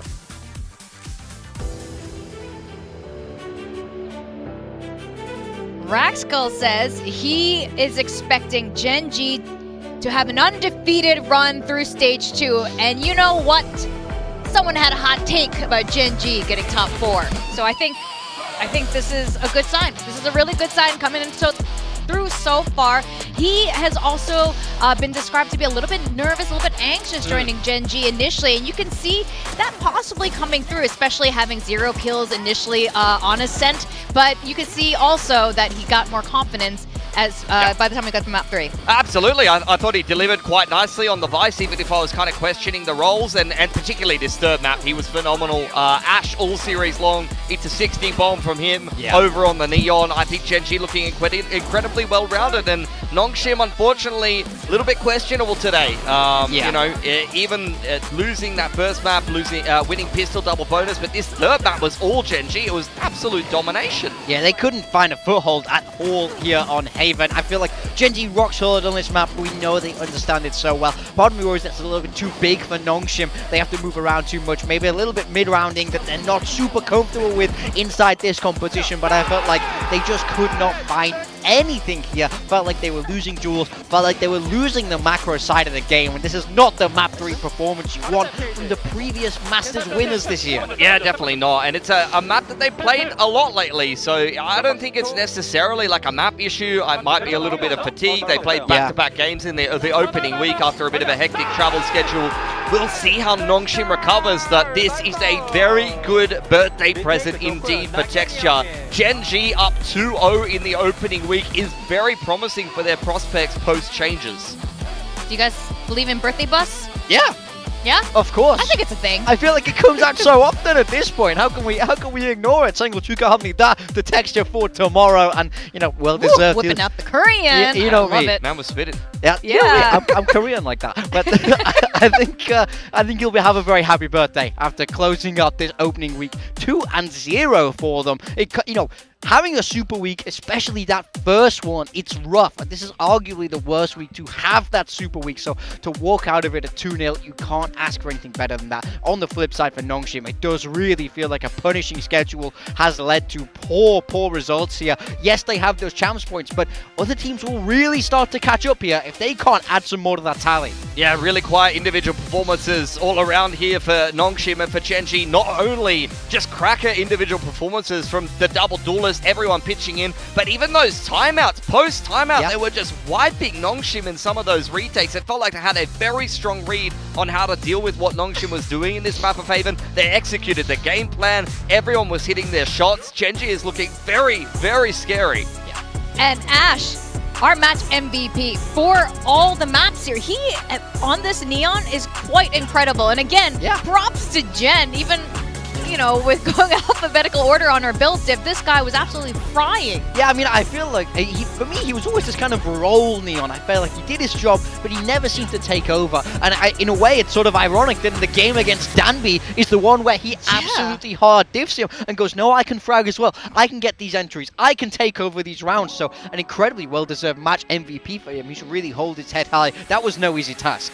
Yeah, very cool. And Gen G also getting their first 2-0 match, not just two matches, but their first 2-0 match in over 300 days. So this is good signs for Gen G.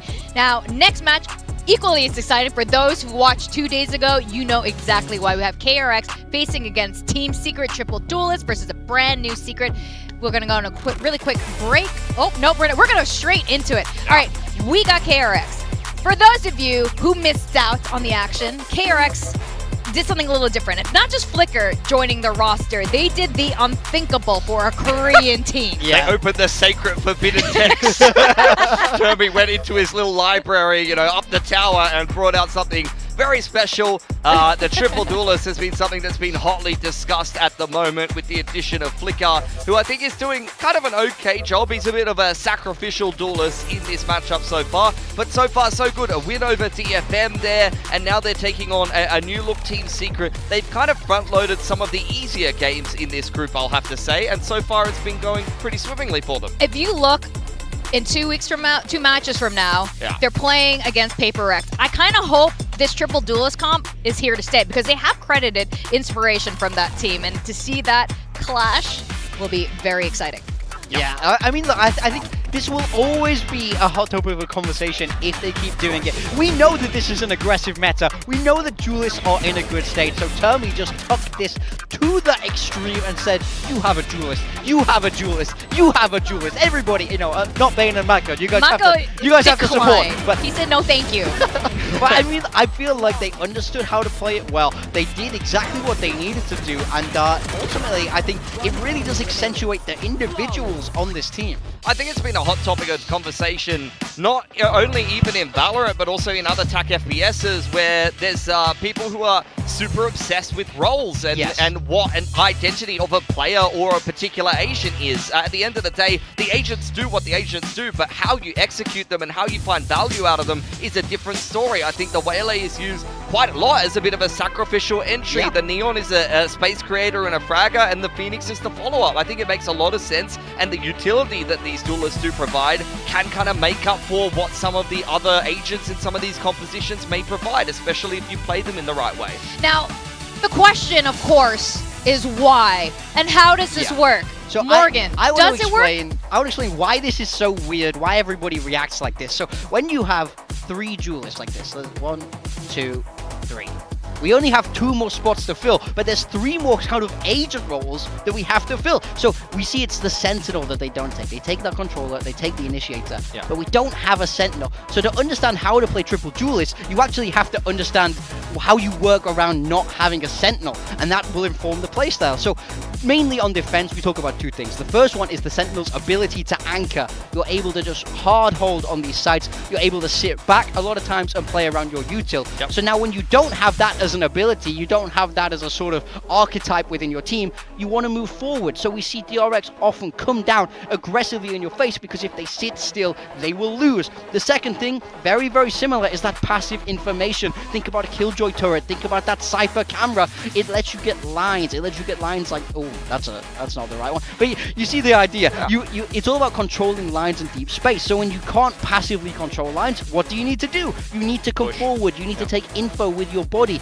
Once again, it just encourages you to be very, very aggressive. Then on the attack, it's borderline the same thing. They're so grouped, they're so aggressive together, you often see these 5-man B main hits. They spam that 4 rounds in a row at the start of their split game, and that's because they have no way to watch the flank. So you have to play faster. You have to get into that post plan in a much quicker way, otherwise you'll start to get punished. And the second thing is that passive pressure, where a Sentinel, we often see Cypher, we might see Viper in that Sentinel role here, the wall, something like this, so that you're able to just wall up, wall down, create pressure towards A. You can't create that passive pressure. So what do you have to do? You have to just ignore the idea of creating pressure. You have to group up and move together. You're pressuring as a heavy group, because if you leave one person on their own to lurk, you're missing out on a huge belt of utility that you need to be able to burst into these sites. So triple duelist is actually based around not having a Sentinel, and that's why they have to be so aggressive. And that's why it's so weird for us, because 2 duelists, you can still have that as a role there, but here they take it to the extreme. Yeah, I mean, I agree with a lot of those points. I think, though, that the thing that kind of I got out of the KRX versus DFM game is that there are ways that those agents can create that kind of pressure, not as good as you would have a Sentinel anchoring a site or the passive pressure of a Viper or something like that, but it's not something that KRX employed yet. I felt that their playstyle was very one-dimensional. It was exec heavy, it was 4-1 on defense, always running it down. I think there's a lot more depth they could get out of this comp in the future. I think you could see lurking duelists. I think you could see things like Omen Smoke to create pressure on A-Ramp, for example, or a Phoenix Wall. Insert one of the duelists, then they wait, then you make space somewhere else and put pressure elsewhere. I think there's ways you can kind of play around with some of those ideas that you see from the meta comps with this comp, but we haven't seen it yet from KRX, so there's more depth to come, I think. That's really interesting, and I hope so, because at the moment, it looks like teams could anti-strat them at present, at what we're seeing right now. This is the easiest anti-strat of all time. Literally. They just hard exec on attack. On defense, they 4-1 and they run at you. You know, so, you know, if they play like that again, Secret knows exactly what they're going to do, but can they stop it? Yeah, that is going to be the question, which we'll dive into a bit later. Now, this leaves Flicker in an interesting position, okay?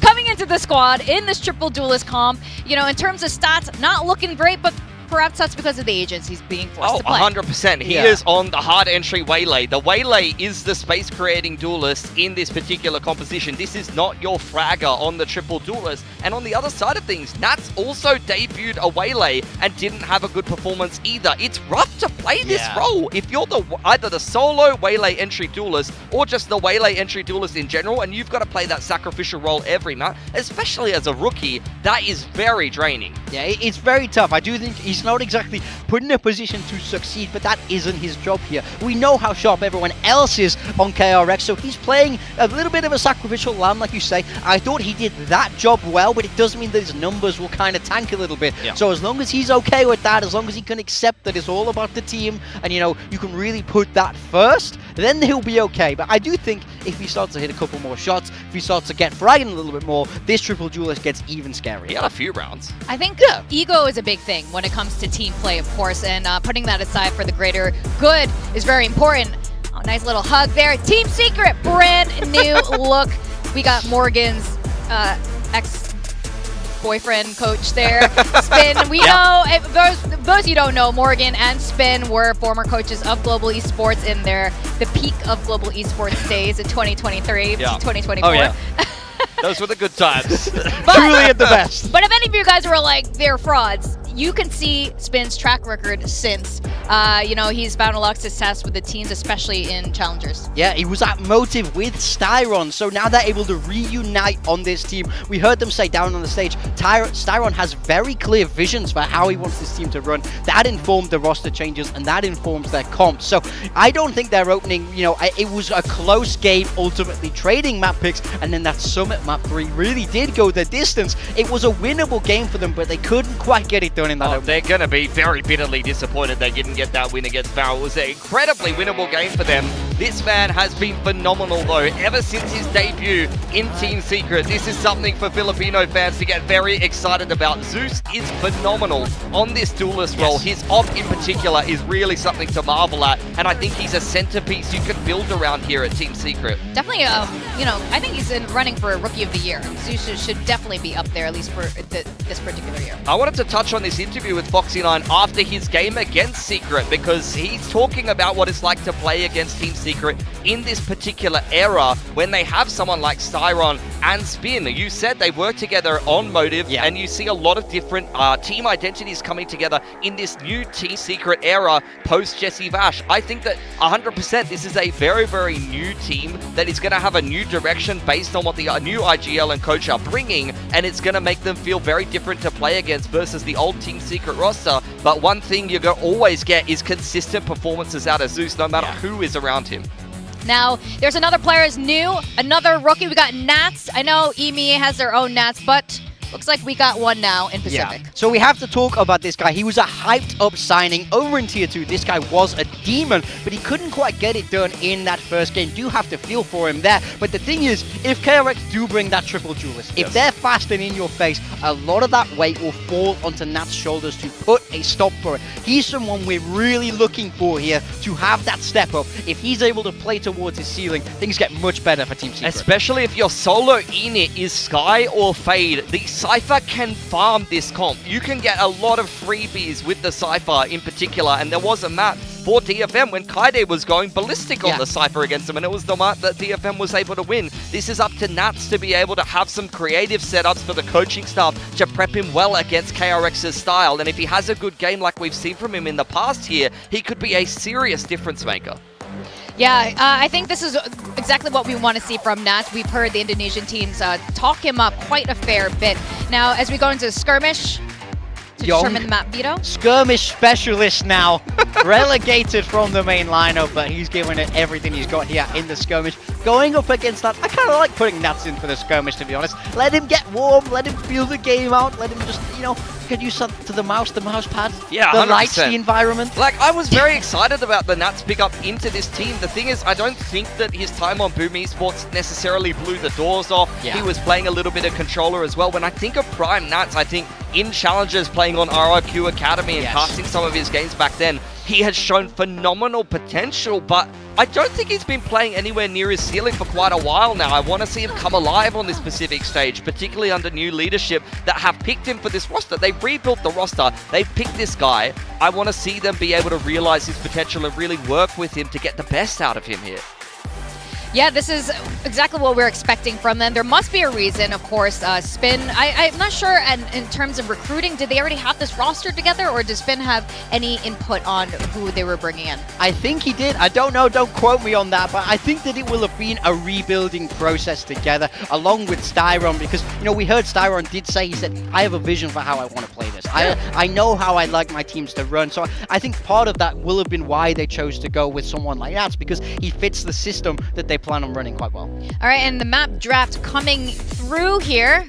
Yep, Split and Lotus out. Sunset again. That was a map there for KRX where they did win. I kind of misquoted myself. They won against TFM on that map. It was a pretty one-sided win for them. Kaide did have a good game on the Cypher though. I remember him dropping like 20, and I just assumed that meant that TFM won. Summit's the interesting one as well. Both of these teams have played Summit already. KRX with the comp they seem to be running on every map, and over on the side of Secret, that was the third map decided they lost in very close fashion against Farrell. So they're going to at least have had some match readiness on that. And then Secret, Haven is the map that they had by far the most depth on. They talked about issues with preparing a new team for the entire map pool and working their way through all of that, but Haven was one where they had a lot of very nice plays prepared and ready. Yeah, I was impressed by their Haven. Certainly looked much stronger than their split that we saw in that series. So very, very good, safe choices, I would say, from both of these teams. Some of that map 3 is a little bit more interesting, but I think we'll have to wait and see if we can get that. And for those of you who are wondering, was that just like a one-off to start stage 2 with a bang?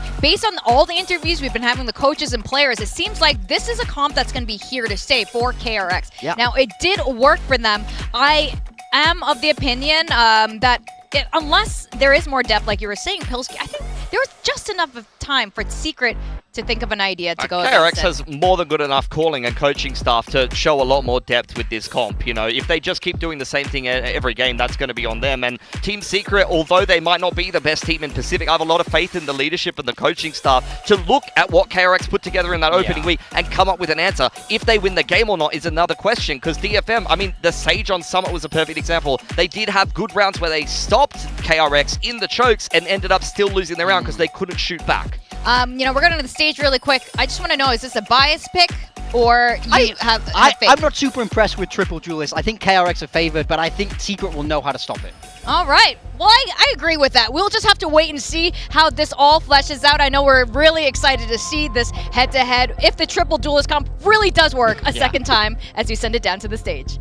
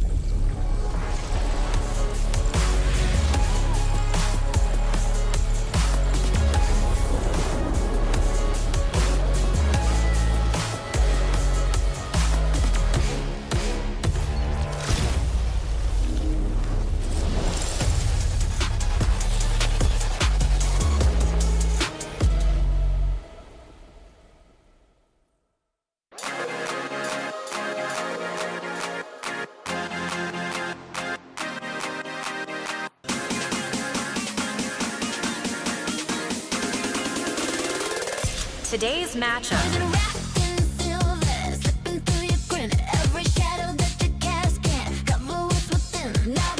Pacific fans, if you did not watch on Thursday, you missed not once, but thrice a triple duelist comp. Now, KRX has credited inspiration from PaperX.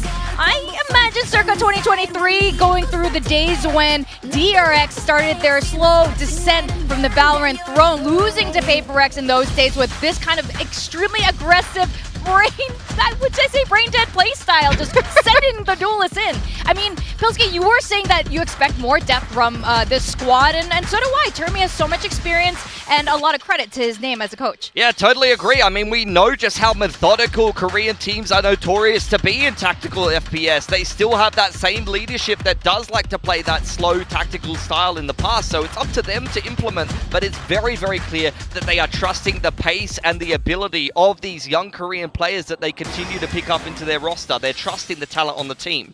And they are facing against Team Secret. We're all very excited for Team Secret when this brand new look. It's been a long time since we've seen such a refreshed roster.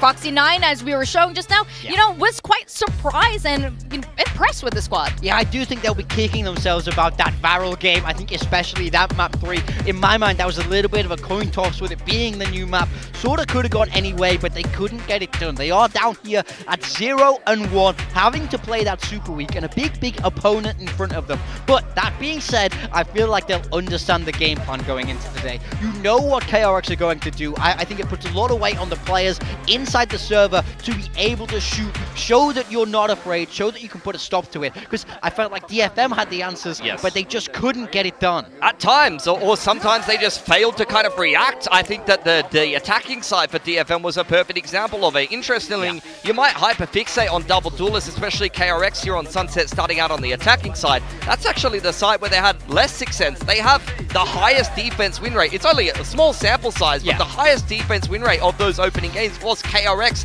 running it down, playing attack on defense, and they had a landslide of rounds on their defense against a DFM who failed to use their breach util or drone properly when they were running their attacking side. So I'm looking at this Team Secret team to, one, show what DFM did very well with the Cypher in some of these site holds or some of the reactive utility, and then on that attacking side, be ready for the aggression. Yes, they don't have the breach, but instead you're looking at things like the paranoia, from the Omen or something like that. If they're going to play the same kind of style they've been playing lately, the double duelist on almost every map, some of that very quick reactive utility to respond to KRX's pressure at the right time, because it's a matter of milliseconds in these fast games. If you make those micro mistakes, you're going to get run over. I think a big thing I'm looking for from Team Secret is understanding correct weapon choices here. You want deep lines with that operator, or bring out the shotguns, get a Juge entrenched in that site. We do have the agent select coming in now for Kiwoom DRX Pilski. Yeah. They're doubling down. Yeah, they're tripling down. They're quadrupling down at this point. We're 4 maps deep of triple duelist here for KRX. For Secret, though, right up to bat, first up, defensive side on Sunset here. Nats on the Cypher. I want to see some really nice Cypher setups. I want to see some site holds here for Kelly S and Zeus. I need these guys to be flooding on into these sites, responding to the pressure well, and then, as I said, on the attacking side, you need to be able to win these brawls. Now, while KRX is going to be adding more pages to the playbook for this triple duelist comp, I do wonder about Team Secret too. While I think there's a lot of talent on this team, they haven't been together for a really long time. This roster was smashed together in like just weeks, and they also have rookies on this team to face against KRX. So the question, of course, is who's going to come out on top as we send it back to Elfish Jordan Mays and Achilleos Telki. Yeah, Achilleos is my first name. Seth is the middle name. That's it, right. King being the family name. There you go. Thank you, Victoria. Absolutely nailing it. I don't know what's going to happen here. I mean, it's a triple duelist. They're going for it yet again, and I think it's going to be another full series of this from KRX. Yeah, look, I definitely have my opinions about the triple duelist. That said, when you have Korean FPS royalty, basically, as the coaching contingent, it's pretty hard to go against Termi, Argency, and Glow. Like, these guys are the GOATs of FPS in Korea and in Asia in some cases as well. You could make the argument, I think. So, look, I'm sure they're cooking. I liked kind of, in a sense, what we got from them in some cases. I think there's definitely some fundamental aspects of that composition that they have to kind of work through and figure out what they want to be doing with it. But, like, maybe it's one of those situations where the longer you do it, the more strategy, the more practice you get with it, the better it gets. Especially considering some of these teams are obviously not going to be very used to playing against that triple duelist setup. The only concern that I have now coming into this is, like what was spoken about on the desk, Team Secret have now had the opportunity to see what happened against DFM. DFM maybe get caught off guard a little bit, right? There's, not necessarily expecting to go and play against a triple duelist setup. But now, Team Secret will come into this game going, yeah, that's a very real possibility that we're going to be playing up against that. So let's be prepared. And in theory, they should now know what they need to do to beat it. Yes. But the thing is, it's not so easy, right? Exactly. It's easy to know what you need to do, but to execute that in the server, especially as a new team, I mean, we'll see. Jury's out. And I think a lot of what you need to do is just be able to shoot back a little bit better, a little bit harder, which can just be difficult. I mean, there is a quality of player here on KRX. It's what they strive for, but obviously the upgrades here for Team Secret have been looking good. And I mean, Zeus has been insane. So he needs to continue on that road. We need to see a little bit more, especially from Nats, as he's going to be the one piloting this Cypher, trying to hold down these sites on Sunset versus this triple duelist. I'm glad they're sticking with it. I just threw my pen because I'm so damn excited. But I was watching this at home. I was losing my mind, and now I get to cast it. So I am so heckin' ready for this. Let's get into it.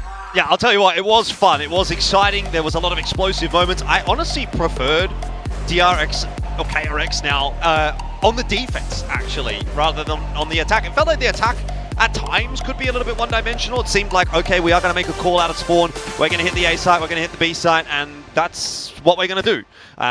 Whereas on the defense, you saw that adaptability. You saw them aggressing kind of nicely around the map. So it's weird to say. I honestly kind of preferred it on the defense from KRX. But we'll see how things go today. And again, it does seem like that's spawn-based calling, right? You've got 4 players, pretty much 5 set up for an A hit here, and we see if they just dump everything on this A hit. Well, Zeus taking that initial contact and will come away with a kill. Flicker going to be struck down, but Fring has the trade, so 1 for 1 thus far. The tip of the spear taken away from Team Secret, and KRX do have 2 more to try to work with. Fring just trying to come back there. baseboard. Mako ends up being whiffy as all hell. KRX going back up. Blazewall going to be situated here by Hyunmin.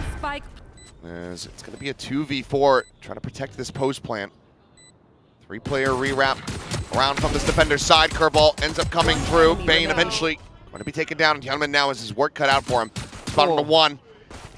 Curveball ends up going in a little bit deeper, turns back over to the side, is wary about that potential approach from Ali, but doesn't have the timing. Nats will claim him, and that's going to be the pistol going over to Team Secret. I think timing is a good word for that round for KRX. It felt like they didn't really have a great handle on how they wanted to make that swing happen initially. Obviously, they get that pick onto Zeus, and then you see sort of one by one, a bit of a swing past the dark cover and into 3 players. You're essentially playing 2 3-on-1s in a row. That's just not going to work. That's the first one from Freeing, and then Marco tries to go and trade it. I'm surprised, honestly, that Marco goes for that. Freeing should have said, there's 3 on the other side of this smoke, and Marco's like, you know what, I'll have a crack.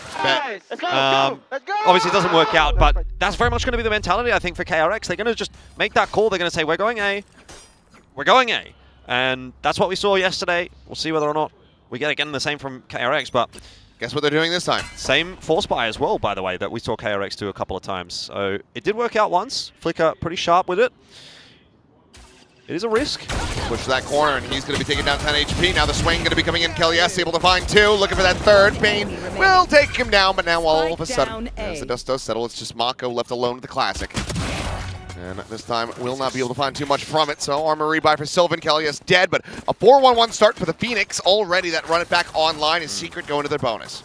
Yeah, this is looking like a comfortable Secret at the moment. But again, KRX, we'll have to see how they go when they do get the guns in hand. No problems there at all for KRX. Again, if you're Team Secret, you're very prepared for that setup. We saw multiple times that same exact buy against DFM.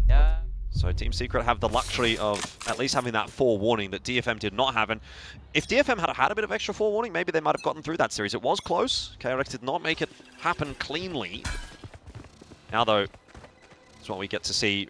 KRX a little bit unleashed with the guns in hand, and now they can give us a bit of an idea as to exactly why they're playing this composition. Bane going very selflessly here, trying to make sure that they have that weapon in hand. Guardian being lost by Flicker earlier on, so we'll be the one with the Sheriff. So that fast entry, KRX trying to get out in front of that one, but snap back towards relative safety. Still alive and in the fight here is Hyunmin, just having to take a pause inside of the smoke, now swinging forward. Swings out, finds a headshot, but can't get the kill. Nat's going to be taking down 10 HP as the flashes continue to fly, and KRX continues to profit. Meanwhile, shots out. Zeus going to hound this down, and Bane cannot align that headshot. Mako now having to try to do it all, but can't make his exit. That's going to be a bonus converted. I like it. I like it a lot from Team Secret, and I think you're going to see a lot of this as well from Team Secret if they're playing around what KRX is going to be throwing at them. You've got a couple of options. Either you're going to try and play aggressively early in the round and try and catch DRX or KRX at their own game, or you're going to play a very reserved style. You're not necessarily going to try and hold on to the sites. You're going to play for those retakes. You're going to let KRX dump all of their util, use all their dashes, get a little bit fancy, you know. I don't know if you've ever seen that gif of the guy that, like, or is it Indiana Jones, where there's in the movie, he's like, he runs out with the massive sword, and he's like doing all the tricks and whatever. Yeah, and he just shoots him. And he just shoots him. Yeah. That's like KRX. They jump into the site, they've got their sword flipping about, they look sick, and then it's like, oh, well, we've got the site, but now we've got nothing to hold it with. And so Team Secret seem to be playing around that quite nicely. Yeah, I mean, it was, well, that's going to be Freeing dead. Filmed that way because Harrison Ford had dysentery at the time, and right now KRX kind of looking like they do as well. Flash is going to be flying out. It is a shooting gallery, and a messy one at that. Over here at A Maven, let's go ahead and take a listen into KRX. So the chaos, never mind, the round is over. Ready. Cancel the comms section. Yep. Don't need it. Beautiful stuff, though, from Team Secret. Obviously, this round a bit easier for them, given they're going up against pistols, so they do try and take that fight to KRX. It does cost them a few guns, but, you know, you'll take a 4-0 lead absolutely here if you're Team Secret. Pretty routine stuff, really. Nice finish there from Zeus as well. You highlighted that he's going to be a key player. I think he's a real talent for the future. He looks phenomenal. Oh, yeah. A good day again today to start things off. And no surprises that we're going to get a timeout here. Is this a no, that's tactical pause? Yeah, I was just thinking maybe that's not the one we want. Not the timeout that we were looking for. But frankly speaking, probably a good time for one for KRX. Things are not really going their way. Obviously, they can't talk here, but get the opportunity to have a bit of a think about things, and it's a well-prepared looking Team Secret. That's what's kind of impressing me the most, and that's, I think, what we had really hoped from this lineup as well. We had high hopes. I don't know about you, at least for me. You know, I saw the changes that they made, and I thought, okay, I know Styron, I know the success that he's had on Motive and some of the previous teams that he's had in SEA. That XLB roster that was playing in SEA Challengers just sort of seemed like it popped up out of nowhere, but was very, very competitive. And that was a team that was dealing with multiple cultures, multiple languages.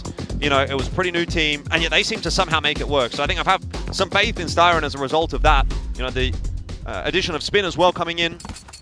Zeus was a late addition in the last split, but we didn't get to see too much from him, but we saw good things. Yep. So I think there's a lot to really love about this Team Secret lineup, and it was a little surprising to me to see them drop to VALORANT earlier on in this week, but I think there's a very good possibility they can recover here, and they do seem like a team that, if they get the chance to prepare, which they have against KRX, they come in with a good game plan. Okay, that's a lot of players around the corner, so a little backpedal going to be coming through. Some just going to be exchanged. As Zeus holding on the corner. A little bit of damage, soften up Flicker on that approach. So re-swinging a little bit more and finds Bane. He's trying to double up, but Frame will be able to set him down. Sylvan not quite able to find the shots to go through. But they do get this back into a 2v2, so this is still good damage for Secret, even if they don't convert this round.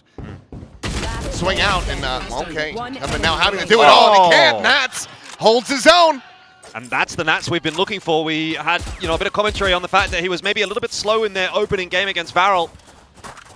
But I've heard both Pilski and I think Quack talking about him based on what they've seen from him in SEA Challenger and some of those Tier 2 tournaments and whatnot, and how impressed they were with what he was able to do there. I haven't personally seen it myself.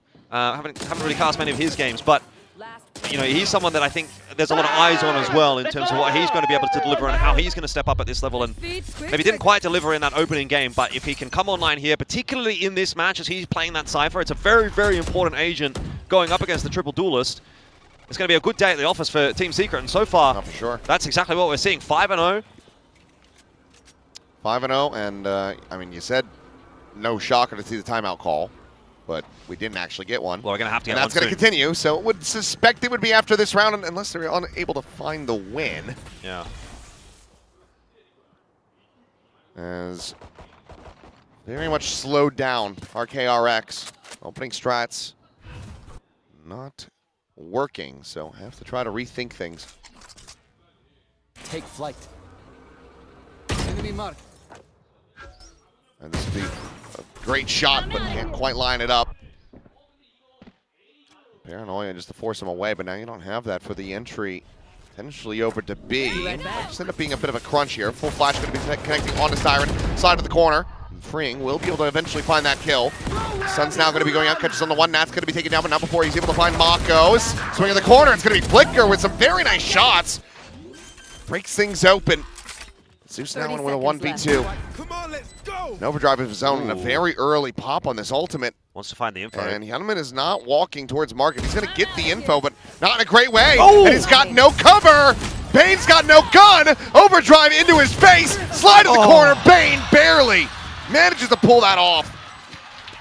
It is a thrifty. It's a weapon grab, but it's damn near everything taken away from KRX. That's such a shame, though, for Zeus. You can really see how confident he is. If you're watching his POV, which we have been throughout this game, a lot of the fights that he's going to take, he is going to re-swing it. There's been 2 rounds in a row where he's been holding the A side. I've seen him take an initial fight, swing it again. He wants to fight. This kid, he is going to hold the W key. And maybe KRX reading into that a little bit. You're expecting that swing. You know it's going to come. The overdrive invested. You think he's going to win that, but that's an important clutch to pick up for KRX. It does get them back in the race, but you've given Team Secret a bit of a handicap here. A 5-1 lead is a really big win for them. Now it's about solidifying this half. I mean, it's 5-1. They only had to commit the overdrive, and it damn near won them the round. They still have basically 4 ults. Nats is 1 away from a neural theft. Right. As KRX, it's just as convergent paths that you would expect would really come into play. Mako, of course, with the From Shadows, could do something maybe a little bit cheeky, but right now, KRX, I mean, their big problem is that all of Team Secret is basically stacked up onto this site, and Zeus has been given free reign. They have all of the information that they could need, outside of what's maybe going on in mid, but that was being watched at the same time. So Convergent Path's going to be sent out. Siren with that ult is immediately able to find Hyunmin. Looks for a little bit more with the final pulse. Nothing to be found there, but Zeus cleans up Mako. Elias just snap back, Flicker now dead, being able to find just the one. But the cleanup is swift, and it feels like the playbook had already run dry in the series versus DFM. Right now, I mean, they are just scrounging for anything that they can get, and this is finally going to be the timeout call. Yeah, I mean, it's beautiful stuff from Team Secret at the moment, isn't it? And for KRX, not really seeing a whole lot change on this attack from what we saw from the game against DFM. First thoughts, Team Secret, again, very well prepared. They seem like they know what they need to do against this composition. You can see again in that round they're playing a bit more reserved. They're kind of letting KRX out onto the site, and then they're saying, okay, you've used a lot of your utility, you've used your flashes, you've used your dashes, whatnot. Now we can come back in with the Hunter's Fury, cause a bit of a ruckus there, and start to filter in, take that backside position, and slowly but surely sort of chip away at these players that don't really have the ability to hold the space quite as much as they would have maybe on some other agents. On the other side of the coin, KRX, it's still very much that we are choosing which side to hit at the start of the round, and we are just going to hit it. There's no nuance to it. There's no flanks, there's no lurks, there's no fakes, there's nothing really. It's like you see one player, you know where the other 5 players are going to be, or where all 5 players are going to be, and Team Secret are very much reading into that. You can see the fast rotates that they've got. They've pretty much got 5 players on the side every time KRX are hitting, and if KRX aren't getting entries, which they're not, they are going to lose those rounds. Yep, it's pretty much just you kill them all or get killed. Not much of an in-between with this kind of composition, so maybe a bit of a brutal awakening as they're going to be looking for yet another detective Thrifty. I mean, 2 rifles, one of them glass cannon, the other just a half armor. Would love to see an outlaw brought in here by Team Secret, but they haven't really needed it, I suppose. Marco exploring mid a little bit in this round, but it's just a pistol kind of half buy around here for KRX. Spotted out the neon there. Meanwhile, Orbs is going to be collected. And yet again, KRX now at risk because it worked in the previous round. Team Secret, it's only going to be a matter of time before they start advancing forward again. Seeing the whole team with that drone, so no surprises as to where KRX are going, and that's going to prompt Team Secret to start to rotate those players back off of A to try and reinforce the mid-hold. Zeus is going to be left to his devices, but this is a big fight to take. There goes one rifle. There goes another player. Flash in the corner. Bane able to find the one, but nothing more. Spike going to be dropped. Hyunmin going to be spotted. Grabs the gun, can't grab the spike. And that will just do it. 4K for Styron. Yeah, like a little bit too easy for Team Secret, no? You've got 4 players in mid. You're going to peek one. Oh, now we're going to flash. Peek another. It's like, watch, I mean, it's just solo fights. 2. Okay, here comes the flash. Next guy peeks, he dies. There's no coordination necessarily in that round. You're kind of just hoping someone's going to win a duel, and granted, you've got some nice aimers, yes, but Team Secret are kind of clapping you at the moment, so I think you're going to have to dig a bit deeper in the strat book here, KRX, if you want to put anything together. This is your map pick. It's down 7-1 right now. The strat book, I think, at this point has been, it's just been burst into flames. It's been lit on fire, smoldering ash. Quick little refract out. We'll get the molly out of him. And that's about the biggest win it feels like KRX has gotten since that Thrifty. That's a bit of pill to swallow, isn't it? Because it's not much of a win. I know exactly. Not anymore, it's not. Where are all the other players? Oh, it might be where the first guy died. Look at this flank that KLS has got. You have 0 map control as KRX. No, you're just all boxed in by a single Phoenix. Granted, he could go down here. Could, and with that curveball, should. About 55 seconds now, so quite a bit of time taken off of the clock. So KRX going to start to think about where they want to end this round. And, well, for a second, we're pivoting in the right direction. Pings are coming down on mid. But they're just going to be collecting right back up to go into B, where the heavier stack is. Trip is going to be there, intercepts. And they're going to have to try to brute force their way through this, because that's the game plan. And that's Nats absolutely dunking on them yet again. Gets himself a third. Tyrant just tucked into the corner, sent to the recon, can just tuck back. Hyunmin surrounded and dead. And again, I mean, they just have full reign. It is, again, Team Secret are just reading the play so well. They know where KRX is going to be. They stack that site. Yeah, Zeus is over towards A, but he's a fast rotate. Hitting your shots as well. Nice 2K from Nats. I mean, everything is going right for Team Secret at the moment. The only thing that goes wrong for them there actually is that Phoenix getting caught in the back line, if you survive there a bit longer, that round is just even more over than what it was. But Team Secret, they never look like they were going to lose this round. They don't look like they're going to lose really any of these rounds for the most part. And even the one round that KRX did win, it kind of looked like Team Secret was going to win that because Zeus, I thought he was going to win the 1v1. But once again, KRX back onto pistols and a stinger.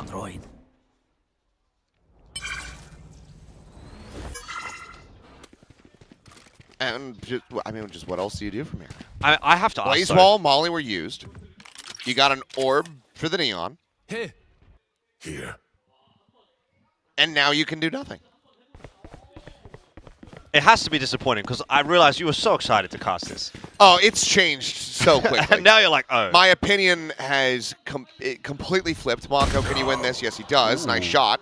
KRX is going to walk back on that line, though. Paranoia. Good. Okay, Marco. Marco is still Marco. Siren, however, tucking away in mid. Now striking. Looking for that second. Still is able to find it. Weapon going to be grabbed here by Flicker, but it's a player advantage for KRX. That's here in the footsteps. Swinging out. Winning the fight. Will lead a bit of damage in replies. The door is going to be shut.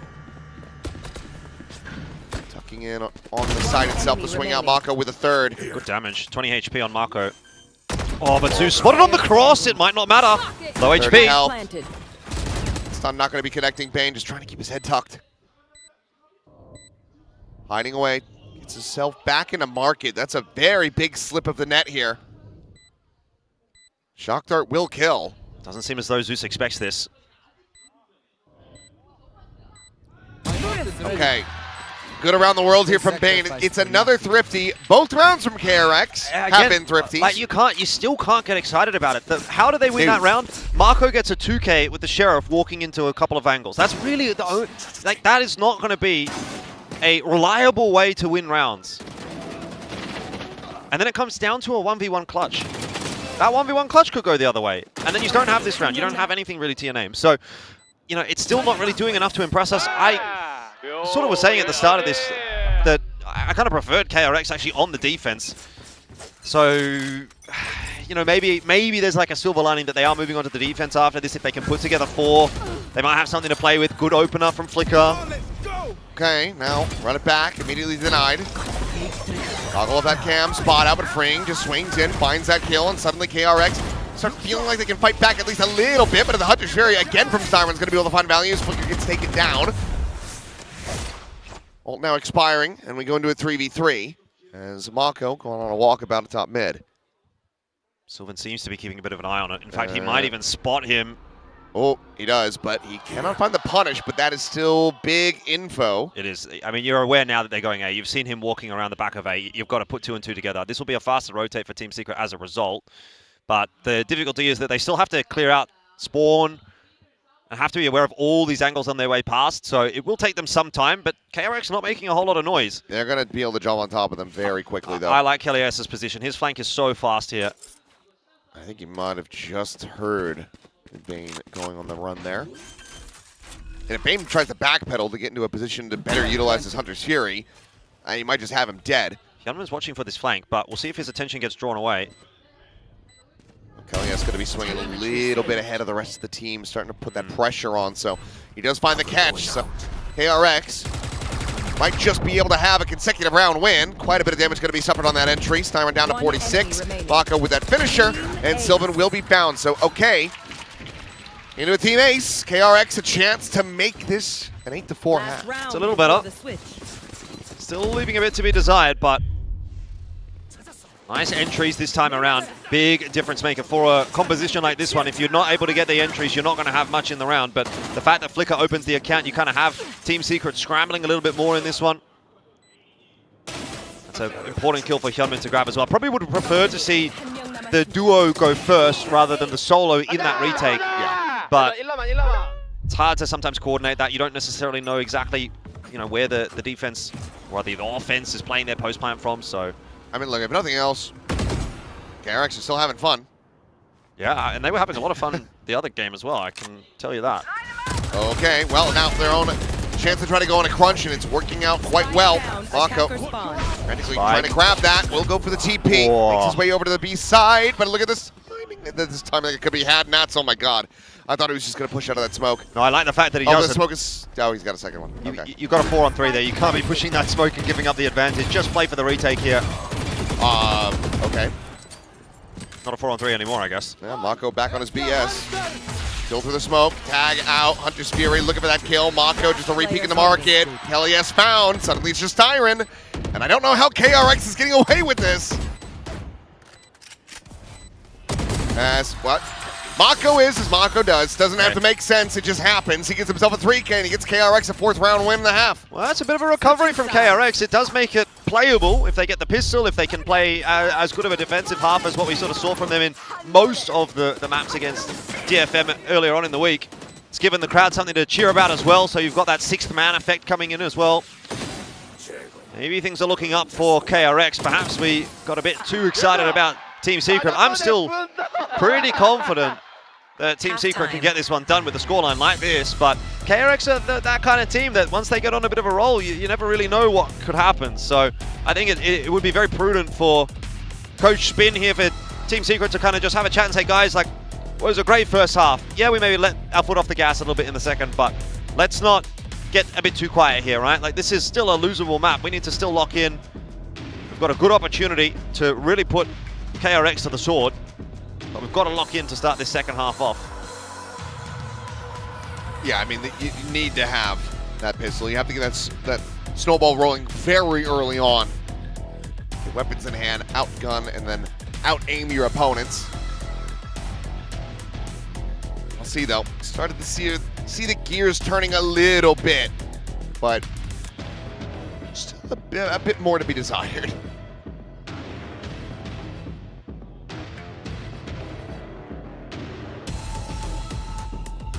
Ready to go back in for this second half. Let's see if this can be quite as concise of a start as it was for Team Secret from the outset now that they're over onto this attack. Aggressive mid hit from KRX to start this round off. And as Team Secret, you've got to be expecting stuff like this. They are going to try to be active on the map on the defense. It sounds weird, but the best defense is a good offense as far as KRX is concerned. Very default setup from Team Secret. They are aware. They are going to just sort of wait and see. Deep walk down into mid, and Nats. Oh, cleaning up both. Coming on the counter spam, will be able to flush out the enemy side for quick pivot back through market, trying to stop this advance into B, but not quite going to be able to do that. Volley thrown out. Zeus looking for a timing. Will get the catch here on to Bane. It's Mako, now elbow going to be spotted. Zeus can't quite clean it up. Mako somehow not going to be taking any damage until, well, KLES finds it with a headshot, and it's another pistol, both now here on Sunset in the hands of Team Secret. Again, good read from Team Secret. They're not trying to go anywhere too quickly. Nats is just giving a bit of a cursory glance into second mid there, but nice 2K from him. That's definitely a positive. Even if he gets a 1-for-1 there, that's kind of fine. You're still getting the info that there's a bit of a push into mid from KRX, and immediately you see what movement is made by the rest of Team Secret. As soon as he spots those players, they're starting to make their way in towards that B site, and they get there well and truly in front of KRX. So, again, the mentality of, if we spot one, we probably spot at least 4, maybe even 5 on this defense from KRX. Team Secret playing around that really well. It's like finding an ant in your house. You know that it's not alone. Yeah. It's going to be an entire colony. Tell me about it. That's good. I mean, if Nats, even if he only maybe gets the 1 kill and gets the trade, that pistol absolutely could go the way of KRX. So it's big impact from him. If you're going to take the name Nats, you got to be able to at least have a very strong imitation. So far, so good. There is a cam in middle. So a bit aware that Team Secret that there's a push into mid from KRX. It is going to be a push over to A. Now, Nats thinks he's got a lot of space here. He actually doesn't. He does not. Bane able to find the 1. Team Secret still the check over on this side, but I mean, a reconsideration for a brief little moment. They pump the brakes. They second guess whether or not they want to go to A. But so far, they've only seen the Selva. Dart doesn't see anybody. Oh, that's huge. Oh, boy. The Dart saw nothing. Well, KRX thinking a little bit too much about this one. They rotate out. No way. And they're going to be out of audio range, so they're going to get the bad news here in a moment. There's no exec onto the B site. 20 seconds remaining. The plant now coming through. Well, and they realize, well, we rotated off at the worst possible time. Still has to be converted here by Team Secret. Zeus on the push right now with KRX. Want to take an early fight. That's really nice. Bring it back to 4-on-4 straight away. Check over to the side. Kill now found. And this is just going to be square peg round hole attempt here for the side of KRX. But they don't get very far. It's decent damage in the end. But Vandal and a Bulldog to be carried over. But Team Secret are now up by 6 in double digits. I don't think you can get very excited about decent damage if you're KRX right now and you're down 10-4. You know, it's not about the damage anymore. Yes, it's nice. It is good damage. But you've got bigger problems than the economy right now. You actually have to start winning some rounds. And again, Team Secret, just such good awareness. They swing that together. Massive crossfire. Impossible for them basically to lose that round at that point, and we are going to get another timeout. This one, again, of course, from KRX. So, Termi and Argency there. The brains trust. Trying to figure it out. Yeah, I'm not sure how much there is to figure out. I mean, realistically, I think one of your best strategies that you could have had, given how they started off, was just to hope that Team Secret would be just get tired of killing you so many times. Yeah, I don't know. I mean, they would just quit. You look at it on paper and you think as well for KRX, this is theoretically supposed to be one of the easier matches that they would have, given that Team Secret are still going through a rebuild. So outside of maybe DFM in this group, play against Team Secret. The other teams are PaperX, T1, and Varel, of course. But, you know, you've still got a massive uphill battle this season. And if it's not, you know, it just worked against DFM. If it's not working against Team Secret, is it going to work against T1 and PaperX? I think we can all say no. Again, they're going to persist with it, obviously. You know, and I appreciate they're trying something different. I do appreciate that. I think it's cool. I think it's fun. But at some point, you have to say, okay, is this our best chance of winning? Enemy mark.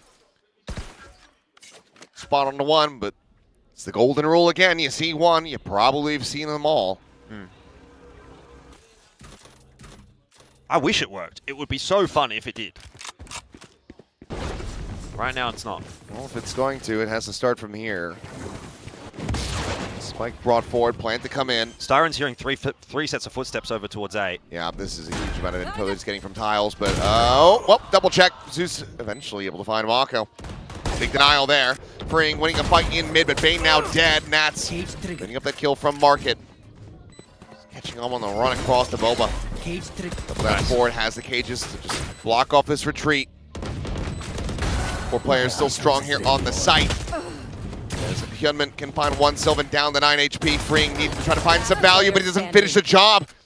Doesn't clean up that kill. And now it's just Hyunmin with nothing more to do but die. KRX closes it out. It's another bonus converted. And I just go to Haven. we don't have to play these last 2 rounds. Will it be any better on Haven? I mean, that's questionable, I suppose, given it's Team Secret's map pick. And it hasn't mattered too much overall so far. A lot of teams able to close out their opponent's maps picks, losing their own. But given what we're seeing at the moment, I think Secret will be fine. Right here. Yeah, I would say so. Everything working as it should. 11-4. Another investment coming through from KRX. Mako this time going to be entrusted with the hero rifle. It's been kind of tossed around. It was Freeing and Flicker, I think, earlier. Oh no, it was Flicker and then Hyunmin, actually. Now it's Mako's turn. So everyone gets to have a go.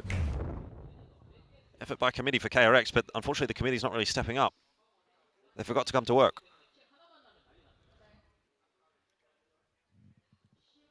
Yeah.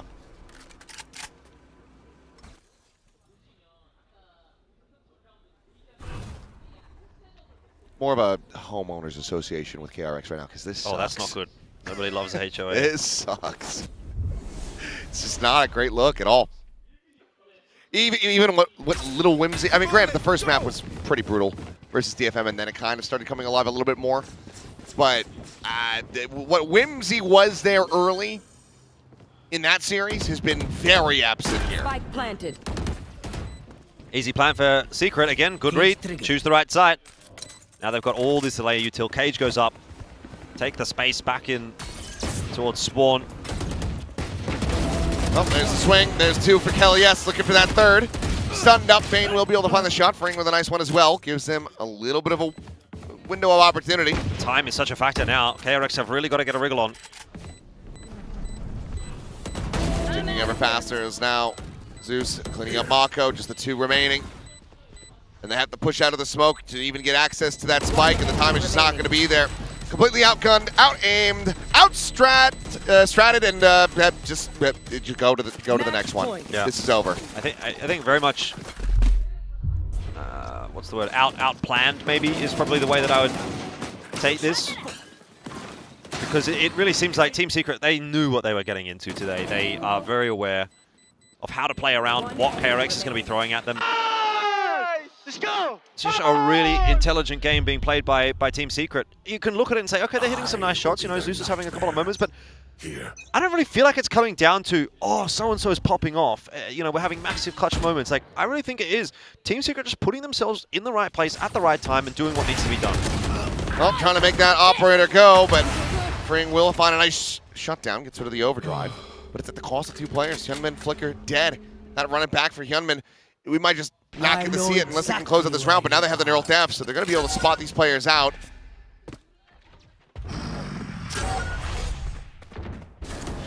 Mako going to be backpedaling away.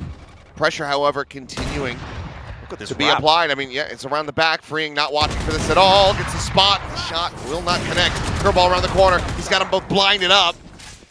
Flicker trying to escape, but nowhere to go. They're just completely surrounded. Mako will die. 13-4. Moving on. Well, what is there to say about that? I really don't think there's a whole lot that we haven't said already.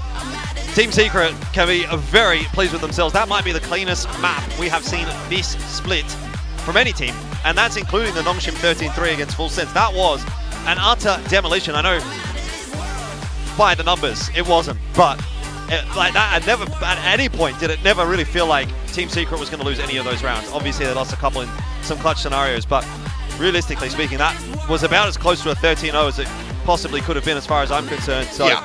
Beautiful stuff from Team Secret. I have a lot to praise for them, what they brought to the table today here on Summit, and the fact that they're able to do that on their opponent's map pick, I think it really goes to show they've planned well for this game. Now, you still have to back it up, right? KRX will be a team that will come back into map 2. They'll be fired up, obviously, off of that loss, but if Team Secret can do what they did here, it is going to be a clean 2-0 today. Yeah, I mean, I don't know. Maybe that's even too much credit that we're giving at the moment. I mean, this it looked like it had maybe some legs, something to stand on in the series versus DFM, but right now this has fallen so very flat for KRX. And frankly, I think if you're going to continue to try to run this, we need to see the improvement. We need to see the rebound. We need to see the players just, you know, hitting the shots that they're normally capable of hitting, but also some level of strategic depth. This was a shallow pool that KRX was diving straight into, and they just snapped their necks at the bottom. This was brutal, and this was borderline unacceptable in my book. We need to see something more in that second map. Otherwise, we might as well have just gone home. Anyway, let's pass things back over to the analyst desk and get their assessment on this sunset. Well, it looks like Team Secret knows KRX's not so deep secret, frankly speaking. We're hoping for a bit more from KRX because, you know, it's flashy, it's fun the other day when they first showed it, but they showed a little bit too much. If there isn't more, I thought Seth liked this team. Like that was some dad behavior. That was a scolding review of their game. I think Seth is a little embarrassed right now.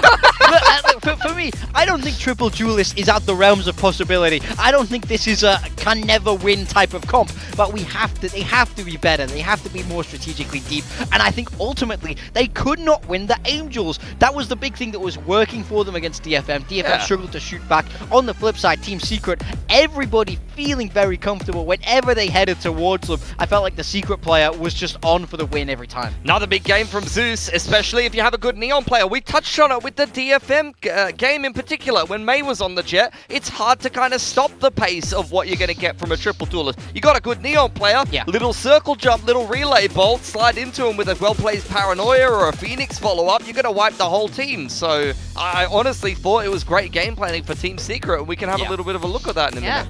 Yeah, definitely. I mean, we have Zeus and just previously Ash now contending for Best Neon in Pacific. It's not just Danby anymore. Now, I know you guys want to know, how do we dismantle a triple duelist comp? Let's learn from Team Secret. I mean, you see the trap plays are one thing. You see the setup with both the Phoenix and the Paranoia off the back of the Neon contact here. They have the full trap. It's a classic one, really. You see, there you go. Zeus makes contact. Relay bolt, Paranoia. Curveball comes in from the Phoenix. And you saw this multiple times in the mains there for Team Secret. You were able to shut down a KRX that was getting away with just 5-man walking up the mains against DFM. Here's another one of those traps on this particular round. It worked for them multiple times to start off this half. Yeah, I mean, it's so powerful because the triple duelist needs to get close to you before it can burst, so you trap them as they try to do that. And ultimately, KRX struggled to find an answer to this style of play when Team Secret were able to fight forward into the mains. Now, the next thing that I think we really want to touch on is what happens when the round starts to break down. Just look at Zeus here. He moves down. He moves for this flank so quickly because Team Secret have no sentinel to stop it. Yeah, absolutely. And you see on the side of KRX, they're executing into this site, but they use everything just to get the spike down. And in the post plant, look at all of the utility that Team Secret has left over on the left side of the screen. Not the greatest circle, I'll admit, but Relay Bolt, Paranoia, you've got curveballs on Kelly S, and on the side of KRX, they have absolutely nothing to hold the post plant here, unfortunately. And as a result, they get blinded, and you get good spacing in for Team Secret, and they completely wipe KRX. And that's exactly it. Look, Zeus comes in right at the end. That flank that I just spoke about hits. KRX are so not ready for this. Dismantled. Team Secret get the bonus round win, get that momentum rolling. Yeah, big flank from Zeus there with the A info line. And on the other side of things, if you get the info line on B with the Cypher Cam, for example, you can also just rotate so quickly and respond to the pressure. You're going to see all of these players drone for info in middle, and you get Zeus, spots this info line, immediate relay bolt, does a really good job staying alive, and look at the instant rotation there for Team Secret. It's very clear what the game plan is. They know exactly when KRX is going to 5-man somewhere. If they're into the site in time, they can defend it well, and this is where you have to have a little bit of a criticism of KRX. I was saying, where's the depth? Where are the fakes that they're meant to be running? You can't just continue 5-manning like you did against DFM without getting punished. Even a team that is not successful in Pacific, like Team Secret, has good enough leadership, has good enough players to punish you for this simplistic playstyle. I mean, it's a coach's dream. You come in with one-dimensional ideas when you've already, like, your opponents have already seen this. You don't change anything, and it's so flat. Team Secret just knew everything they were going to do. They had every single answer. I mean, KRX have to be better.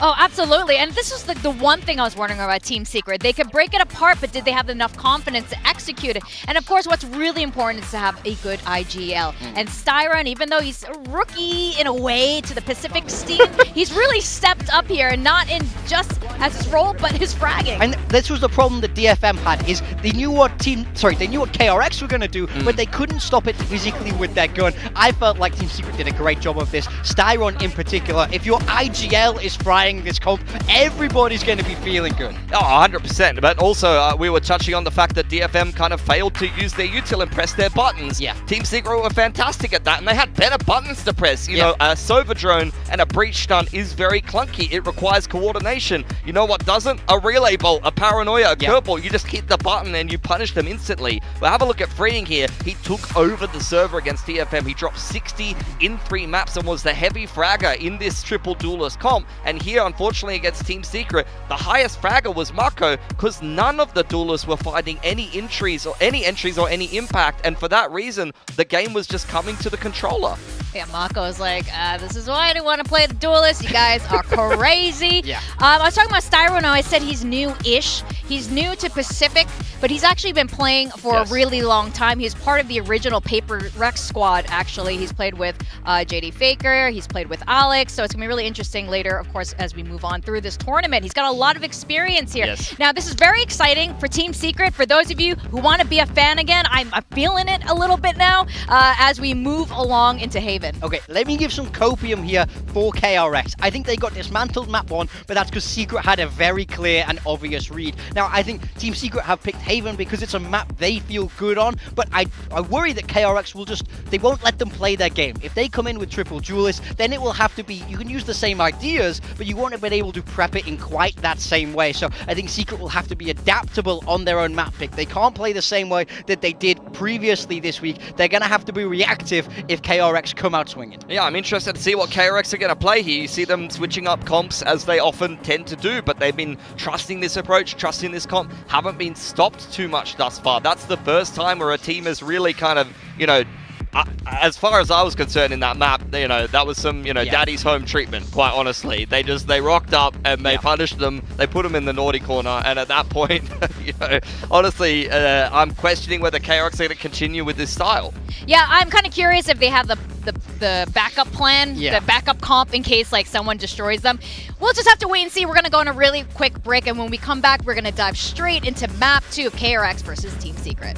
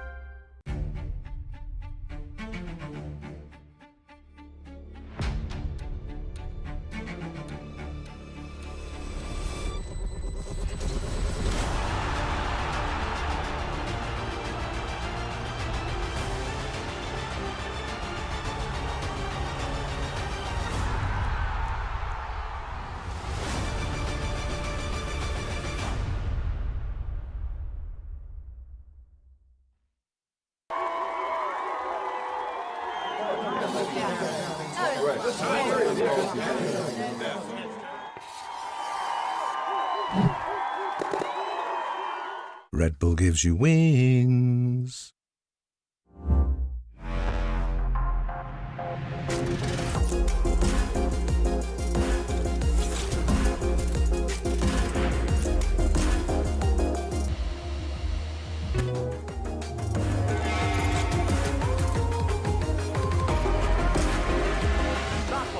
Push, push, push.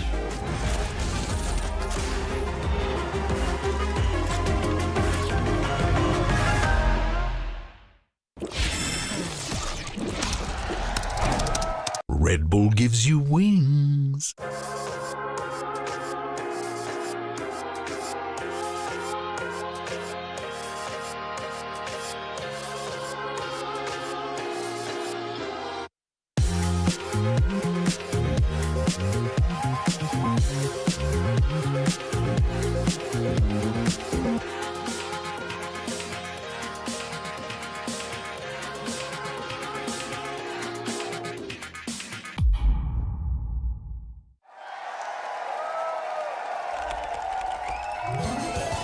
Red Bull gives you wings.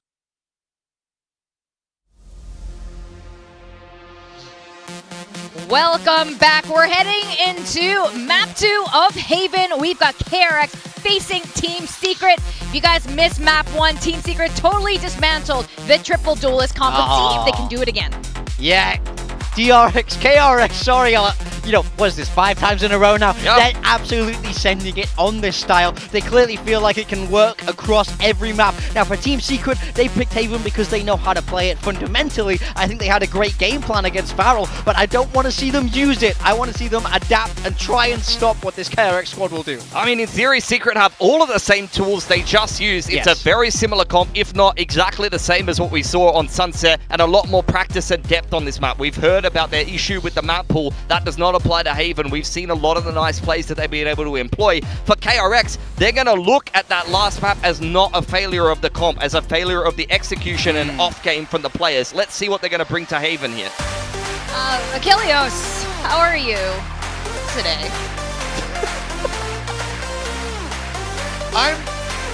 Does anyone have any spare serotonin? I need the happy brain juice right now, because that last map was depressing. It was unfulfilling, disappointing. Good on Team Secret. But good God, I need to see something different, because if that is going to happen again, I might as well have just gone to karaoke by myself. That would have been a better use of my voice. Tell us how you really feel. Like, that's grim. Solo karaoke? I could see you doing that, by the way. It's not a good. That should be showers and car time. Yeah, true. That's it. Well, I think Pilsky put it right. KRX are going to see this less as a failure of the composition and more of a failure of the execution. So they're going to give it another crack. See if they can make it work. Heavy stack on the A side of the map. See what happens. As soon as that info is given over to Nats, he might spot 1 or 2 players. And if Team Secret just accelerate over towards B, over towards C, then it's going to be much the same as what we saw on map 1. Now, it is at the cost of Nats' life, but again, you are giving up that side control very easily. Going out. Fan out here from Team Secret. A reconsideration. I mean, they're reading that this side of the map has been evacuated, and now it's going to be spotted. Like, they just know. This is not the first time that we've seen this. Team Secret, it looked like they were going to walk into a setup, or it seemed like KRX was going to find them, and then Team Secret just run rings around KRX. Same exact situation. Okay, but another kill back. KLES, however, very snappy on that. Yeah, nice 2-tap. Sets up a molly. He's going to try to run down here, but Styron there to back him up. Keeps him protected. Does fall down low on HP. 15 remaining. As Sylvan at the ready. As soon as that tap comes through, Sylvan's going to toss it. Swing will come through. Got the flash at the ready for KLES as well. Stealing sight. Just sending on a timing now. Tap not yet coming in, but time again. Similarly starting to get away from them. Oh. A little bit off on that. Yunman does manage to get off the defuse, but can't do anything more. Sylvan will be able to collect those final 2 kills, and Team Secret get themselves a 3rd pistol win. Yeah, it's another brilliant read from Team Secret. I think we can, again, really have faith in what they're bringing to the table today. Continue to impress, and with every round, it feels like this is less of a fluke and more of a, hey, they are actually just this good. Which is what you want to be seeing. Now the calling has been looking very, very clean so far for Secret. Another pistol. Looks like KRX this time. Not going to be going for the Guardian. There's a ton of firepower on the far side, so chance of getting any kind of thrifty to stick is looking unlikely.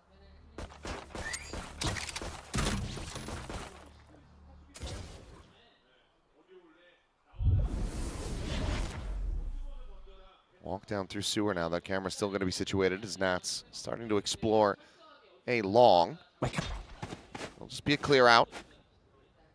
Quick little exit, but are they ready for them to be walked forward like this? Oh, no way. Can they find a timing? Frings out looking back. Oh, they've just missed each other. They're just walking shoulder to shoulder. Turn around! Oh my God. That's now striking. Fring's going to be wondering, how in the hell did he get there? But I think Nats might still potentially get caught in the back here by Fring, but it's just a question of whether or not Nats gets more out of this position. He could well do. Oh, Flicker trying to take a fight. Fring eventually will be able to find him. That's crazy. I think they made a song about that. It was called Turn Around. Yeah. Something.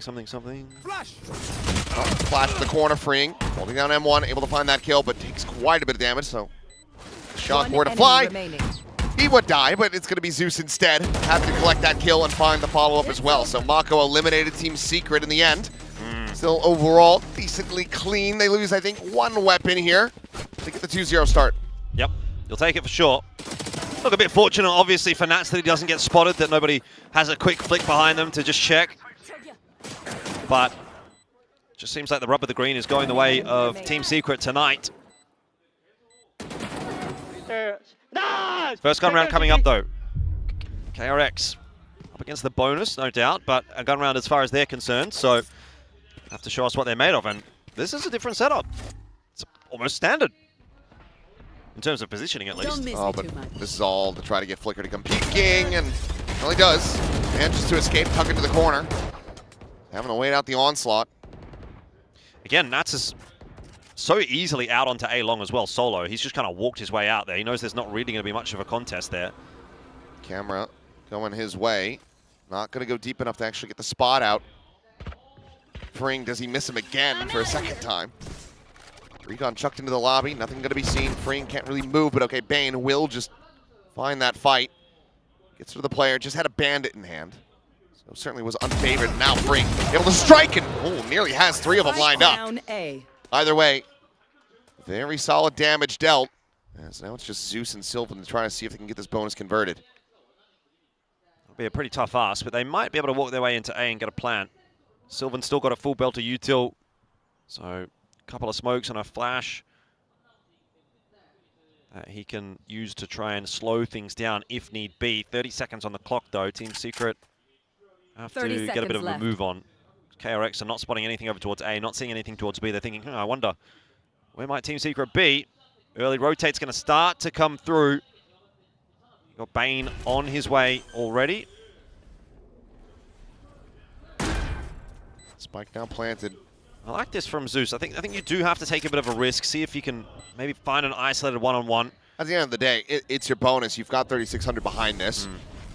Plus what you would get from the loss. So if you're able to go out there, find a pick, much like the one that he nearly will find. And yep, okay, he's out. Oh, he slides back as well. Hold on, this might be doable. Suddenly it is. The paranoia does not connect. Sylvan just doubling up on the angle. Last player standing. Oh, Sylvan finding a third. And now suddenly it's all on Bane. Finds the first. Paranoia at the ready. Sent flying. Tuck back around the corner. Bane! Ooh, barely wins it. It's going to be close. He's holding his mouth on this one. And he's not going to have it. Oh, no. 0.16 away. The bonus gets converted. What a round from Sylvan. 6-1-2. It just goes from bad to worse, doesn't it? KRX, you think finally, okay, they're going to get underway, and then Zeus, nice pick from him. Sylvan doubles up. Beautiful stuff. 5v2 at its peak. 5v3 at its peak? No, but yeah, 5v2. Yeah, I mean, look, if that's not a nail in the coffin for KRX, it's certainly going to get close to it. The mental is going to be at an all-time low right now. KRX need to find a way to recover, and they want a couple of thrifties of their own in that previous map. They might need another one here. Swing out going to be coming in, but Team Secret again with the upper hand as Zeus finds another. Bane can only peel back 1 kill. Kellyes will fall. I imagine that Team Secret feeling like they're on Cloud9. Let's listen in. I have drone, okay? Yeah. 56 Can on you go Sova, Aerong? okay? Can you go Aerong? So can you? I'm holding first. Let's just keep waiting. Wait, I'm gonna check timing first. We have 1 minute, boys. We can play time. Okay, shot, okay? Let me contact first. Ready, guys? Trying.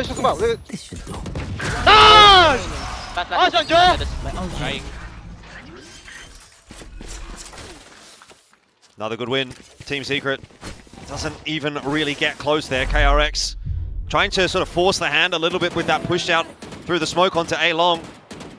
But that's a pretty low percentage play. I mean, even if you're going to layer the curveball through, you're going to have players that are going to be watching that. You probably got a guy playing anti-flash.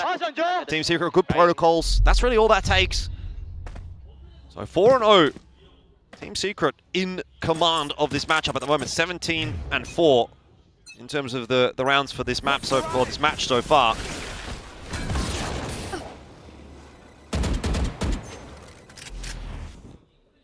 Operator getting walked down C long. Styron deep enough angle that he's going to be safe from that peak. As a drone will be able to say hello to Nats. Spotted on the one, but I mean, this is Flicker being left on an island. There's nothing here to assist him. You're not running that Sentinel, so you don't have anything to keep behind him, to keep him protected from a potential push garage. Surely you're not pushing Solo with the spike any further than this. I mean, now you just have to try to push, get this kill. And he's just going to be too late rather for it. Now as he double dashes in again, you're missing that util. You do not have the tools available to have him play alone on an island like this. Yeah, that space just being taken for free by Team Secret time and time and time again. Plant goes down. KRX have not even rotated off A. It's like they've given up in this round. It's because they should save. That's got to be a bitter pill to swallow. You get one kill. I don't think it's enough to really try to make a go of this, but they're going to. Hunter's Fury. A desperate bid. Bane trying to find what he can, but Mako can't hold down Garage. Freeing will find Zeus, slide in, but Sylvan has him dispatched, and Bane should just be running for the hills. Yeah, I hate to be negative, but this is feeling extremely over. There's no positives to be found. It's just, you know, like, where's the positives to take for KRX? Exactly as you're saying. Marco's 0-5. Flicker's 1-5. Gunman's 2-5. Nothing You're down 0-5. You want to be serious? You've got it. You're barely even getting kills.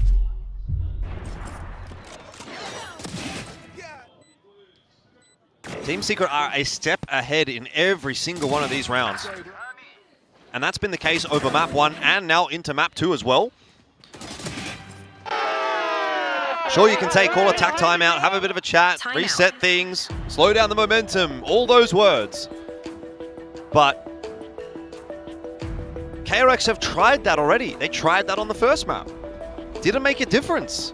Team Secret have the answers time and time and time again. They are so well prepared for this matchup. The support of the fans can only go so far. And they are quiet. You remember those 4 rounds that KRX won in the first map, and it was starting to get a bit louder. People were getting excited. Barely. And they have been silenced once again. I mean, it's just, yeah, there's not too much to really glean from this. And again, you know, it's not to take anything away from Team Secret. They've been well prepared. The players are shooting, you know, Zeus as expected, but we're seeing the level up and the expected performances from players like Nats, who had a little bit of a softer start.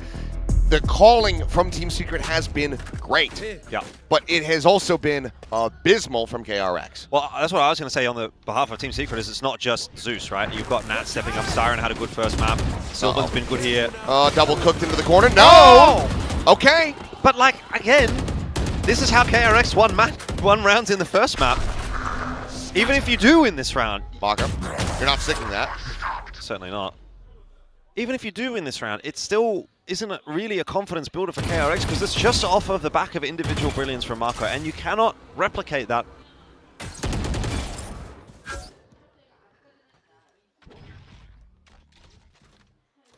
You might not win it, though. We'll see what happens. Team Secret have a way of digging themselves out of trouble, and they've got the shooting gallery prepared, but they walk into shooting gallery of their own. Styron able to find 2. Nats, 2 of his own. There's the neural depth. There's the reveal. Bane's position noted here on B. Has the spike, has options. 45 seconds, can go anywhere he wants. And he knows that Bane has not gotten a gun. He's just basically chasing him behind him. I must wait a moment. Just pumping the brakes. Bane thinking that maybe this has been a rewrap and an exit over towards A. 30 seconds left. Be a free plant for Nats. He might still want to clear the site. Maybe clear back site. He feels probably pretty safe at this point. So he's going to get that plant and through. He's going to have this trip. Oh, that's beautiful. Spike planted. Just to make matters worse for Bane. I mean, Nats is basically just running out. Revealing area. Recon. The window silicon going to be grabbed, and okay, Bane this time will be able to get the defuse off. So KRX, they're going to find themselves another thrifty, but you can see Nats is so nonplussed by this. Yeah, it's whatever. You know, they'll be saying, hey, we lost a couple of those rounds in the first map. We still won 13-4. It's no big deal. They can't beat us in a gun round. They can't beat us consistently. We are the better team here. But you never know. That might be the catalyst for something being put together here by KRX. That's a beautiful double from Marco. But how reliably can you say he's going to be able to do that every round? Because that seems to be what it takes to win a round right now for KRX. Crowd's back alive a little bit though. As much as they can be. Yeah. Okay, can they win this one? Flicker up in hand, and will be able to connect this time. Kill is going to be found. Zeus shut down. Overdrive gone. Hunter's Fury out. And Mako up over the top of B is able to find Nats. So, okay, a bit of a foothold here for KRX to try to play with. Yeah, bit of a missed round from Team Secret, trying to get a bit more aggressive. They have some space, though. KRX has done a really good job of working up through Garage, and he might just catch Mako here for free. Joke's over. You're dead. And just as much as Bane trying to intercept, but Styron just winning that out. Now suddenly it's a 3v3. 2v3. Oh, well, Hyunmin does get Sylvan before he loses out on the ult. Convergent path's going to be sent, freeing. He's not checking back. No, he does. Finds it. They know exactly where Siren is, and he will get overwhelmed. So, a second round in a row. It was definitely recoverable for a moment there for Team Secret. I thought they might actually pull that one back. And again, that would have been a disaster for KRX, but they are mounting somewhat of a recovery. 2-5 though, there is still a lot of work to do in this first half. Off the back of a nice push through there from Flicker, I don't imagine that's going to be happening every round. Zeus is not going to make that play every time, right? You haven't really even seen that be part of the furniture necessarily for Team Secret for the most part. He, I guess, has made a play. He's made a call himself. He said, I want to try something. We know we've got the Hunter's Fury as well there to kind of disrupt that long hold. You're not going to get an easy pick like that against Team Secret every single round. They have been a little bit more slow, a little bit more methodical. Going for just to clear the camp. Thought maybe we'd see the wallbang attempt, but instead it's Hyunmin punching out into the open. Now Shorty out, and that just makes it look so damn casual. So easy. There was one kill elsewhere that did go the way of KRX. Zeus dropping, but just Mako, yeah, top B, able to find him in window. Cover going out. Now going to be under pressure. This flank coming in. Bane finding the timing. Does get that elimination. It's a 3v3 yet again. That old rip from Sylvan has given KRX a bit of pause for thought. They were very much on the rotate over to C, but now they're thinking, what if he has A control? They are going to be able to quick clear this. This does leave Mako all alone for quite some time, and he's currently trying to skirt forward, gets in front of sight. There's Kelly S. Spot out. Mako now going to be at risk as the counter swing. Not even going to be necessary, but Styron would have had him dead even if the Phoenix went down. Yeah, he was in real trouble there, one way or the other. Now you can plant.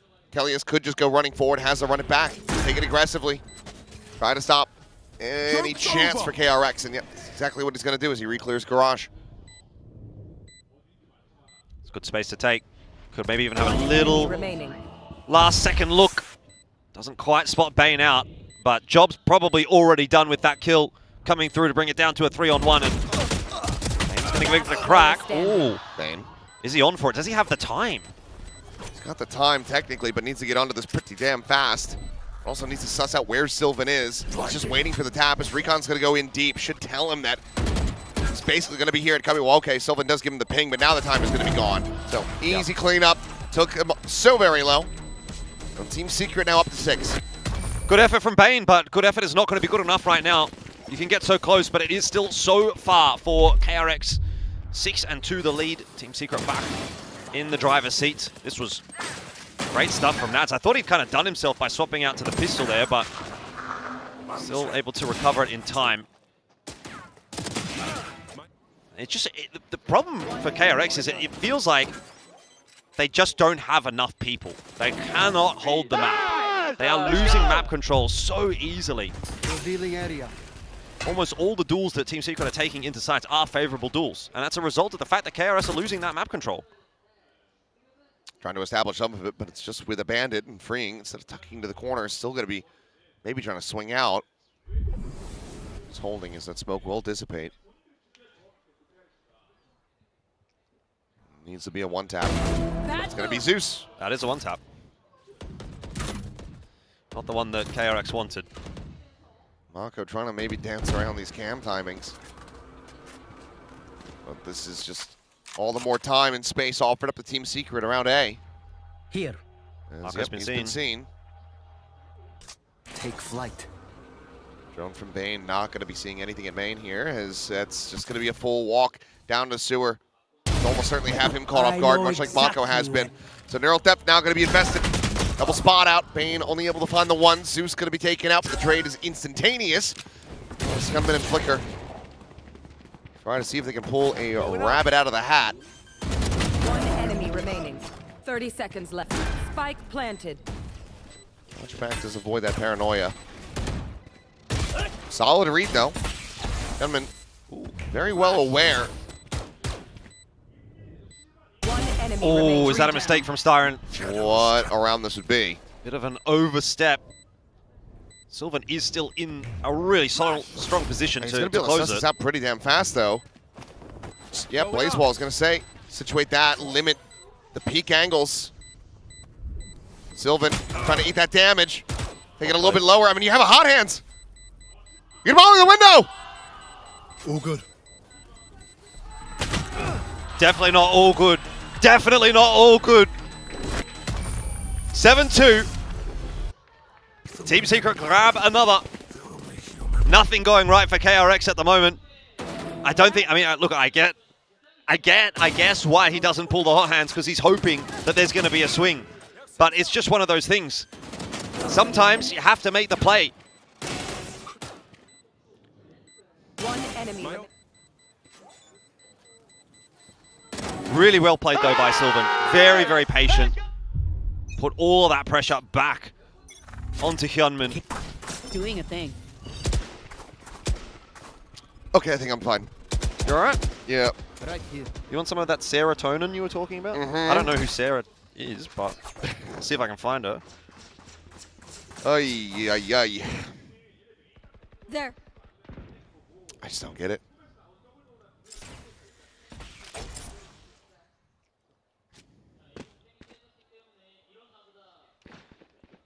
Another more aggressive hold on long here from KRX. Flicker's pushed his way up. He's actually on a nice line with that op, so that's a bit of early information for KRX that is actually going to allow them to rotate the extra players over towards B. They've still left C undefended. That's where Team Secret are looking to exploit. Another walk into C. It'll be another post plant that KRX have to deal with. Okay, freeing. Catching Nats. Intercepts the flank, finds Zeus as well.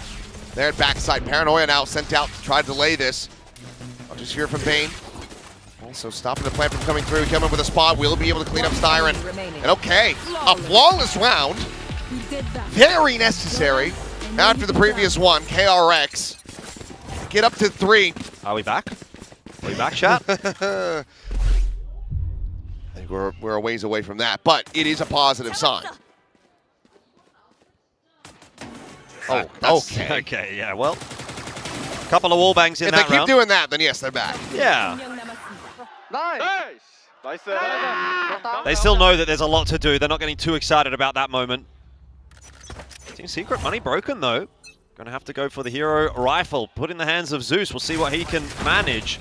If they find an entry onto C, they got a plant. They've still got that Hunter's Fury for later on in the round. It's a round that Team Secret can definitely win. Paranoia from Mako to try to delay. Clear of that recon, and just going to be trading positions as up and over goes Flicker, but able to quite find that kill. Instead, it's going to be Mako from back plat. Yeah, Zeus Zeus. He just got stuck on the site, didn't he? There was nowhere he could really go. This push, though, from Nats, but weapon deficit a little bit too much to deal with. Yeah, it ends up being well read.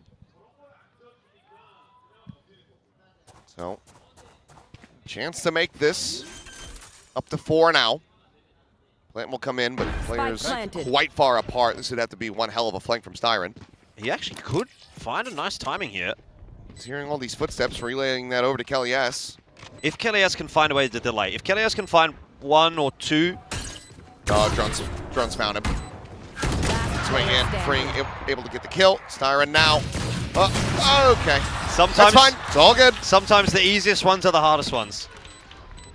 That's all good. I mean, he wasn't going to win the round anyway, so it's a pretty moot point. 4 up for KRX. Much necessary rounds getting put on the board again. It comes back to maybe this is enough, at least to play with in the second half. If you find the pistol, if you get off to a bit of a run, you know, we've seen how explosive KRX can be in these rounds that they've won. They've hit some nice shots. So I wouldn't be resting on my laurels if I'm Team Secret. They're obviously still very much in pole position, but KRX are making this map a little more competitive than the last, which is a start. It's going in the right direction. Double up now. Overdrive behind this for freeing. But Hunter run it back. For Team Secrets, they try to make this another 8-4 half in their favor.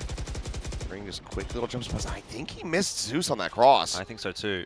And he saw plenty more there. And that is a connection. Kelly S down to 5. Joke's over. You're Still alive. Running back to be popped. Just trying to get that health back in. Overdrive will finish him off. So snaps back over to 100. Little bit of regen armor behind this one, but Zeus comes sliding in. Rapid speed, able to clean up the kill. A lot being invested in this round for Team Secret. You can hear that Hunter's Fury getting ripped through as well. They really want to get this round over the line. I think there's might have seen Bane. Oh, Sylvan, yeah, I think he caught a glimpse, but Bane continuing to do solid work. Bane has been the hero for KRX in this half. A lot of these rounds that they've gotten over the line have been thanks to him. Leave Styron alone. there. I have the spike. Mako is just going all the way around the back. Quickly getting on this flank, and I think that's widely going to go on red. Can't prevent this plan. Just waiting to see if this push out into long does end up coming through, but okay, Flicker able to find that kill. Okay. KRX, they will find a 5th round win in the half. Yep. 5-7 for KRX. It is definitely better than nothing. But I imagine that the conversation remains the same for Team Secret as it did on the halftime of Sunset. Yeah, we let that half slip a little bit towards the back end, but it's not the end of the world. We've been far and away the better team in this matchup.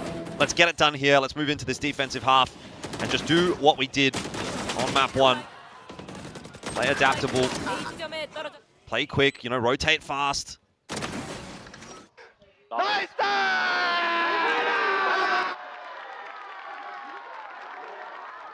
Halftime. Well, the energy is very much still there.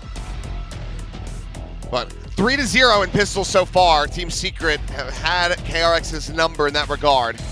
And you have to be worried that if they're able to find yet another, if they're able to go 4-0 on that front, this could just end up being another run out similar to what we saw on Sunset. For sure, for sure. Pistols all important. Bane's first half there, all important. As you can see, the stats coming up. 14 kills in the first half, which was a heroic performance, like I said. Much needed. 2,000 kilometers. Oh, wow. That's nothing. I flew 10,000. Well, if nothing else for their sake, perhaps this could be taken to 3. Yeah. I mean, you'd like to say that it should go to 3 for the fans' sake. A lot of people still here pretty late on a Sunday night. You know, tomorrow's a work day. But the KRX fans are out in force, hoping for a win this evening.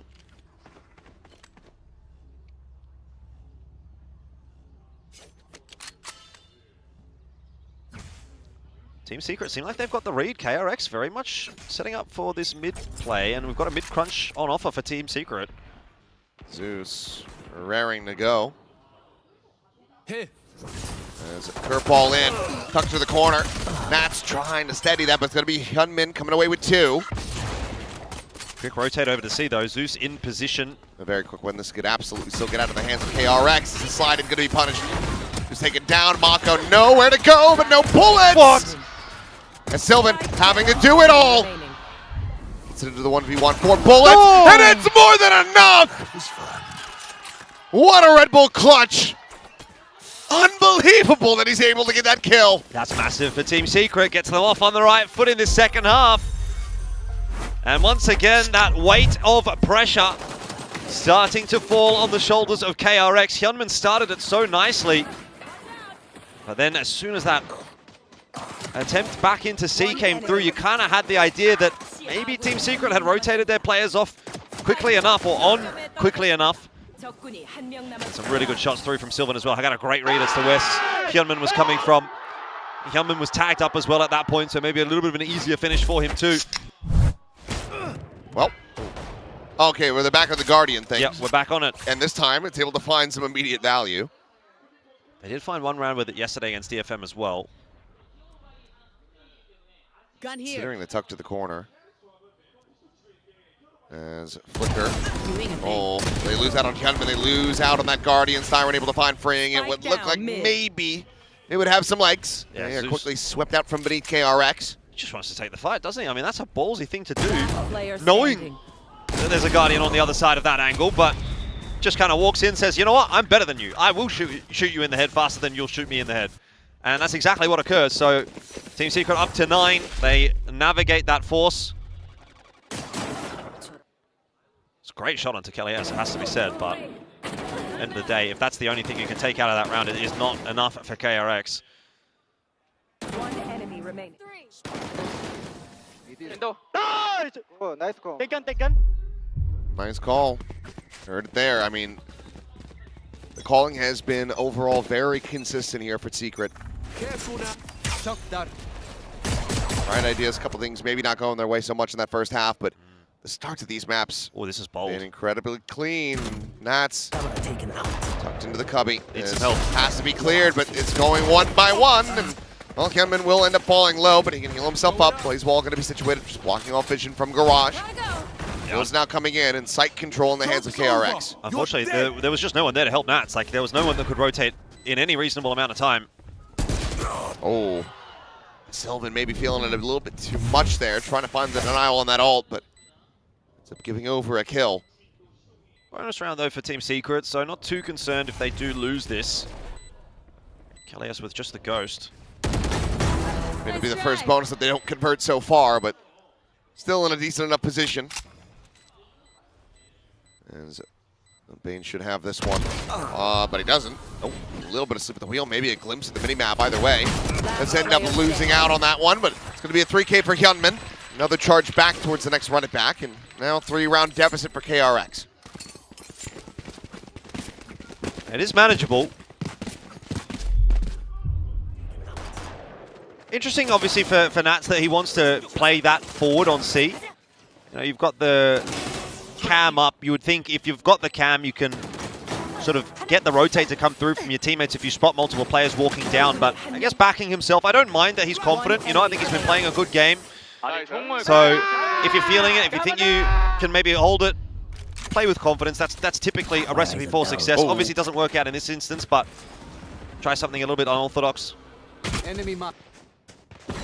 Quick rotation going to be coming in as Flicker trying to go for the dive forward. Has to backpedal out. He's open. Oh, that he is, and he's been spotted. That smoke not fully blooming. Onto the back foot now are KRX. They need to try to chain this together, so we'll have a listen in. 봐줄게. 형 에링크 봐줄래, 명나? 시컨들이야, 시컨들. 형 에링크 싸우러 갈래? 안 될 것 같아. 아가.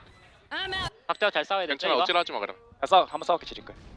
괜찮아? A밖에 느리다. 이게 맞지. 메인 하나 온다, 둘. 메인 셋. 시컨 애들이 밑으로 왔다. Last player standing. That cheeky attempt from Mako. Now all down to Freeing. Utterly surrounded and just not quite able to find it. Just a one death. Team Secret confidently getting themselves up to double digits. Ult's still banked. And now up by 4. It's a great response to losing the bonus, isn't it? You know, like, it's almost as if it's nothing. You've just gone over a little speed bump. You just keep on going. Oh, I thought he was spotted, but I think it's just they know exactly where he refracted to, so just spammed on the timing. This was really nice as well from Zeus, just displaying the movement, how impactful that can be in a duel like that. Very, very comfortable on Neon. 10-6. 3 required for Team Secret, and securing a 2-0 today. Be a nice bounce back after that loss to Varel. Trying to pressure C once again, but Secret pretty quickly will get an idea about this. Yeah. Especially now that we hear the exec coming through. Camera's still going to be situated on the walls. Get a spot out of the post plant.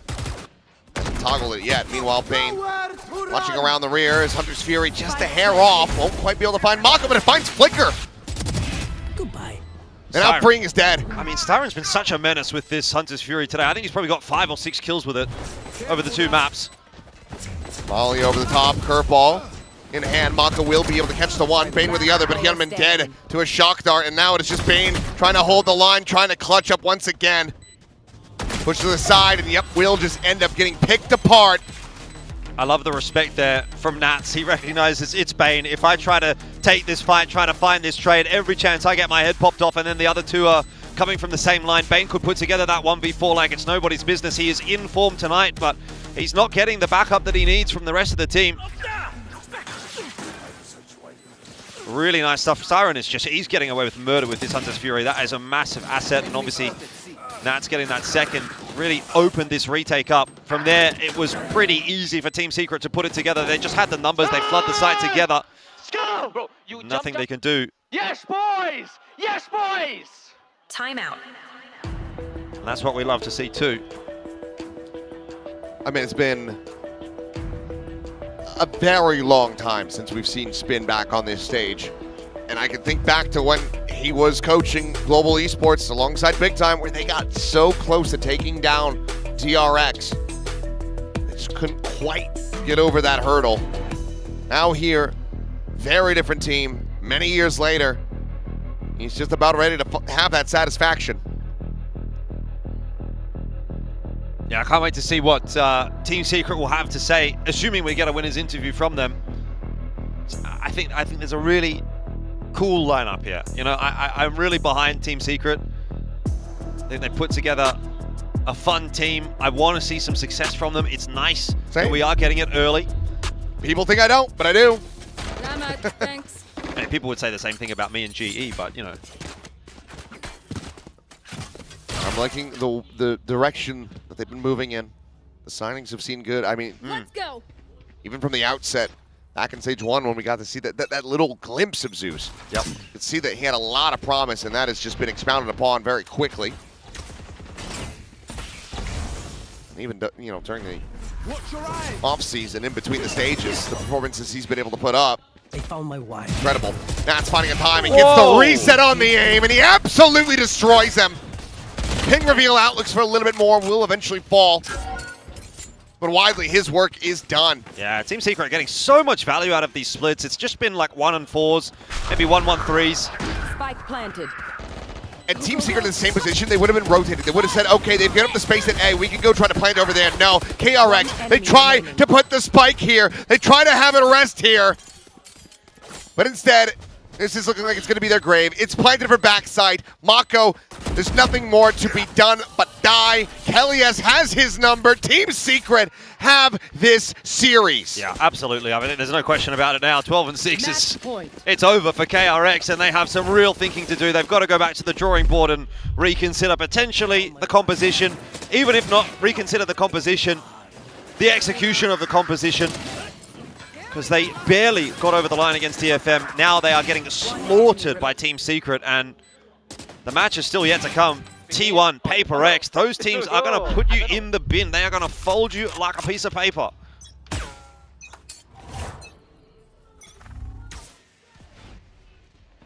The hive mind attempt here from KRX may just have to come to a very, very quick close, because it's just not working out. Openings to try to go for a pivot. Not taken in the previous round. We'll be able to at least get a safer plant this time here on C, as Bane very far disconnected. Watching for the potential flank through, has a Hunter's Fury as well. So this needs to be the start of 6 straight round wins if they want to try to push us into OT.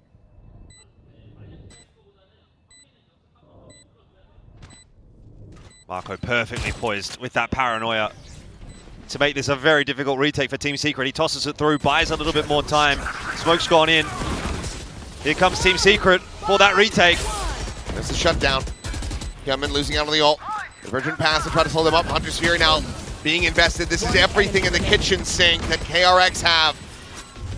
Pretty much getting invested, and it will be good enough for the round win. 1 out of 6 that's required to take this to the overtime. It's the first step on a huge mountain to climb.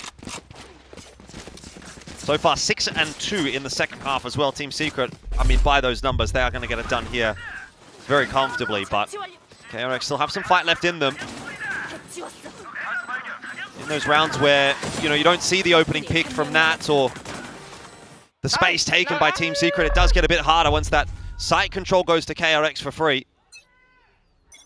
Different setup again from Team Secret. They are keeping KRX thinking.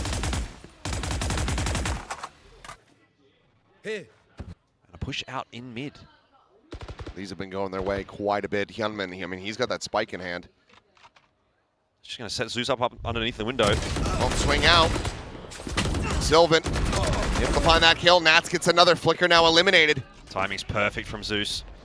Oh, it's so slipping good. through. What are you meant to do? Spike down. Attacker spawn.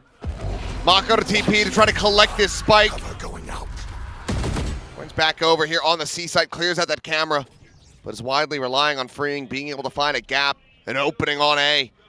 C's been cleared out again by a Team Secret. They know there's nothing really happening over there. As you say, this opening on A is perhaps going to be the key back into this round for KRX, but it requires a lot, a 2v4, even if you get the plan. I mean, he just self-stunned himself. I think that tells you where we're at. And also, like, Mako, it's 35 seconds left in the round. It is going to take him 15 to 20 seconds to get over to this side. 30 seconds At which left. point, Team Secret are going, okay, this is probably not coming C. You've already started to pre-rotate over towards A. I got spike. Cover going out.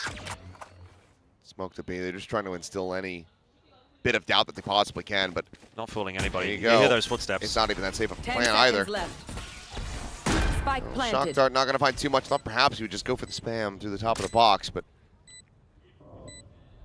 No need to necessarily take the risk that he's got off that plan. You're in a 4v2. Now a 3v2. That's a good start for Mako. on hurdle. Going to be jumped. Overdrive, however, not going to be able to find Zeus.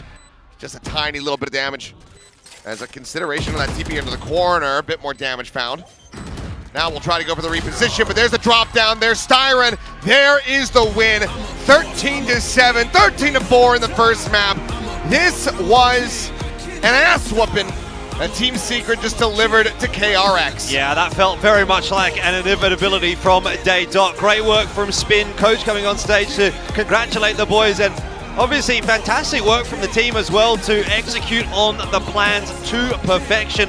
There really did not feel like there was much of a contest tonight. Yes, KRX made it a bit closer in the second map, but that entire series was dominated by Team Secret, a team that had a bit of trouble earlier on. They did find that loss against Varel. You know, that was a close loss, definitely. I think it would have hit them hard. They would have thought, you know, as a new team, we want to get underway nicely. It wasn't the perfect start. It wasn't the dream start to the stage, but this is a good scalp to take, and it is something they can take some confidence in going forward. So you look at this team, you say they've done some pretty good work this week, and they can only get better from here as they get more time as a team to work on things. And you talk about time, and one of the things that I'd be curious to know is when was this pivot to Flicker made? When was that decided on? Because KRX, alongside Secret, I mean, they played the UWC qualifiers, try to make a run there, can't go, and then they have nothing but time between the stages. And Team Secret looks so much better for it. Next week, need to see a much different game plan. If KRX are going to try to get themselves to another chance, they have never missed out on the tournament, and right now it's looking more likely than ever. But for Team Secret, big win, well dispatched, well handled. So excited to throw down to the stage. But Jenna's going to be standing by with Styron, get his thoughts on this match, as well as playing here in VCT Pacific, because so far he has looked incredible.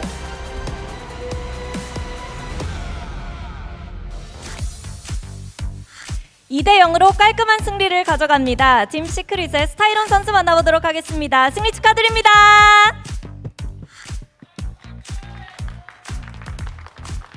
Team Secret with a convincing 2-0. We have Styron on standby. Now, congratulations, Styron. What a great win. But first off, what was it like dealing with the triple duelist? Honestly, I think I'm quite used to like how duelist plays because I used to run double duelist all the time. So adding a third duelist just honestly it didn't make much difference because they kind of just combine like like the three different duelists as like flashes, stun, and like they could use the Waylay like a drone. So it's like they split up an initiator into like a third duelist. 일단은 3타격대 상대한 거 어땠냐고 먼저 물어봤는데요. 일단 스타이론 선수 자체가 투타격대를 많이 기용해보다 보니까 좀 익숙했었고 타격대 하나가 상대방 쪽에서 하나 더 늘어난다고 그렇게 큰 변화는 없었던 것 같다고 얘기를 합니다. 왜냐하면 웨일레이를 어떻게 보면 드론으로 쓰고 그 다음에 플래시와 스턴이 있다고 했는데 이거를 어떻게 보면은 그냥 이니시에이터 그러니까 척후대 한 명을 3명으로 분리해 놓은 느낌이어서 그렇게 힘들지는 않았다고 얘기를 하는데요. 그리고 사실 스핀 감독님이 지난 경기에서 얘기를 조금 하셨는데 확실히 스타이론 선수에게 선수 영입부터 비롯해서 좀 팀을 어떤 식으로 끌고 갈지 방향성에 대해서 많은 믿음과 또 자유를 주시는 것 같거든요. 스타이론 선수가 구상하는 팀 시크릿의 방향성 그리고 정체성은 어떤 건지도 물어보고 싶습니다. Now I want to ask you about the blueprint for Team Secret because Spin in the last interview actually said he's giving you a lot of freedom and trust when it comes to kind of putting together the roster and developing ideas and Team Secret's identity to you. What are you envisioning for this roster? I don't have anything specific, but I try to play to my team's strengths, and I make sure like they're comfortable and confident in whatever calm, agent or like play style we do, and I just try and mesh everybody's strengths together and form a new play style. So knowing the personnel and playing Yes. into that. Okay. 딱히 구체적으로 방향성이나 정체성을 정해둔 건 없고 일단 가장 중요하다고 개인적으로 생각하는 거는 선수들이 가장 편안하게 플레이할 수 있는 조합과 요원 그리고 플레이 스타일 자체를 조금 더 경기에서 구현해내는 거기 때문에 그런 부분을 우선적으로 조금 더 팀 시크릿에게 새로운 스타일을 만들어내 가려고 얘기를 하고 있다고 하는데요. 자 그러면 사실 뭐 인게임 리더도 중요하긴 하지만 현실에서 좀 맏형의 역할로 분위기를 이끌어가줄 이런 리더의 역할은 누가 해주는지 특히 제시베시 선수가 이제 팀에서 사라진 이후에 좀 이런 역할이 더 중요할 것 같은데 어떤 얘기가 오가고 있는지도 궁금합니다. Now I want to talk to you about in-game leader is in-game leader, but let's talk about that leadership role because that's what we've been wondering since Jesse Bash's departure from this team because that's been the kind of a former identity of this team as well. So who is the big brother that kind of takes care of the emotional aspect of it all? I think the emotional aspect right now it's mostly me and Kelly S because I think if I'm not wrong the two of us are the oldest aside from Spin and we try to take up like the big brother role in the team as well. Do you feel like you guys need that leadership when things get too chaotic or everybody knows what to do mentally? I think like learning from our previous game, right?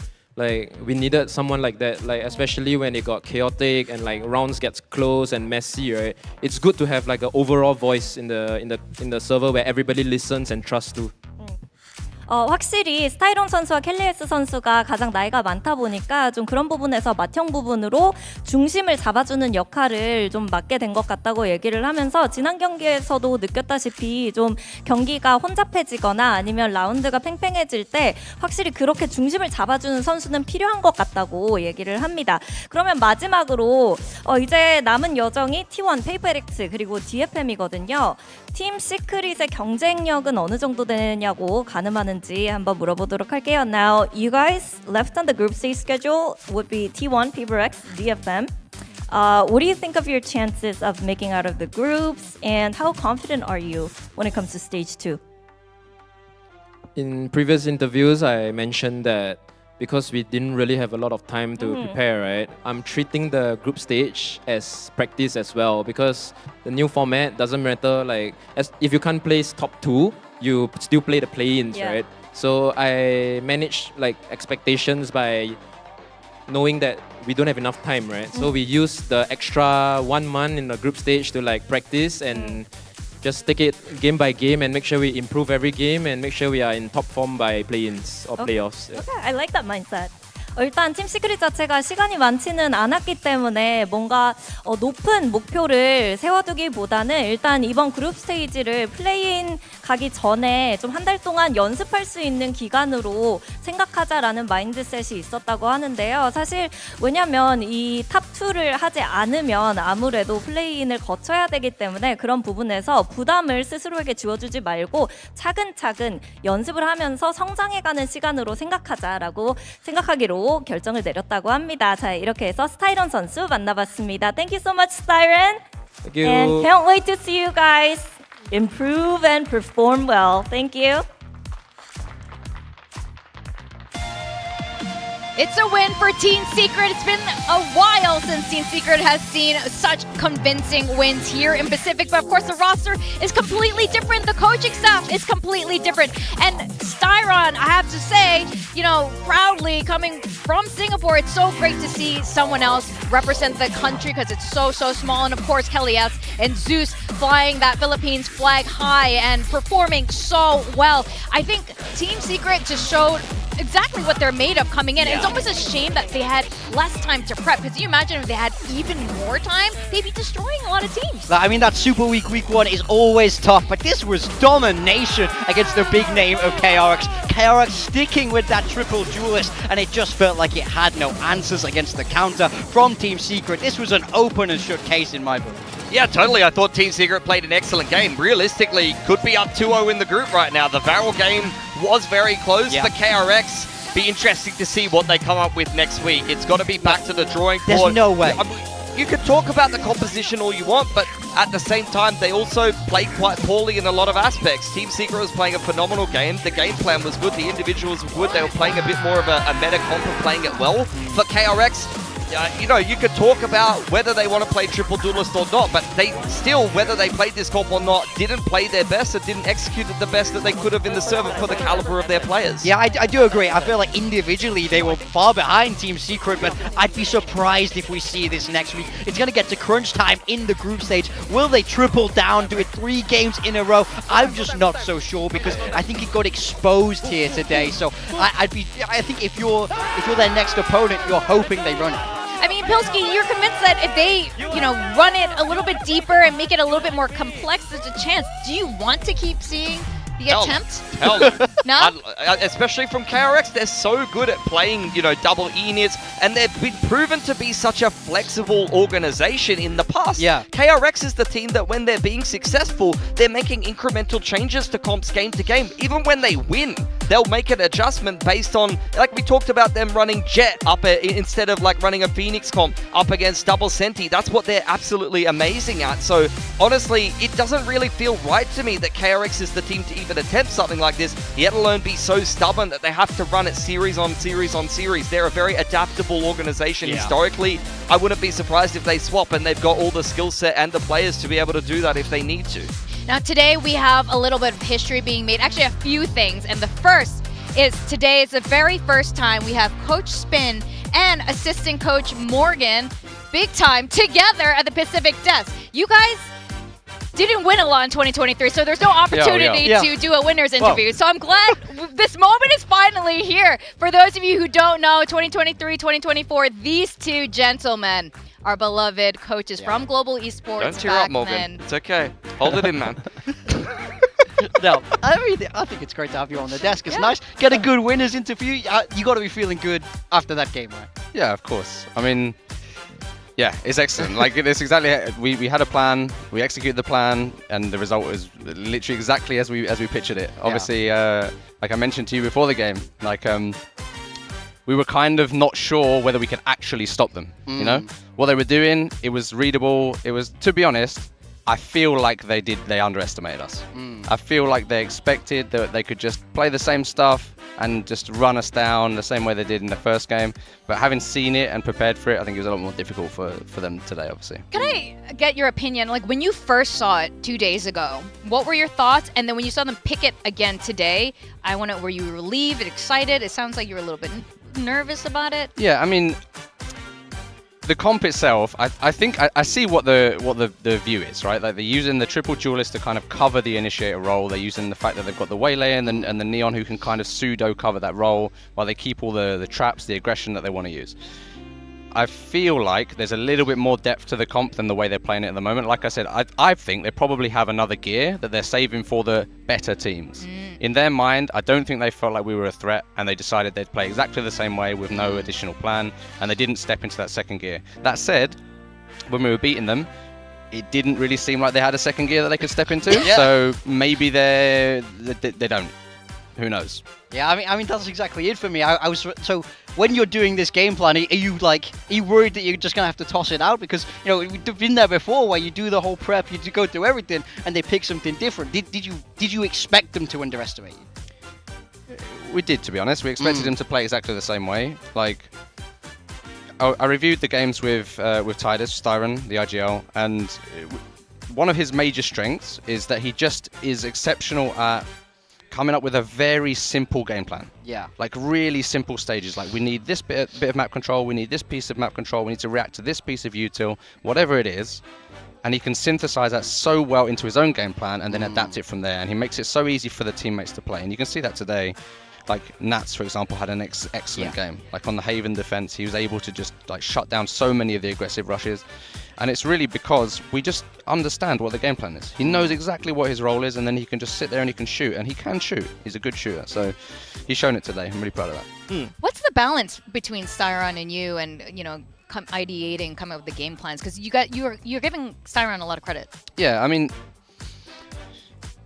So he's quite a strong leader, right? So he has a good vision of like what he wants to do in the game. Like I will come to him with a lot of ideas. We'll review games together. Like for this, we literally just sat down together to review the VODs literally at the same time, rather than doing them separately or dividing labor. It's easy when it's only one game to review and there's not like a huge backlog of things to study.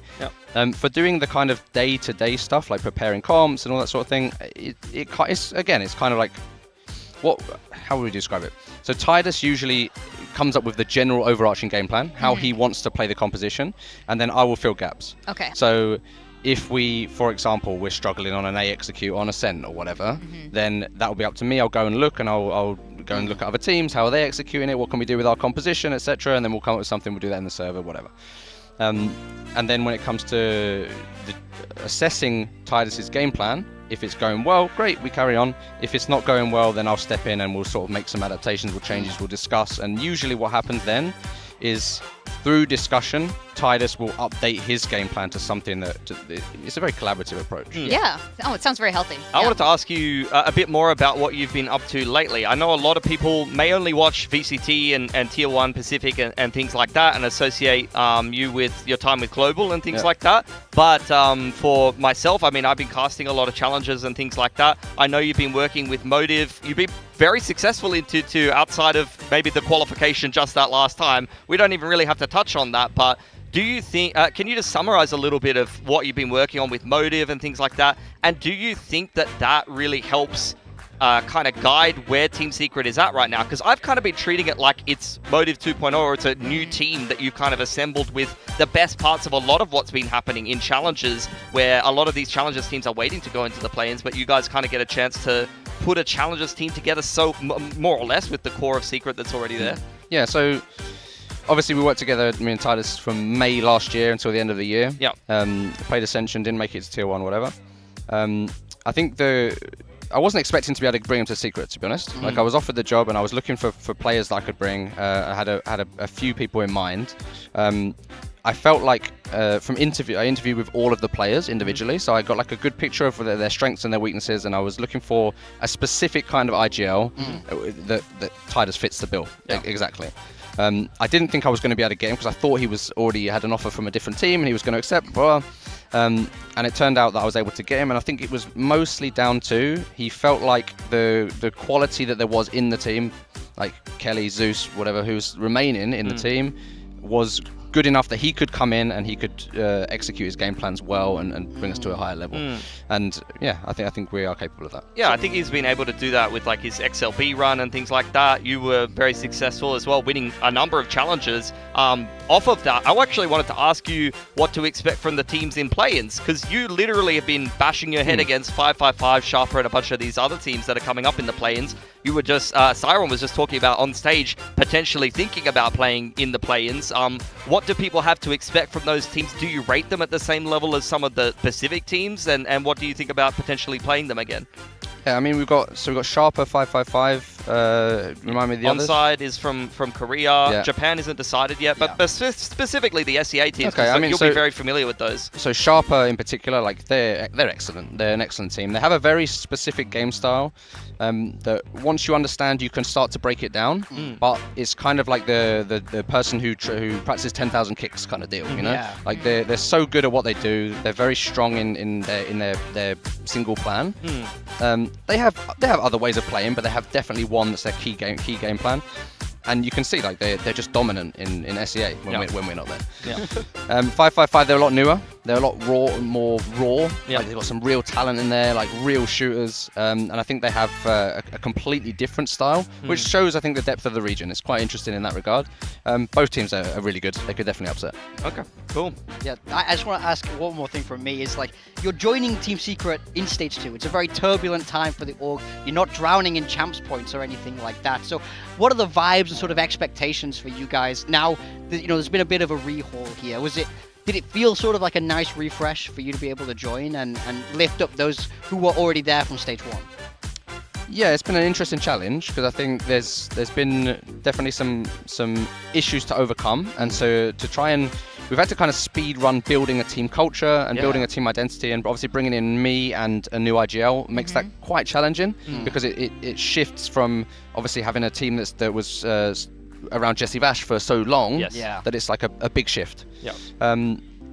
We've done well enough. There's still a lot of room to grow. As you heard Titus on the interview, we're kind of using this group stage. We want to keep making sure that we're developing throughout the group stage. Our goal was never to be in peak performance stage at this stage. Yeah. We want to really hit our stride when we're reaching playoffs. So T1, PaperX, DFM, you're not. That's not the focus. It's just improving match by match. Yeah, I mean, obviously, look, we'd love to come top 2 in the group and go straight to playoffs. That'd be excellent. Yeah. We're still going to prepare as if we're playing to beat those teams. It's not like we're just going into them as a scrim or whatever. But we understand that these teams, PaperX, for example, have been together for so long that they're a very well developed team. That as long as we continue to keep developing throughout the group stage, it doesn't matter if we lose. Like, we shouldn't take it too seriously. I think the biggest problem we would have is if we start to... Basically, we want to build belief throughout the group stage. This is a great step for us. Like, ideally, we would have beaten Varel as well. Yes. A few little issues, and we would have come away... If we corrected, we would have come away as a 2-0, feeling like, we're on a great roll. We get this win now. We want to kind of build on this and keep building on this and keep building on this. And I think if we take any of the losses as a catastrophe and we start to drop our heads, that's when it will just go down the drain. Well, to wrap it up, you've been here before. You've seen all these teams play. Is there anyone that you personally like to beat or play against? Any of the teams or the incoming ones for play-ins? It's T1 for me. Yeah? Yeah. Why is that? Sylvan. Oh. Avenging him. Yeah. Okay. Yeah, he's our boy. Yeah. All right. Sounds like a story here. All right. Okay. What happened? Can you explain it? Move on. Do you want to explain it, or do we save this for uncomfortable questions? I was asking you. Maybe we save this for uncomfortable questions. No, of course, it's just been his old team. We want him to have a great performance against them. All right. Well, it sounds fun. You're going to have that match next week, so I'm looking forward to it. Congratulations on the win today. Boys are very happy for you. So thank you so much, guys. Spin. You guys Congrats to Team Secret. Where's the cameras to go? Yeah. All right. Well, we have something very exciting coming up next. But first, Zeus match MVP. This guy continues to dominate as a Neon. And we were looking at the stats. This guy is frying even Danby on the stats, taking his spot as one of the best Neons in Pacific. I think he did a really great job today. We said if you want to stop this triple duelist, you have to be able to stand there and fight them. And he did exactly that. Very, very impressive. A young player, pretty new to the league still, only joining in stage 1, and he performed like a real veteran here today, unfazed by the experience level of aggression that KRX were throwing at him. Oh, absolutely, and I think that having a good Neon player was somewhat key to stopping that style. Phenomenal stuff from him. Not only his individual form, he's amazing on the operator, but he's very, very quick to react to some of the aggression that you got from KRX. And here are our standings so far. I think things are shaking out a lot better here in Pacific. I think things are evening out a bit. We don't have clear winners going ahead into play-ins. No, definitely not. Even some of the teams that got wins, there's still questions to be asked of them. We're still only in the early days of both of these groups. Yeah, very much so. I mean, we got to wait and see how this shakes out. At the end of week 1, we've seen that Super Week come out for some of these teams, so who knows how this will shake up at the end of next one. And another thing that's been a little bit surprising, the most surprising announcement I have for you guys today, it is the result of our build diff. Now, earlier today, if you missed it, we had a new person come in to do the build diff. It was Thin Paper. God, I hate that picture so much. Thin Paper. Haunting. That's That my is new home screen. Gently and Paper Thin, if they were mashed together to make a super comp, which was created alphabetically. And insane.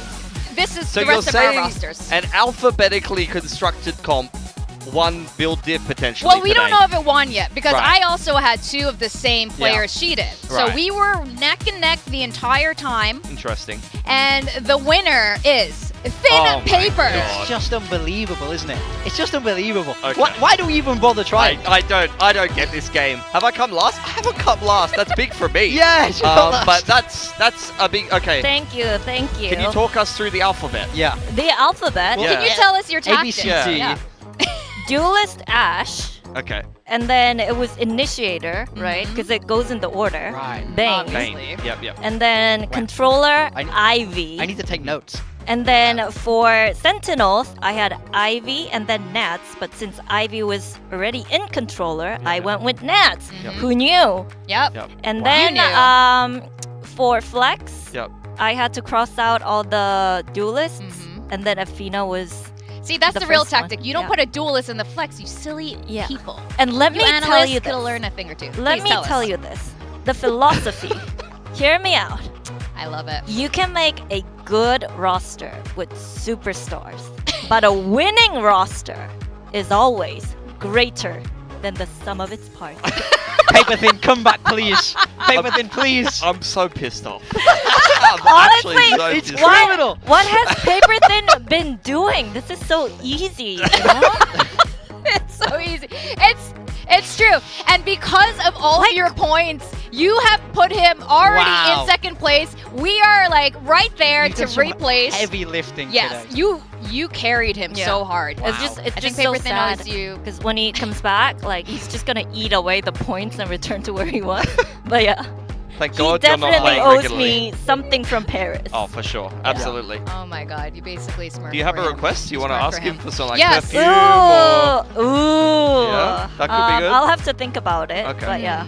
Well, Paper Thin, whenever you land, wherever it is you're flying, Paris, I believe, we have some requests for you. And you know what? I got to tell you, Paper Thin, just get good because this one's good. Congratulations, Thin Paper. We hope to Thank have you. you again as a permanent fixture here on our Build Diff game. All right, next week, really exciting. You guys got a little bit of preview of what all these teams have to offer. I think next week is the one we have all marked our calendars for. It's day 5. Yes. Yeah, look, it's that match right there. It's GE versus Full Sense. We know a lot of people are looking forward to that. That's one you don't want to miss, but I think it's littered with banger matchups. Look at the end there, Gen G versus RRQ. That's a classic rivalry. I'm looking forward to KRX. Exactly. I think we got 4 more days. Again, a long week because you got to pack in these teams, but you just know with the way week 1 has gone, who knows what week 2 is going to look like. That's right. I mean, you never know how the week's going to end. Jen Lee is just going to own us all with like, the silliest comp ever. Unbelievable. Congratulations again. That's it from us for week 1 of Stage 2. It's been an absolute joy to be here to see all the craziness and all the tech, all of it. Anyway, we got Pilsky, Big Time, Jen Lee, Thin Paper joining us, and it's been lovely. We'll see you guys next week for more VCT Pacific action. Bye-bye. Bye. This is VCT Pacific 2026. Earn everything. Ultra overall grade. Full board, never mind. Assuredly got 2 kills. Instead, now they're going to have to try to go for this retake. Not being able to find the one, but Ash is there again. Finds himself that kill. Raxful going to be pushing forward. All 5 players look in the same direction, and it's kind of like shooting fish in a barrel at that point. So Raxful again, a 3K out from him. TP now can join in this other side of the map. Going at the ready to slide in. Society cleaning up 2 from heaven, looking for a little bit more, but Color will be able to take him down. Time, however, going to be dwindling, but Extros, Francis trying to squeeze his way in, but he just cannot. However, the plan interrupted. What? They have to kill him. They just don't have the time. Texter trying to find it, but he cannot. It is a Red Bull clutch. How in the hell? One back going forward. Raxus maybe through that smoke. Francis is dead. Ash has massacred them. Previously noted on this side of the map, Texture on the hunt. 2-1 in the series. They finally take down Nongshim Red Force.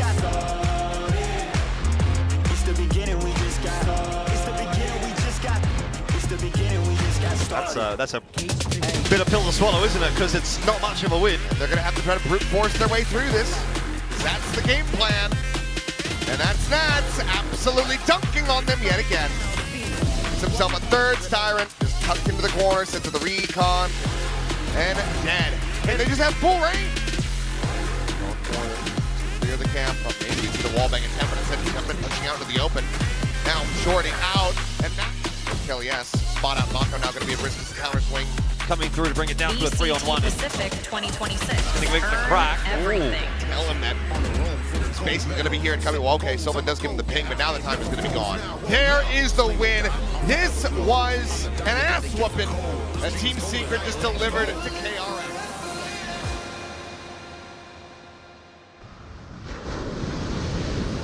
This is VCT Pacific 2026.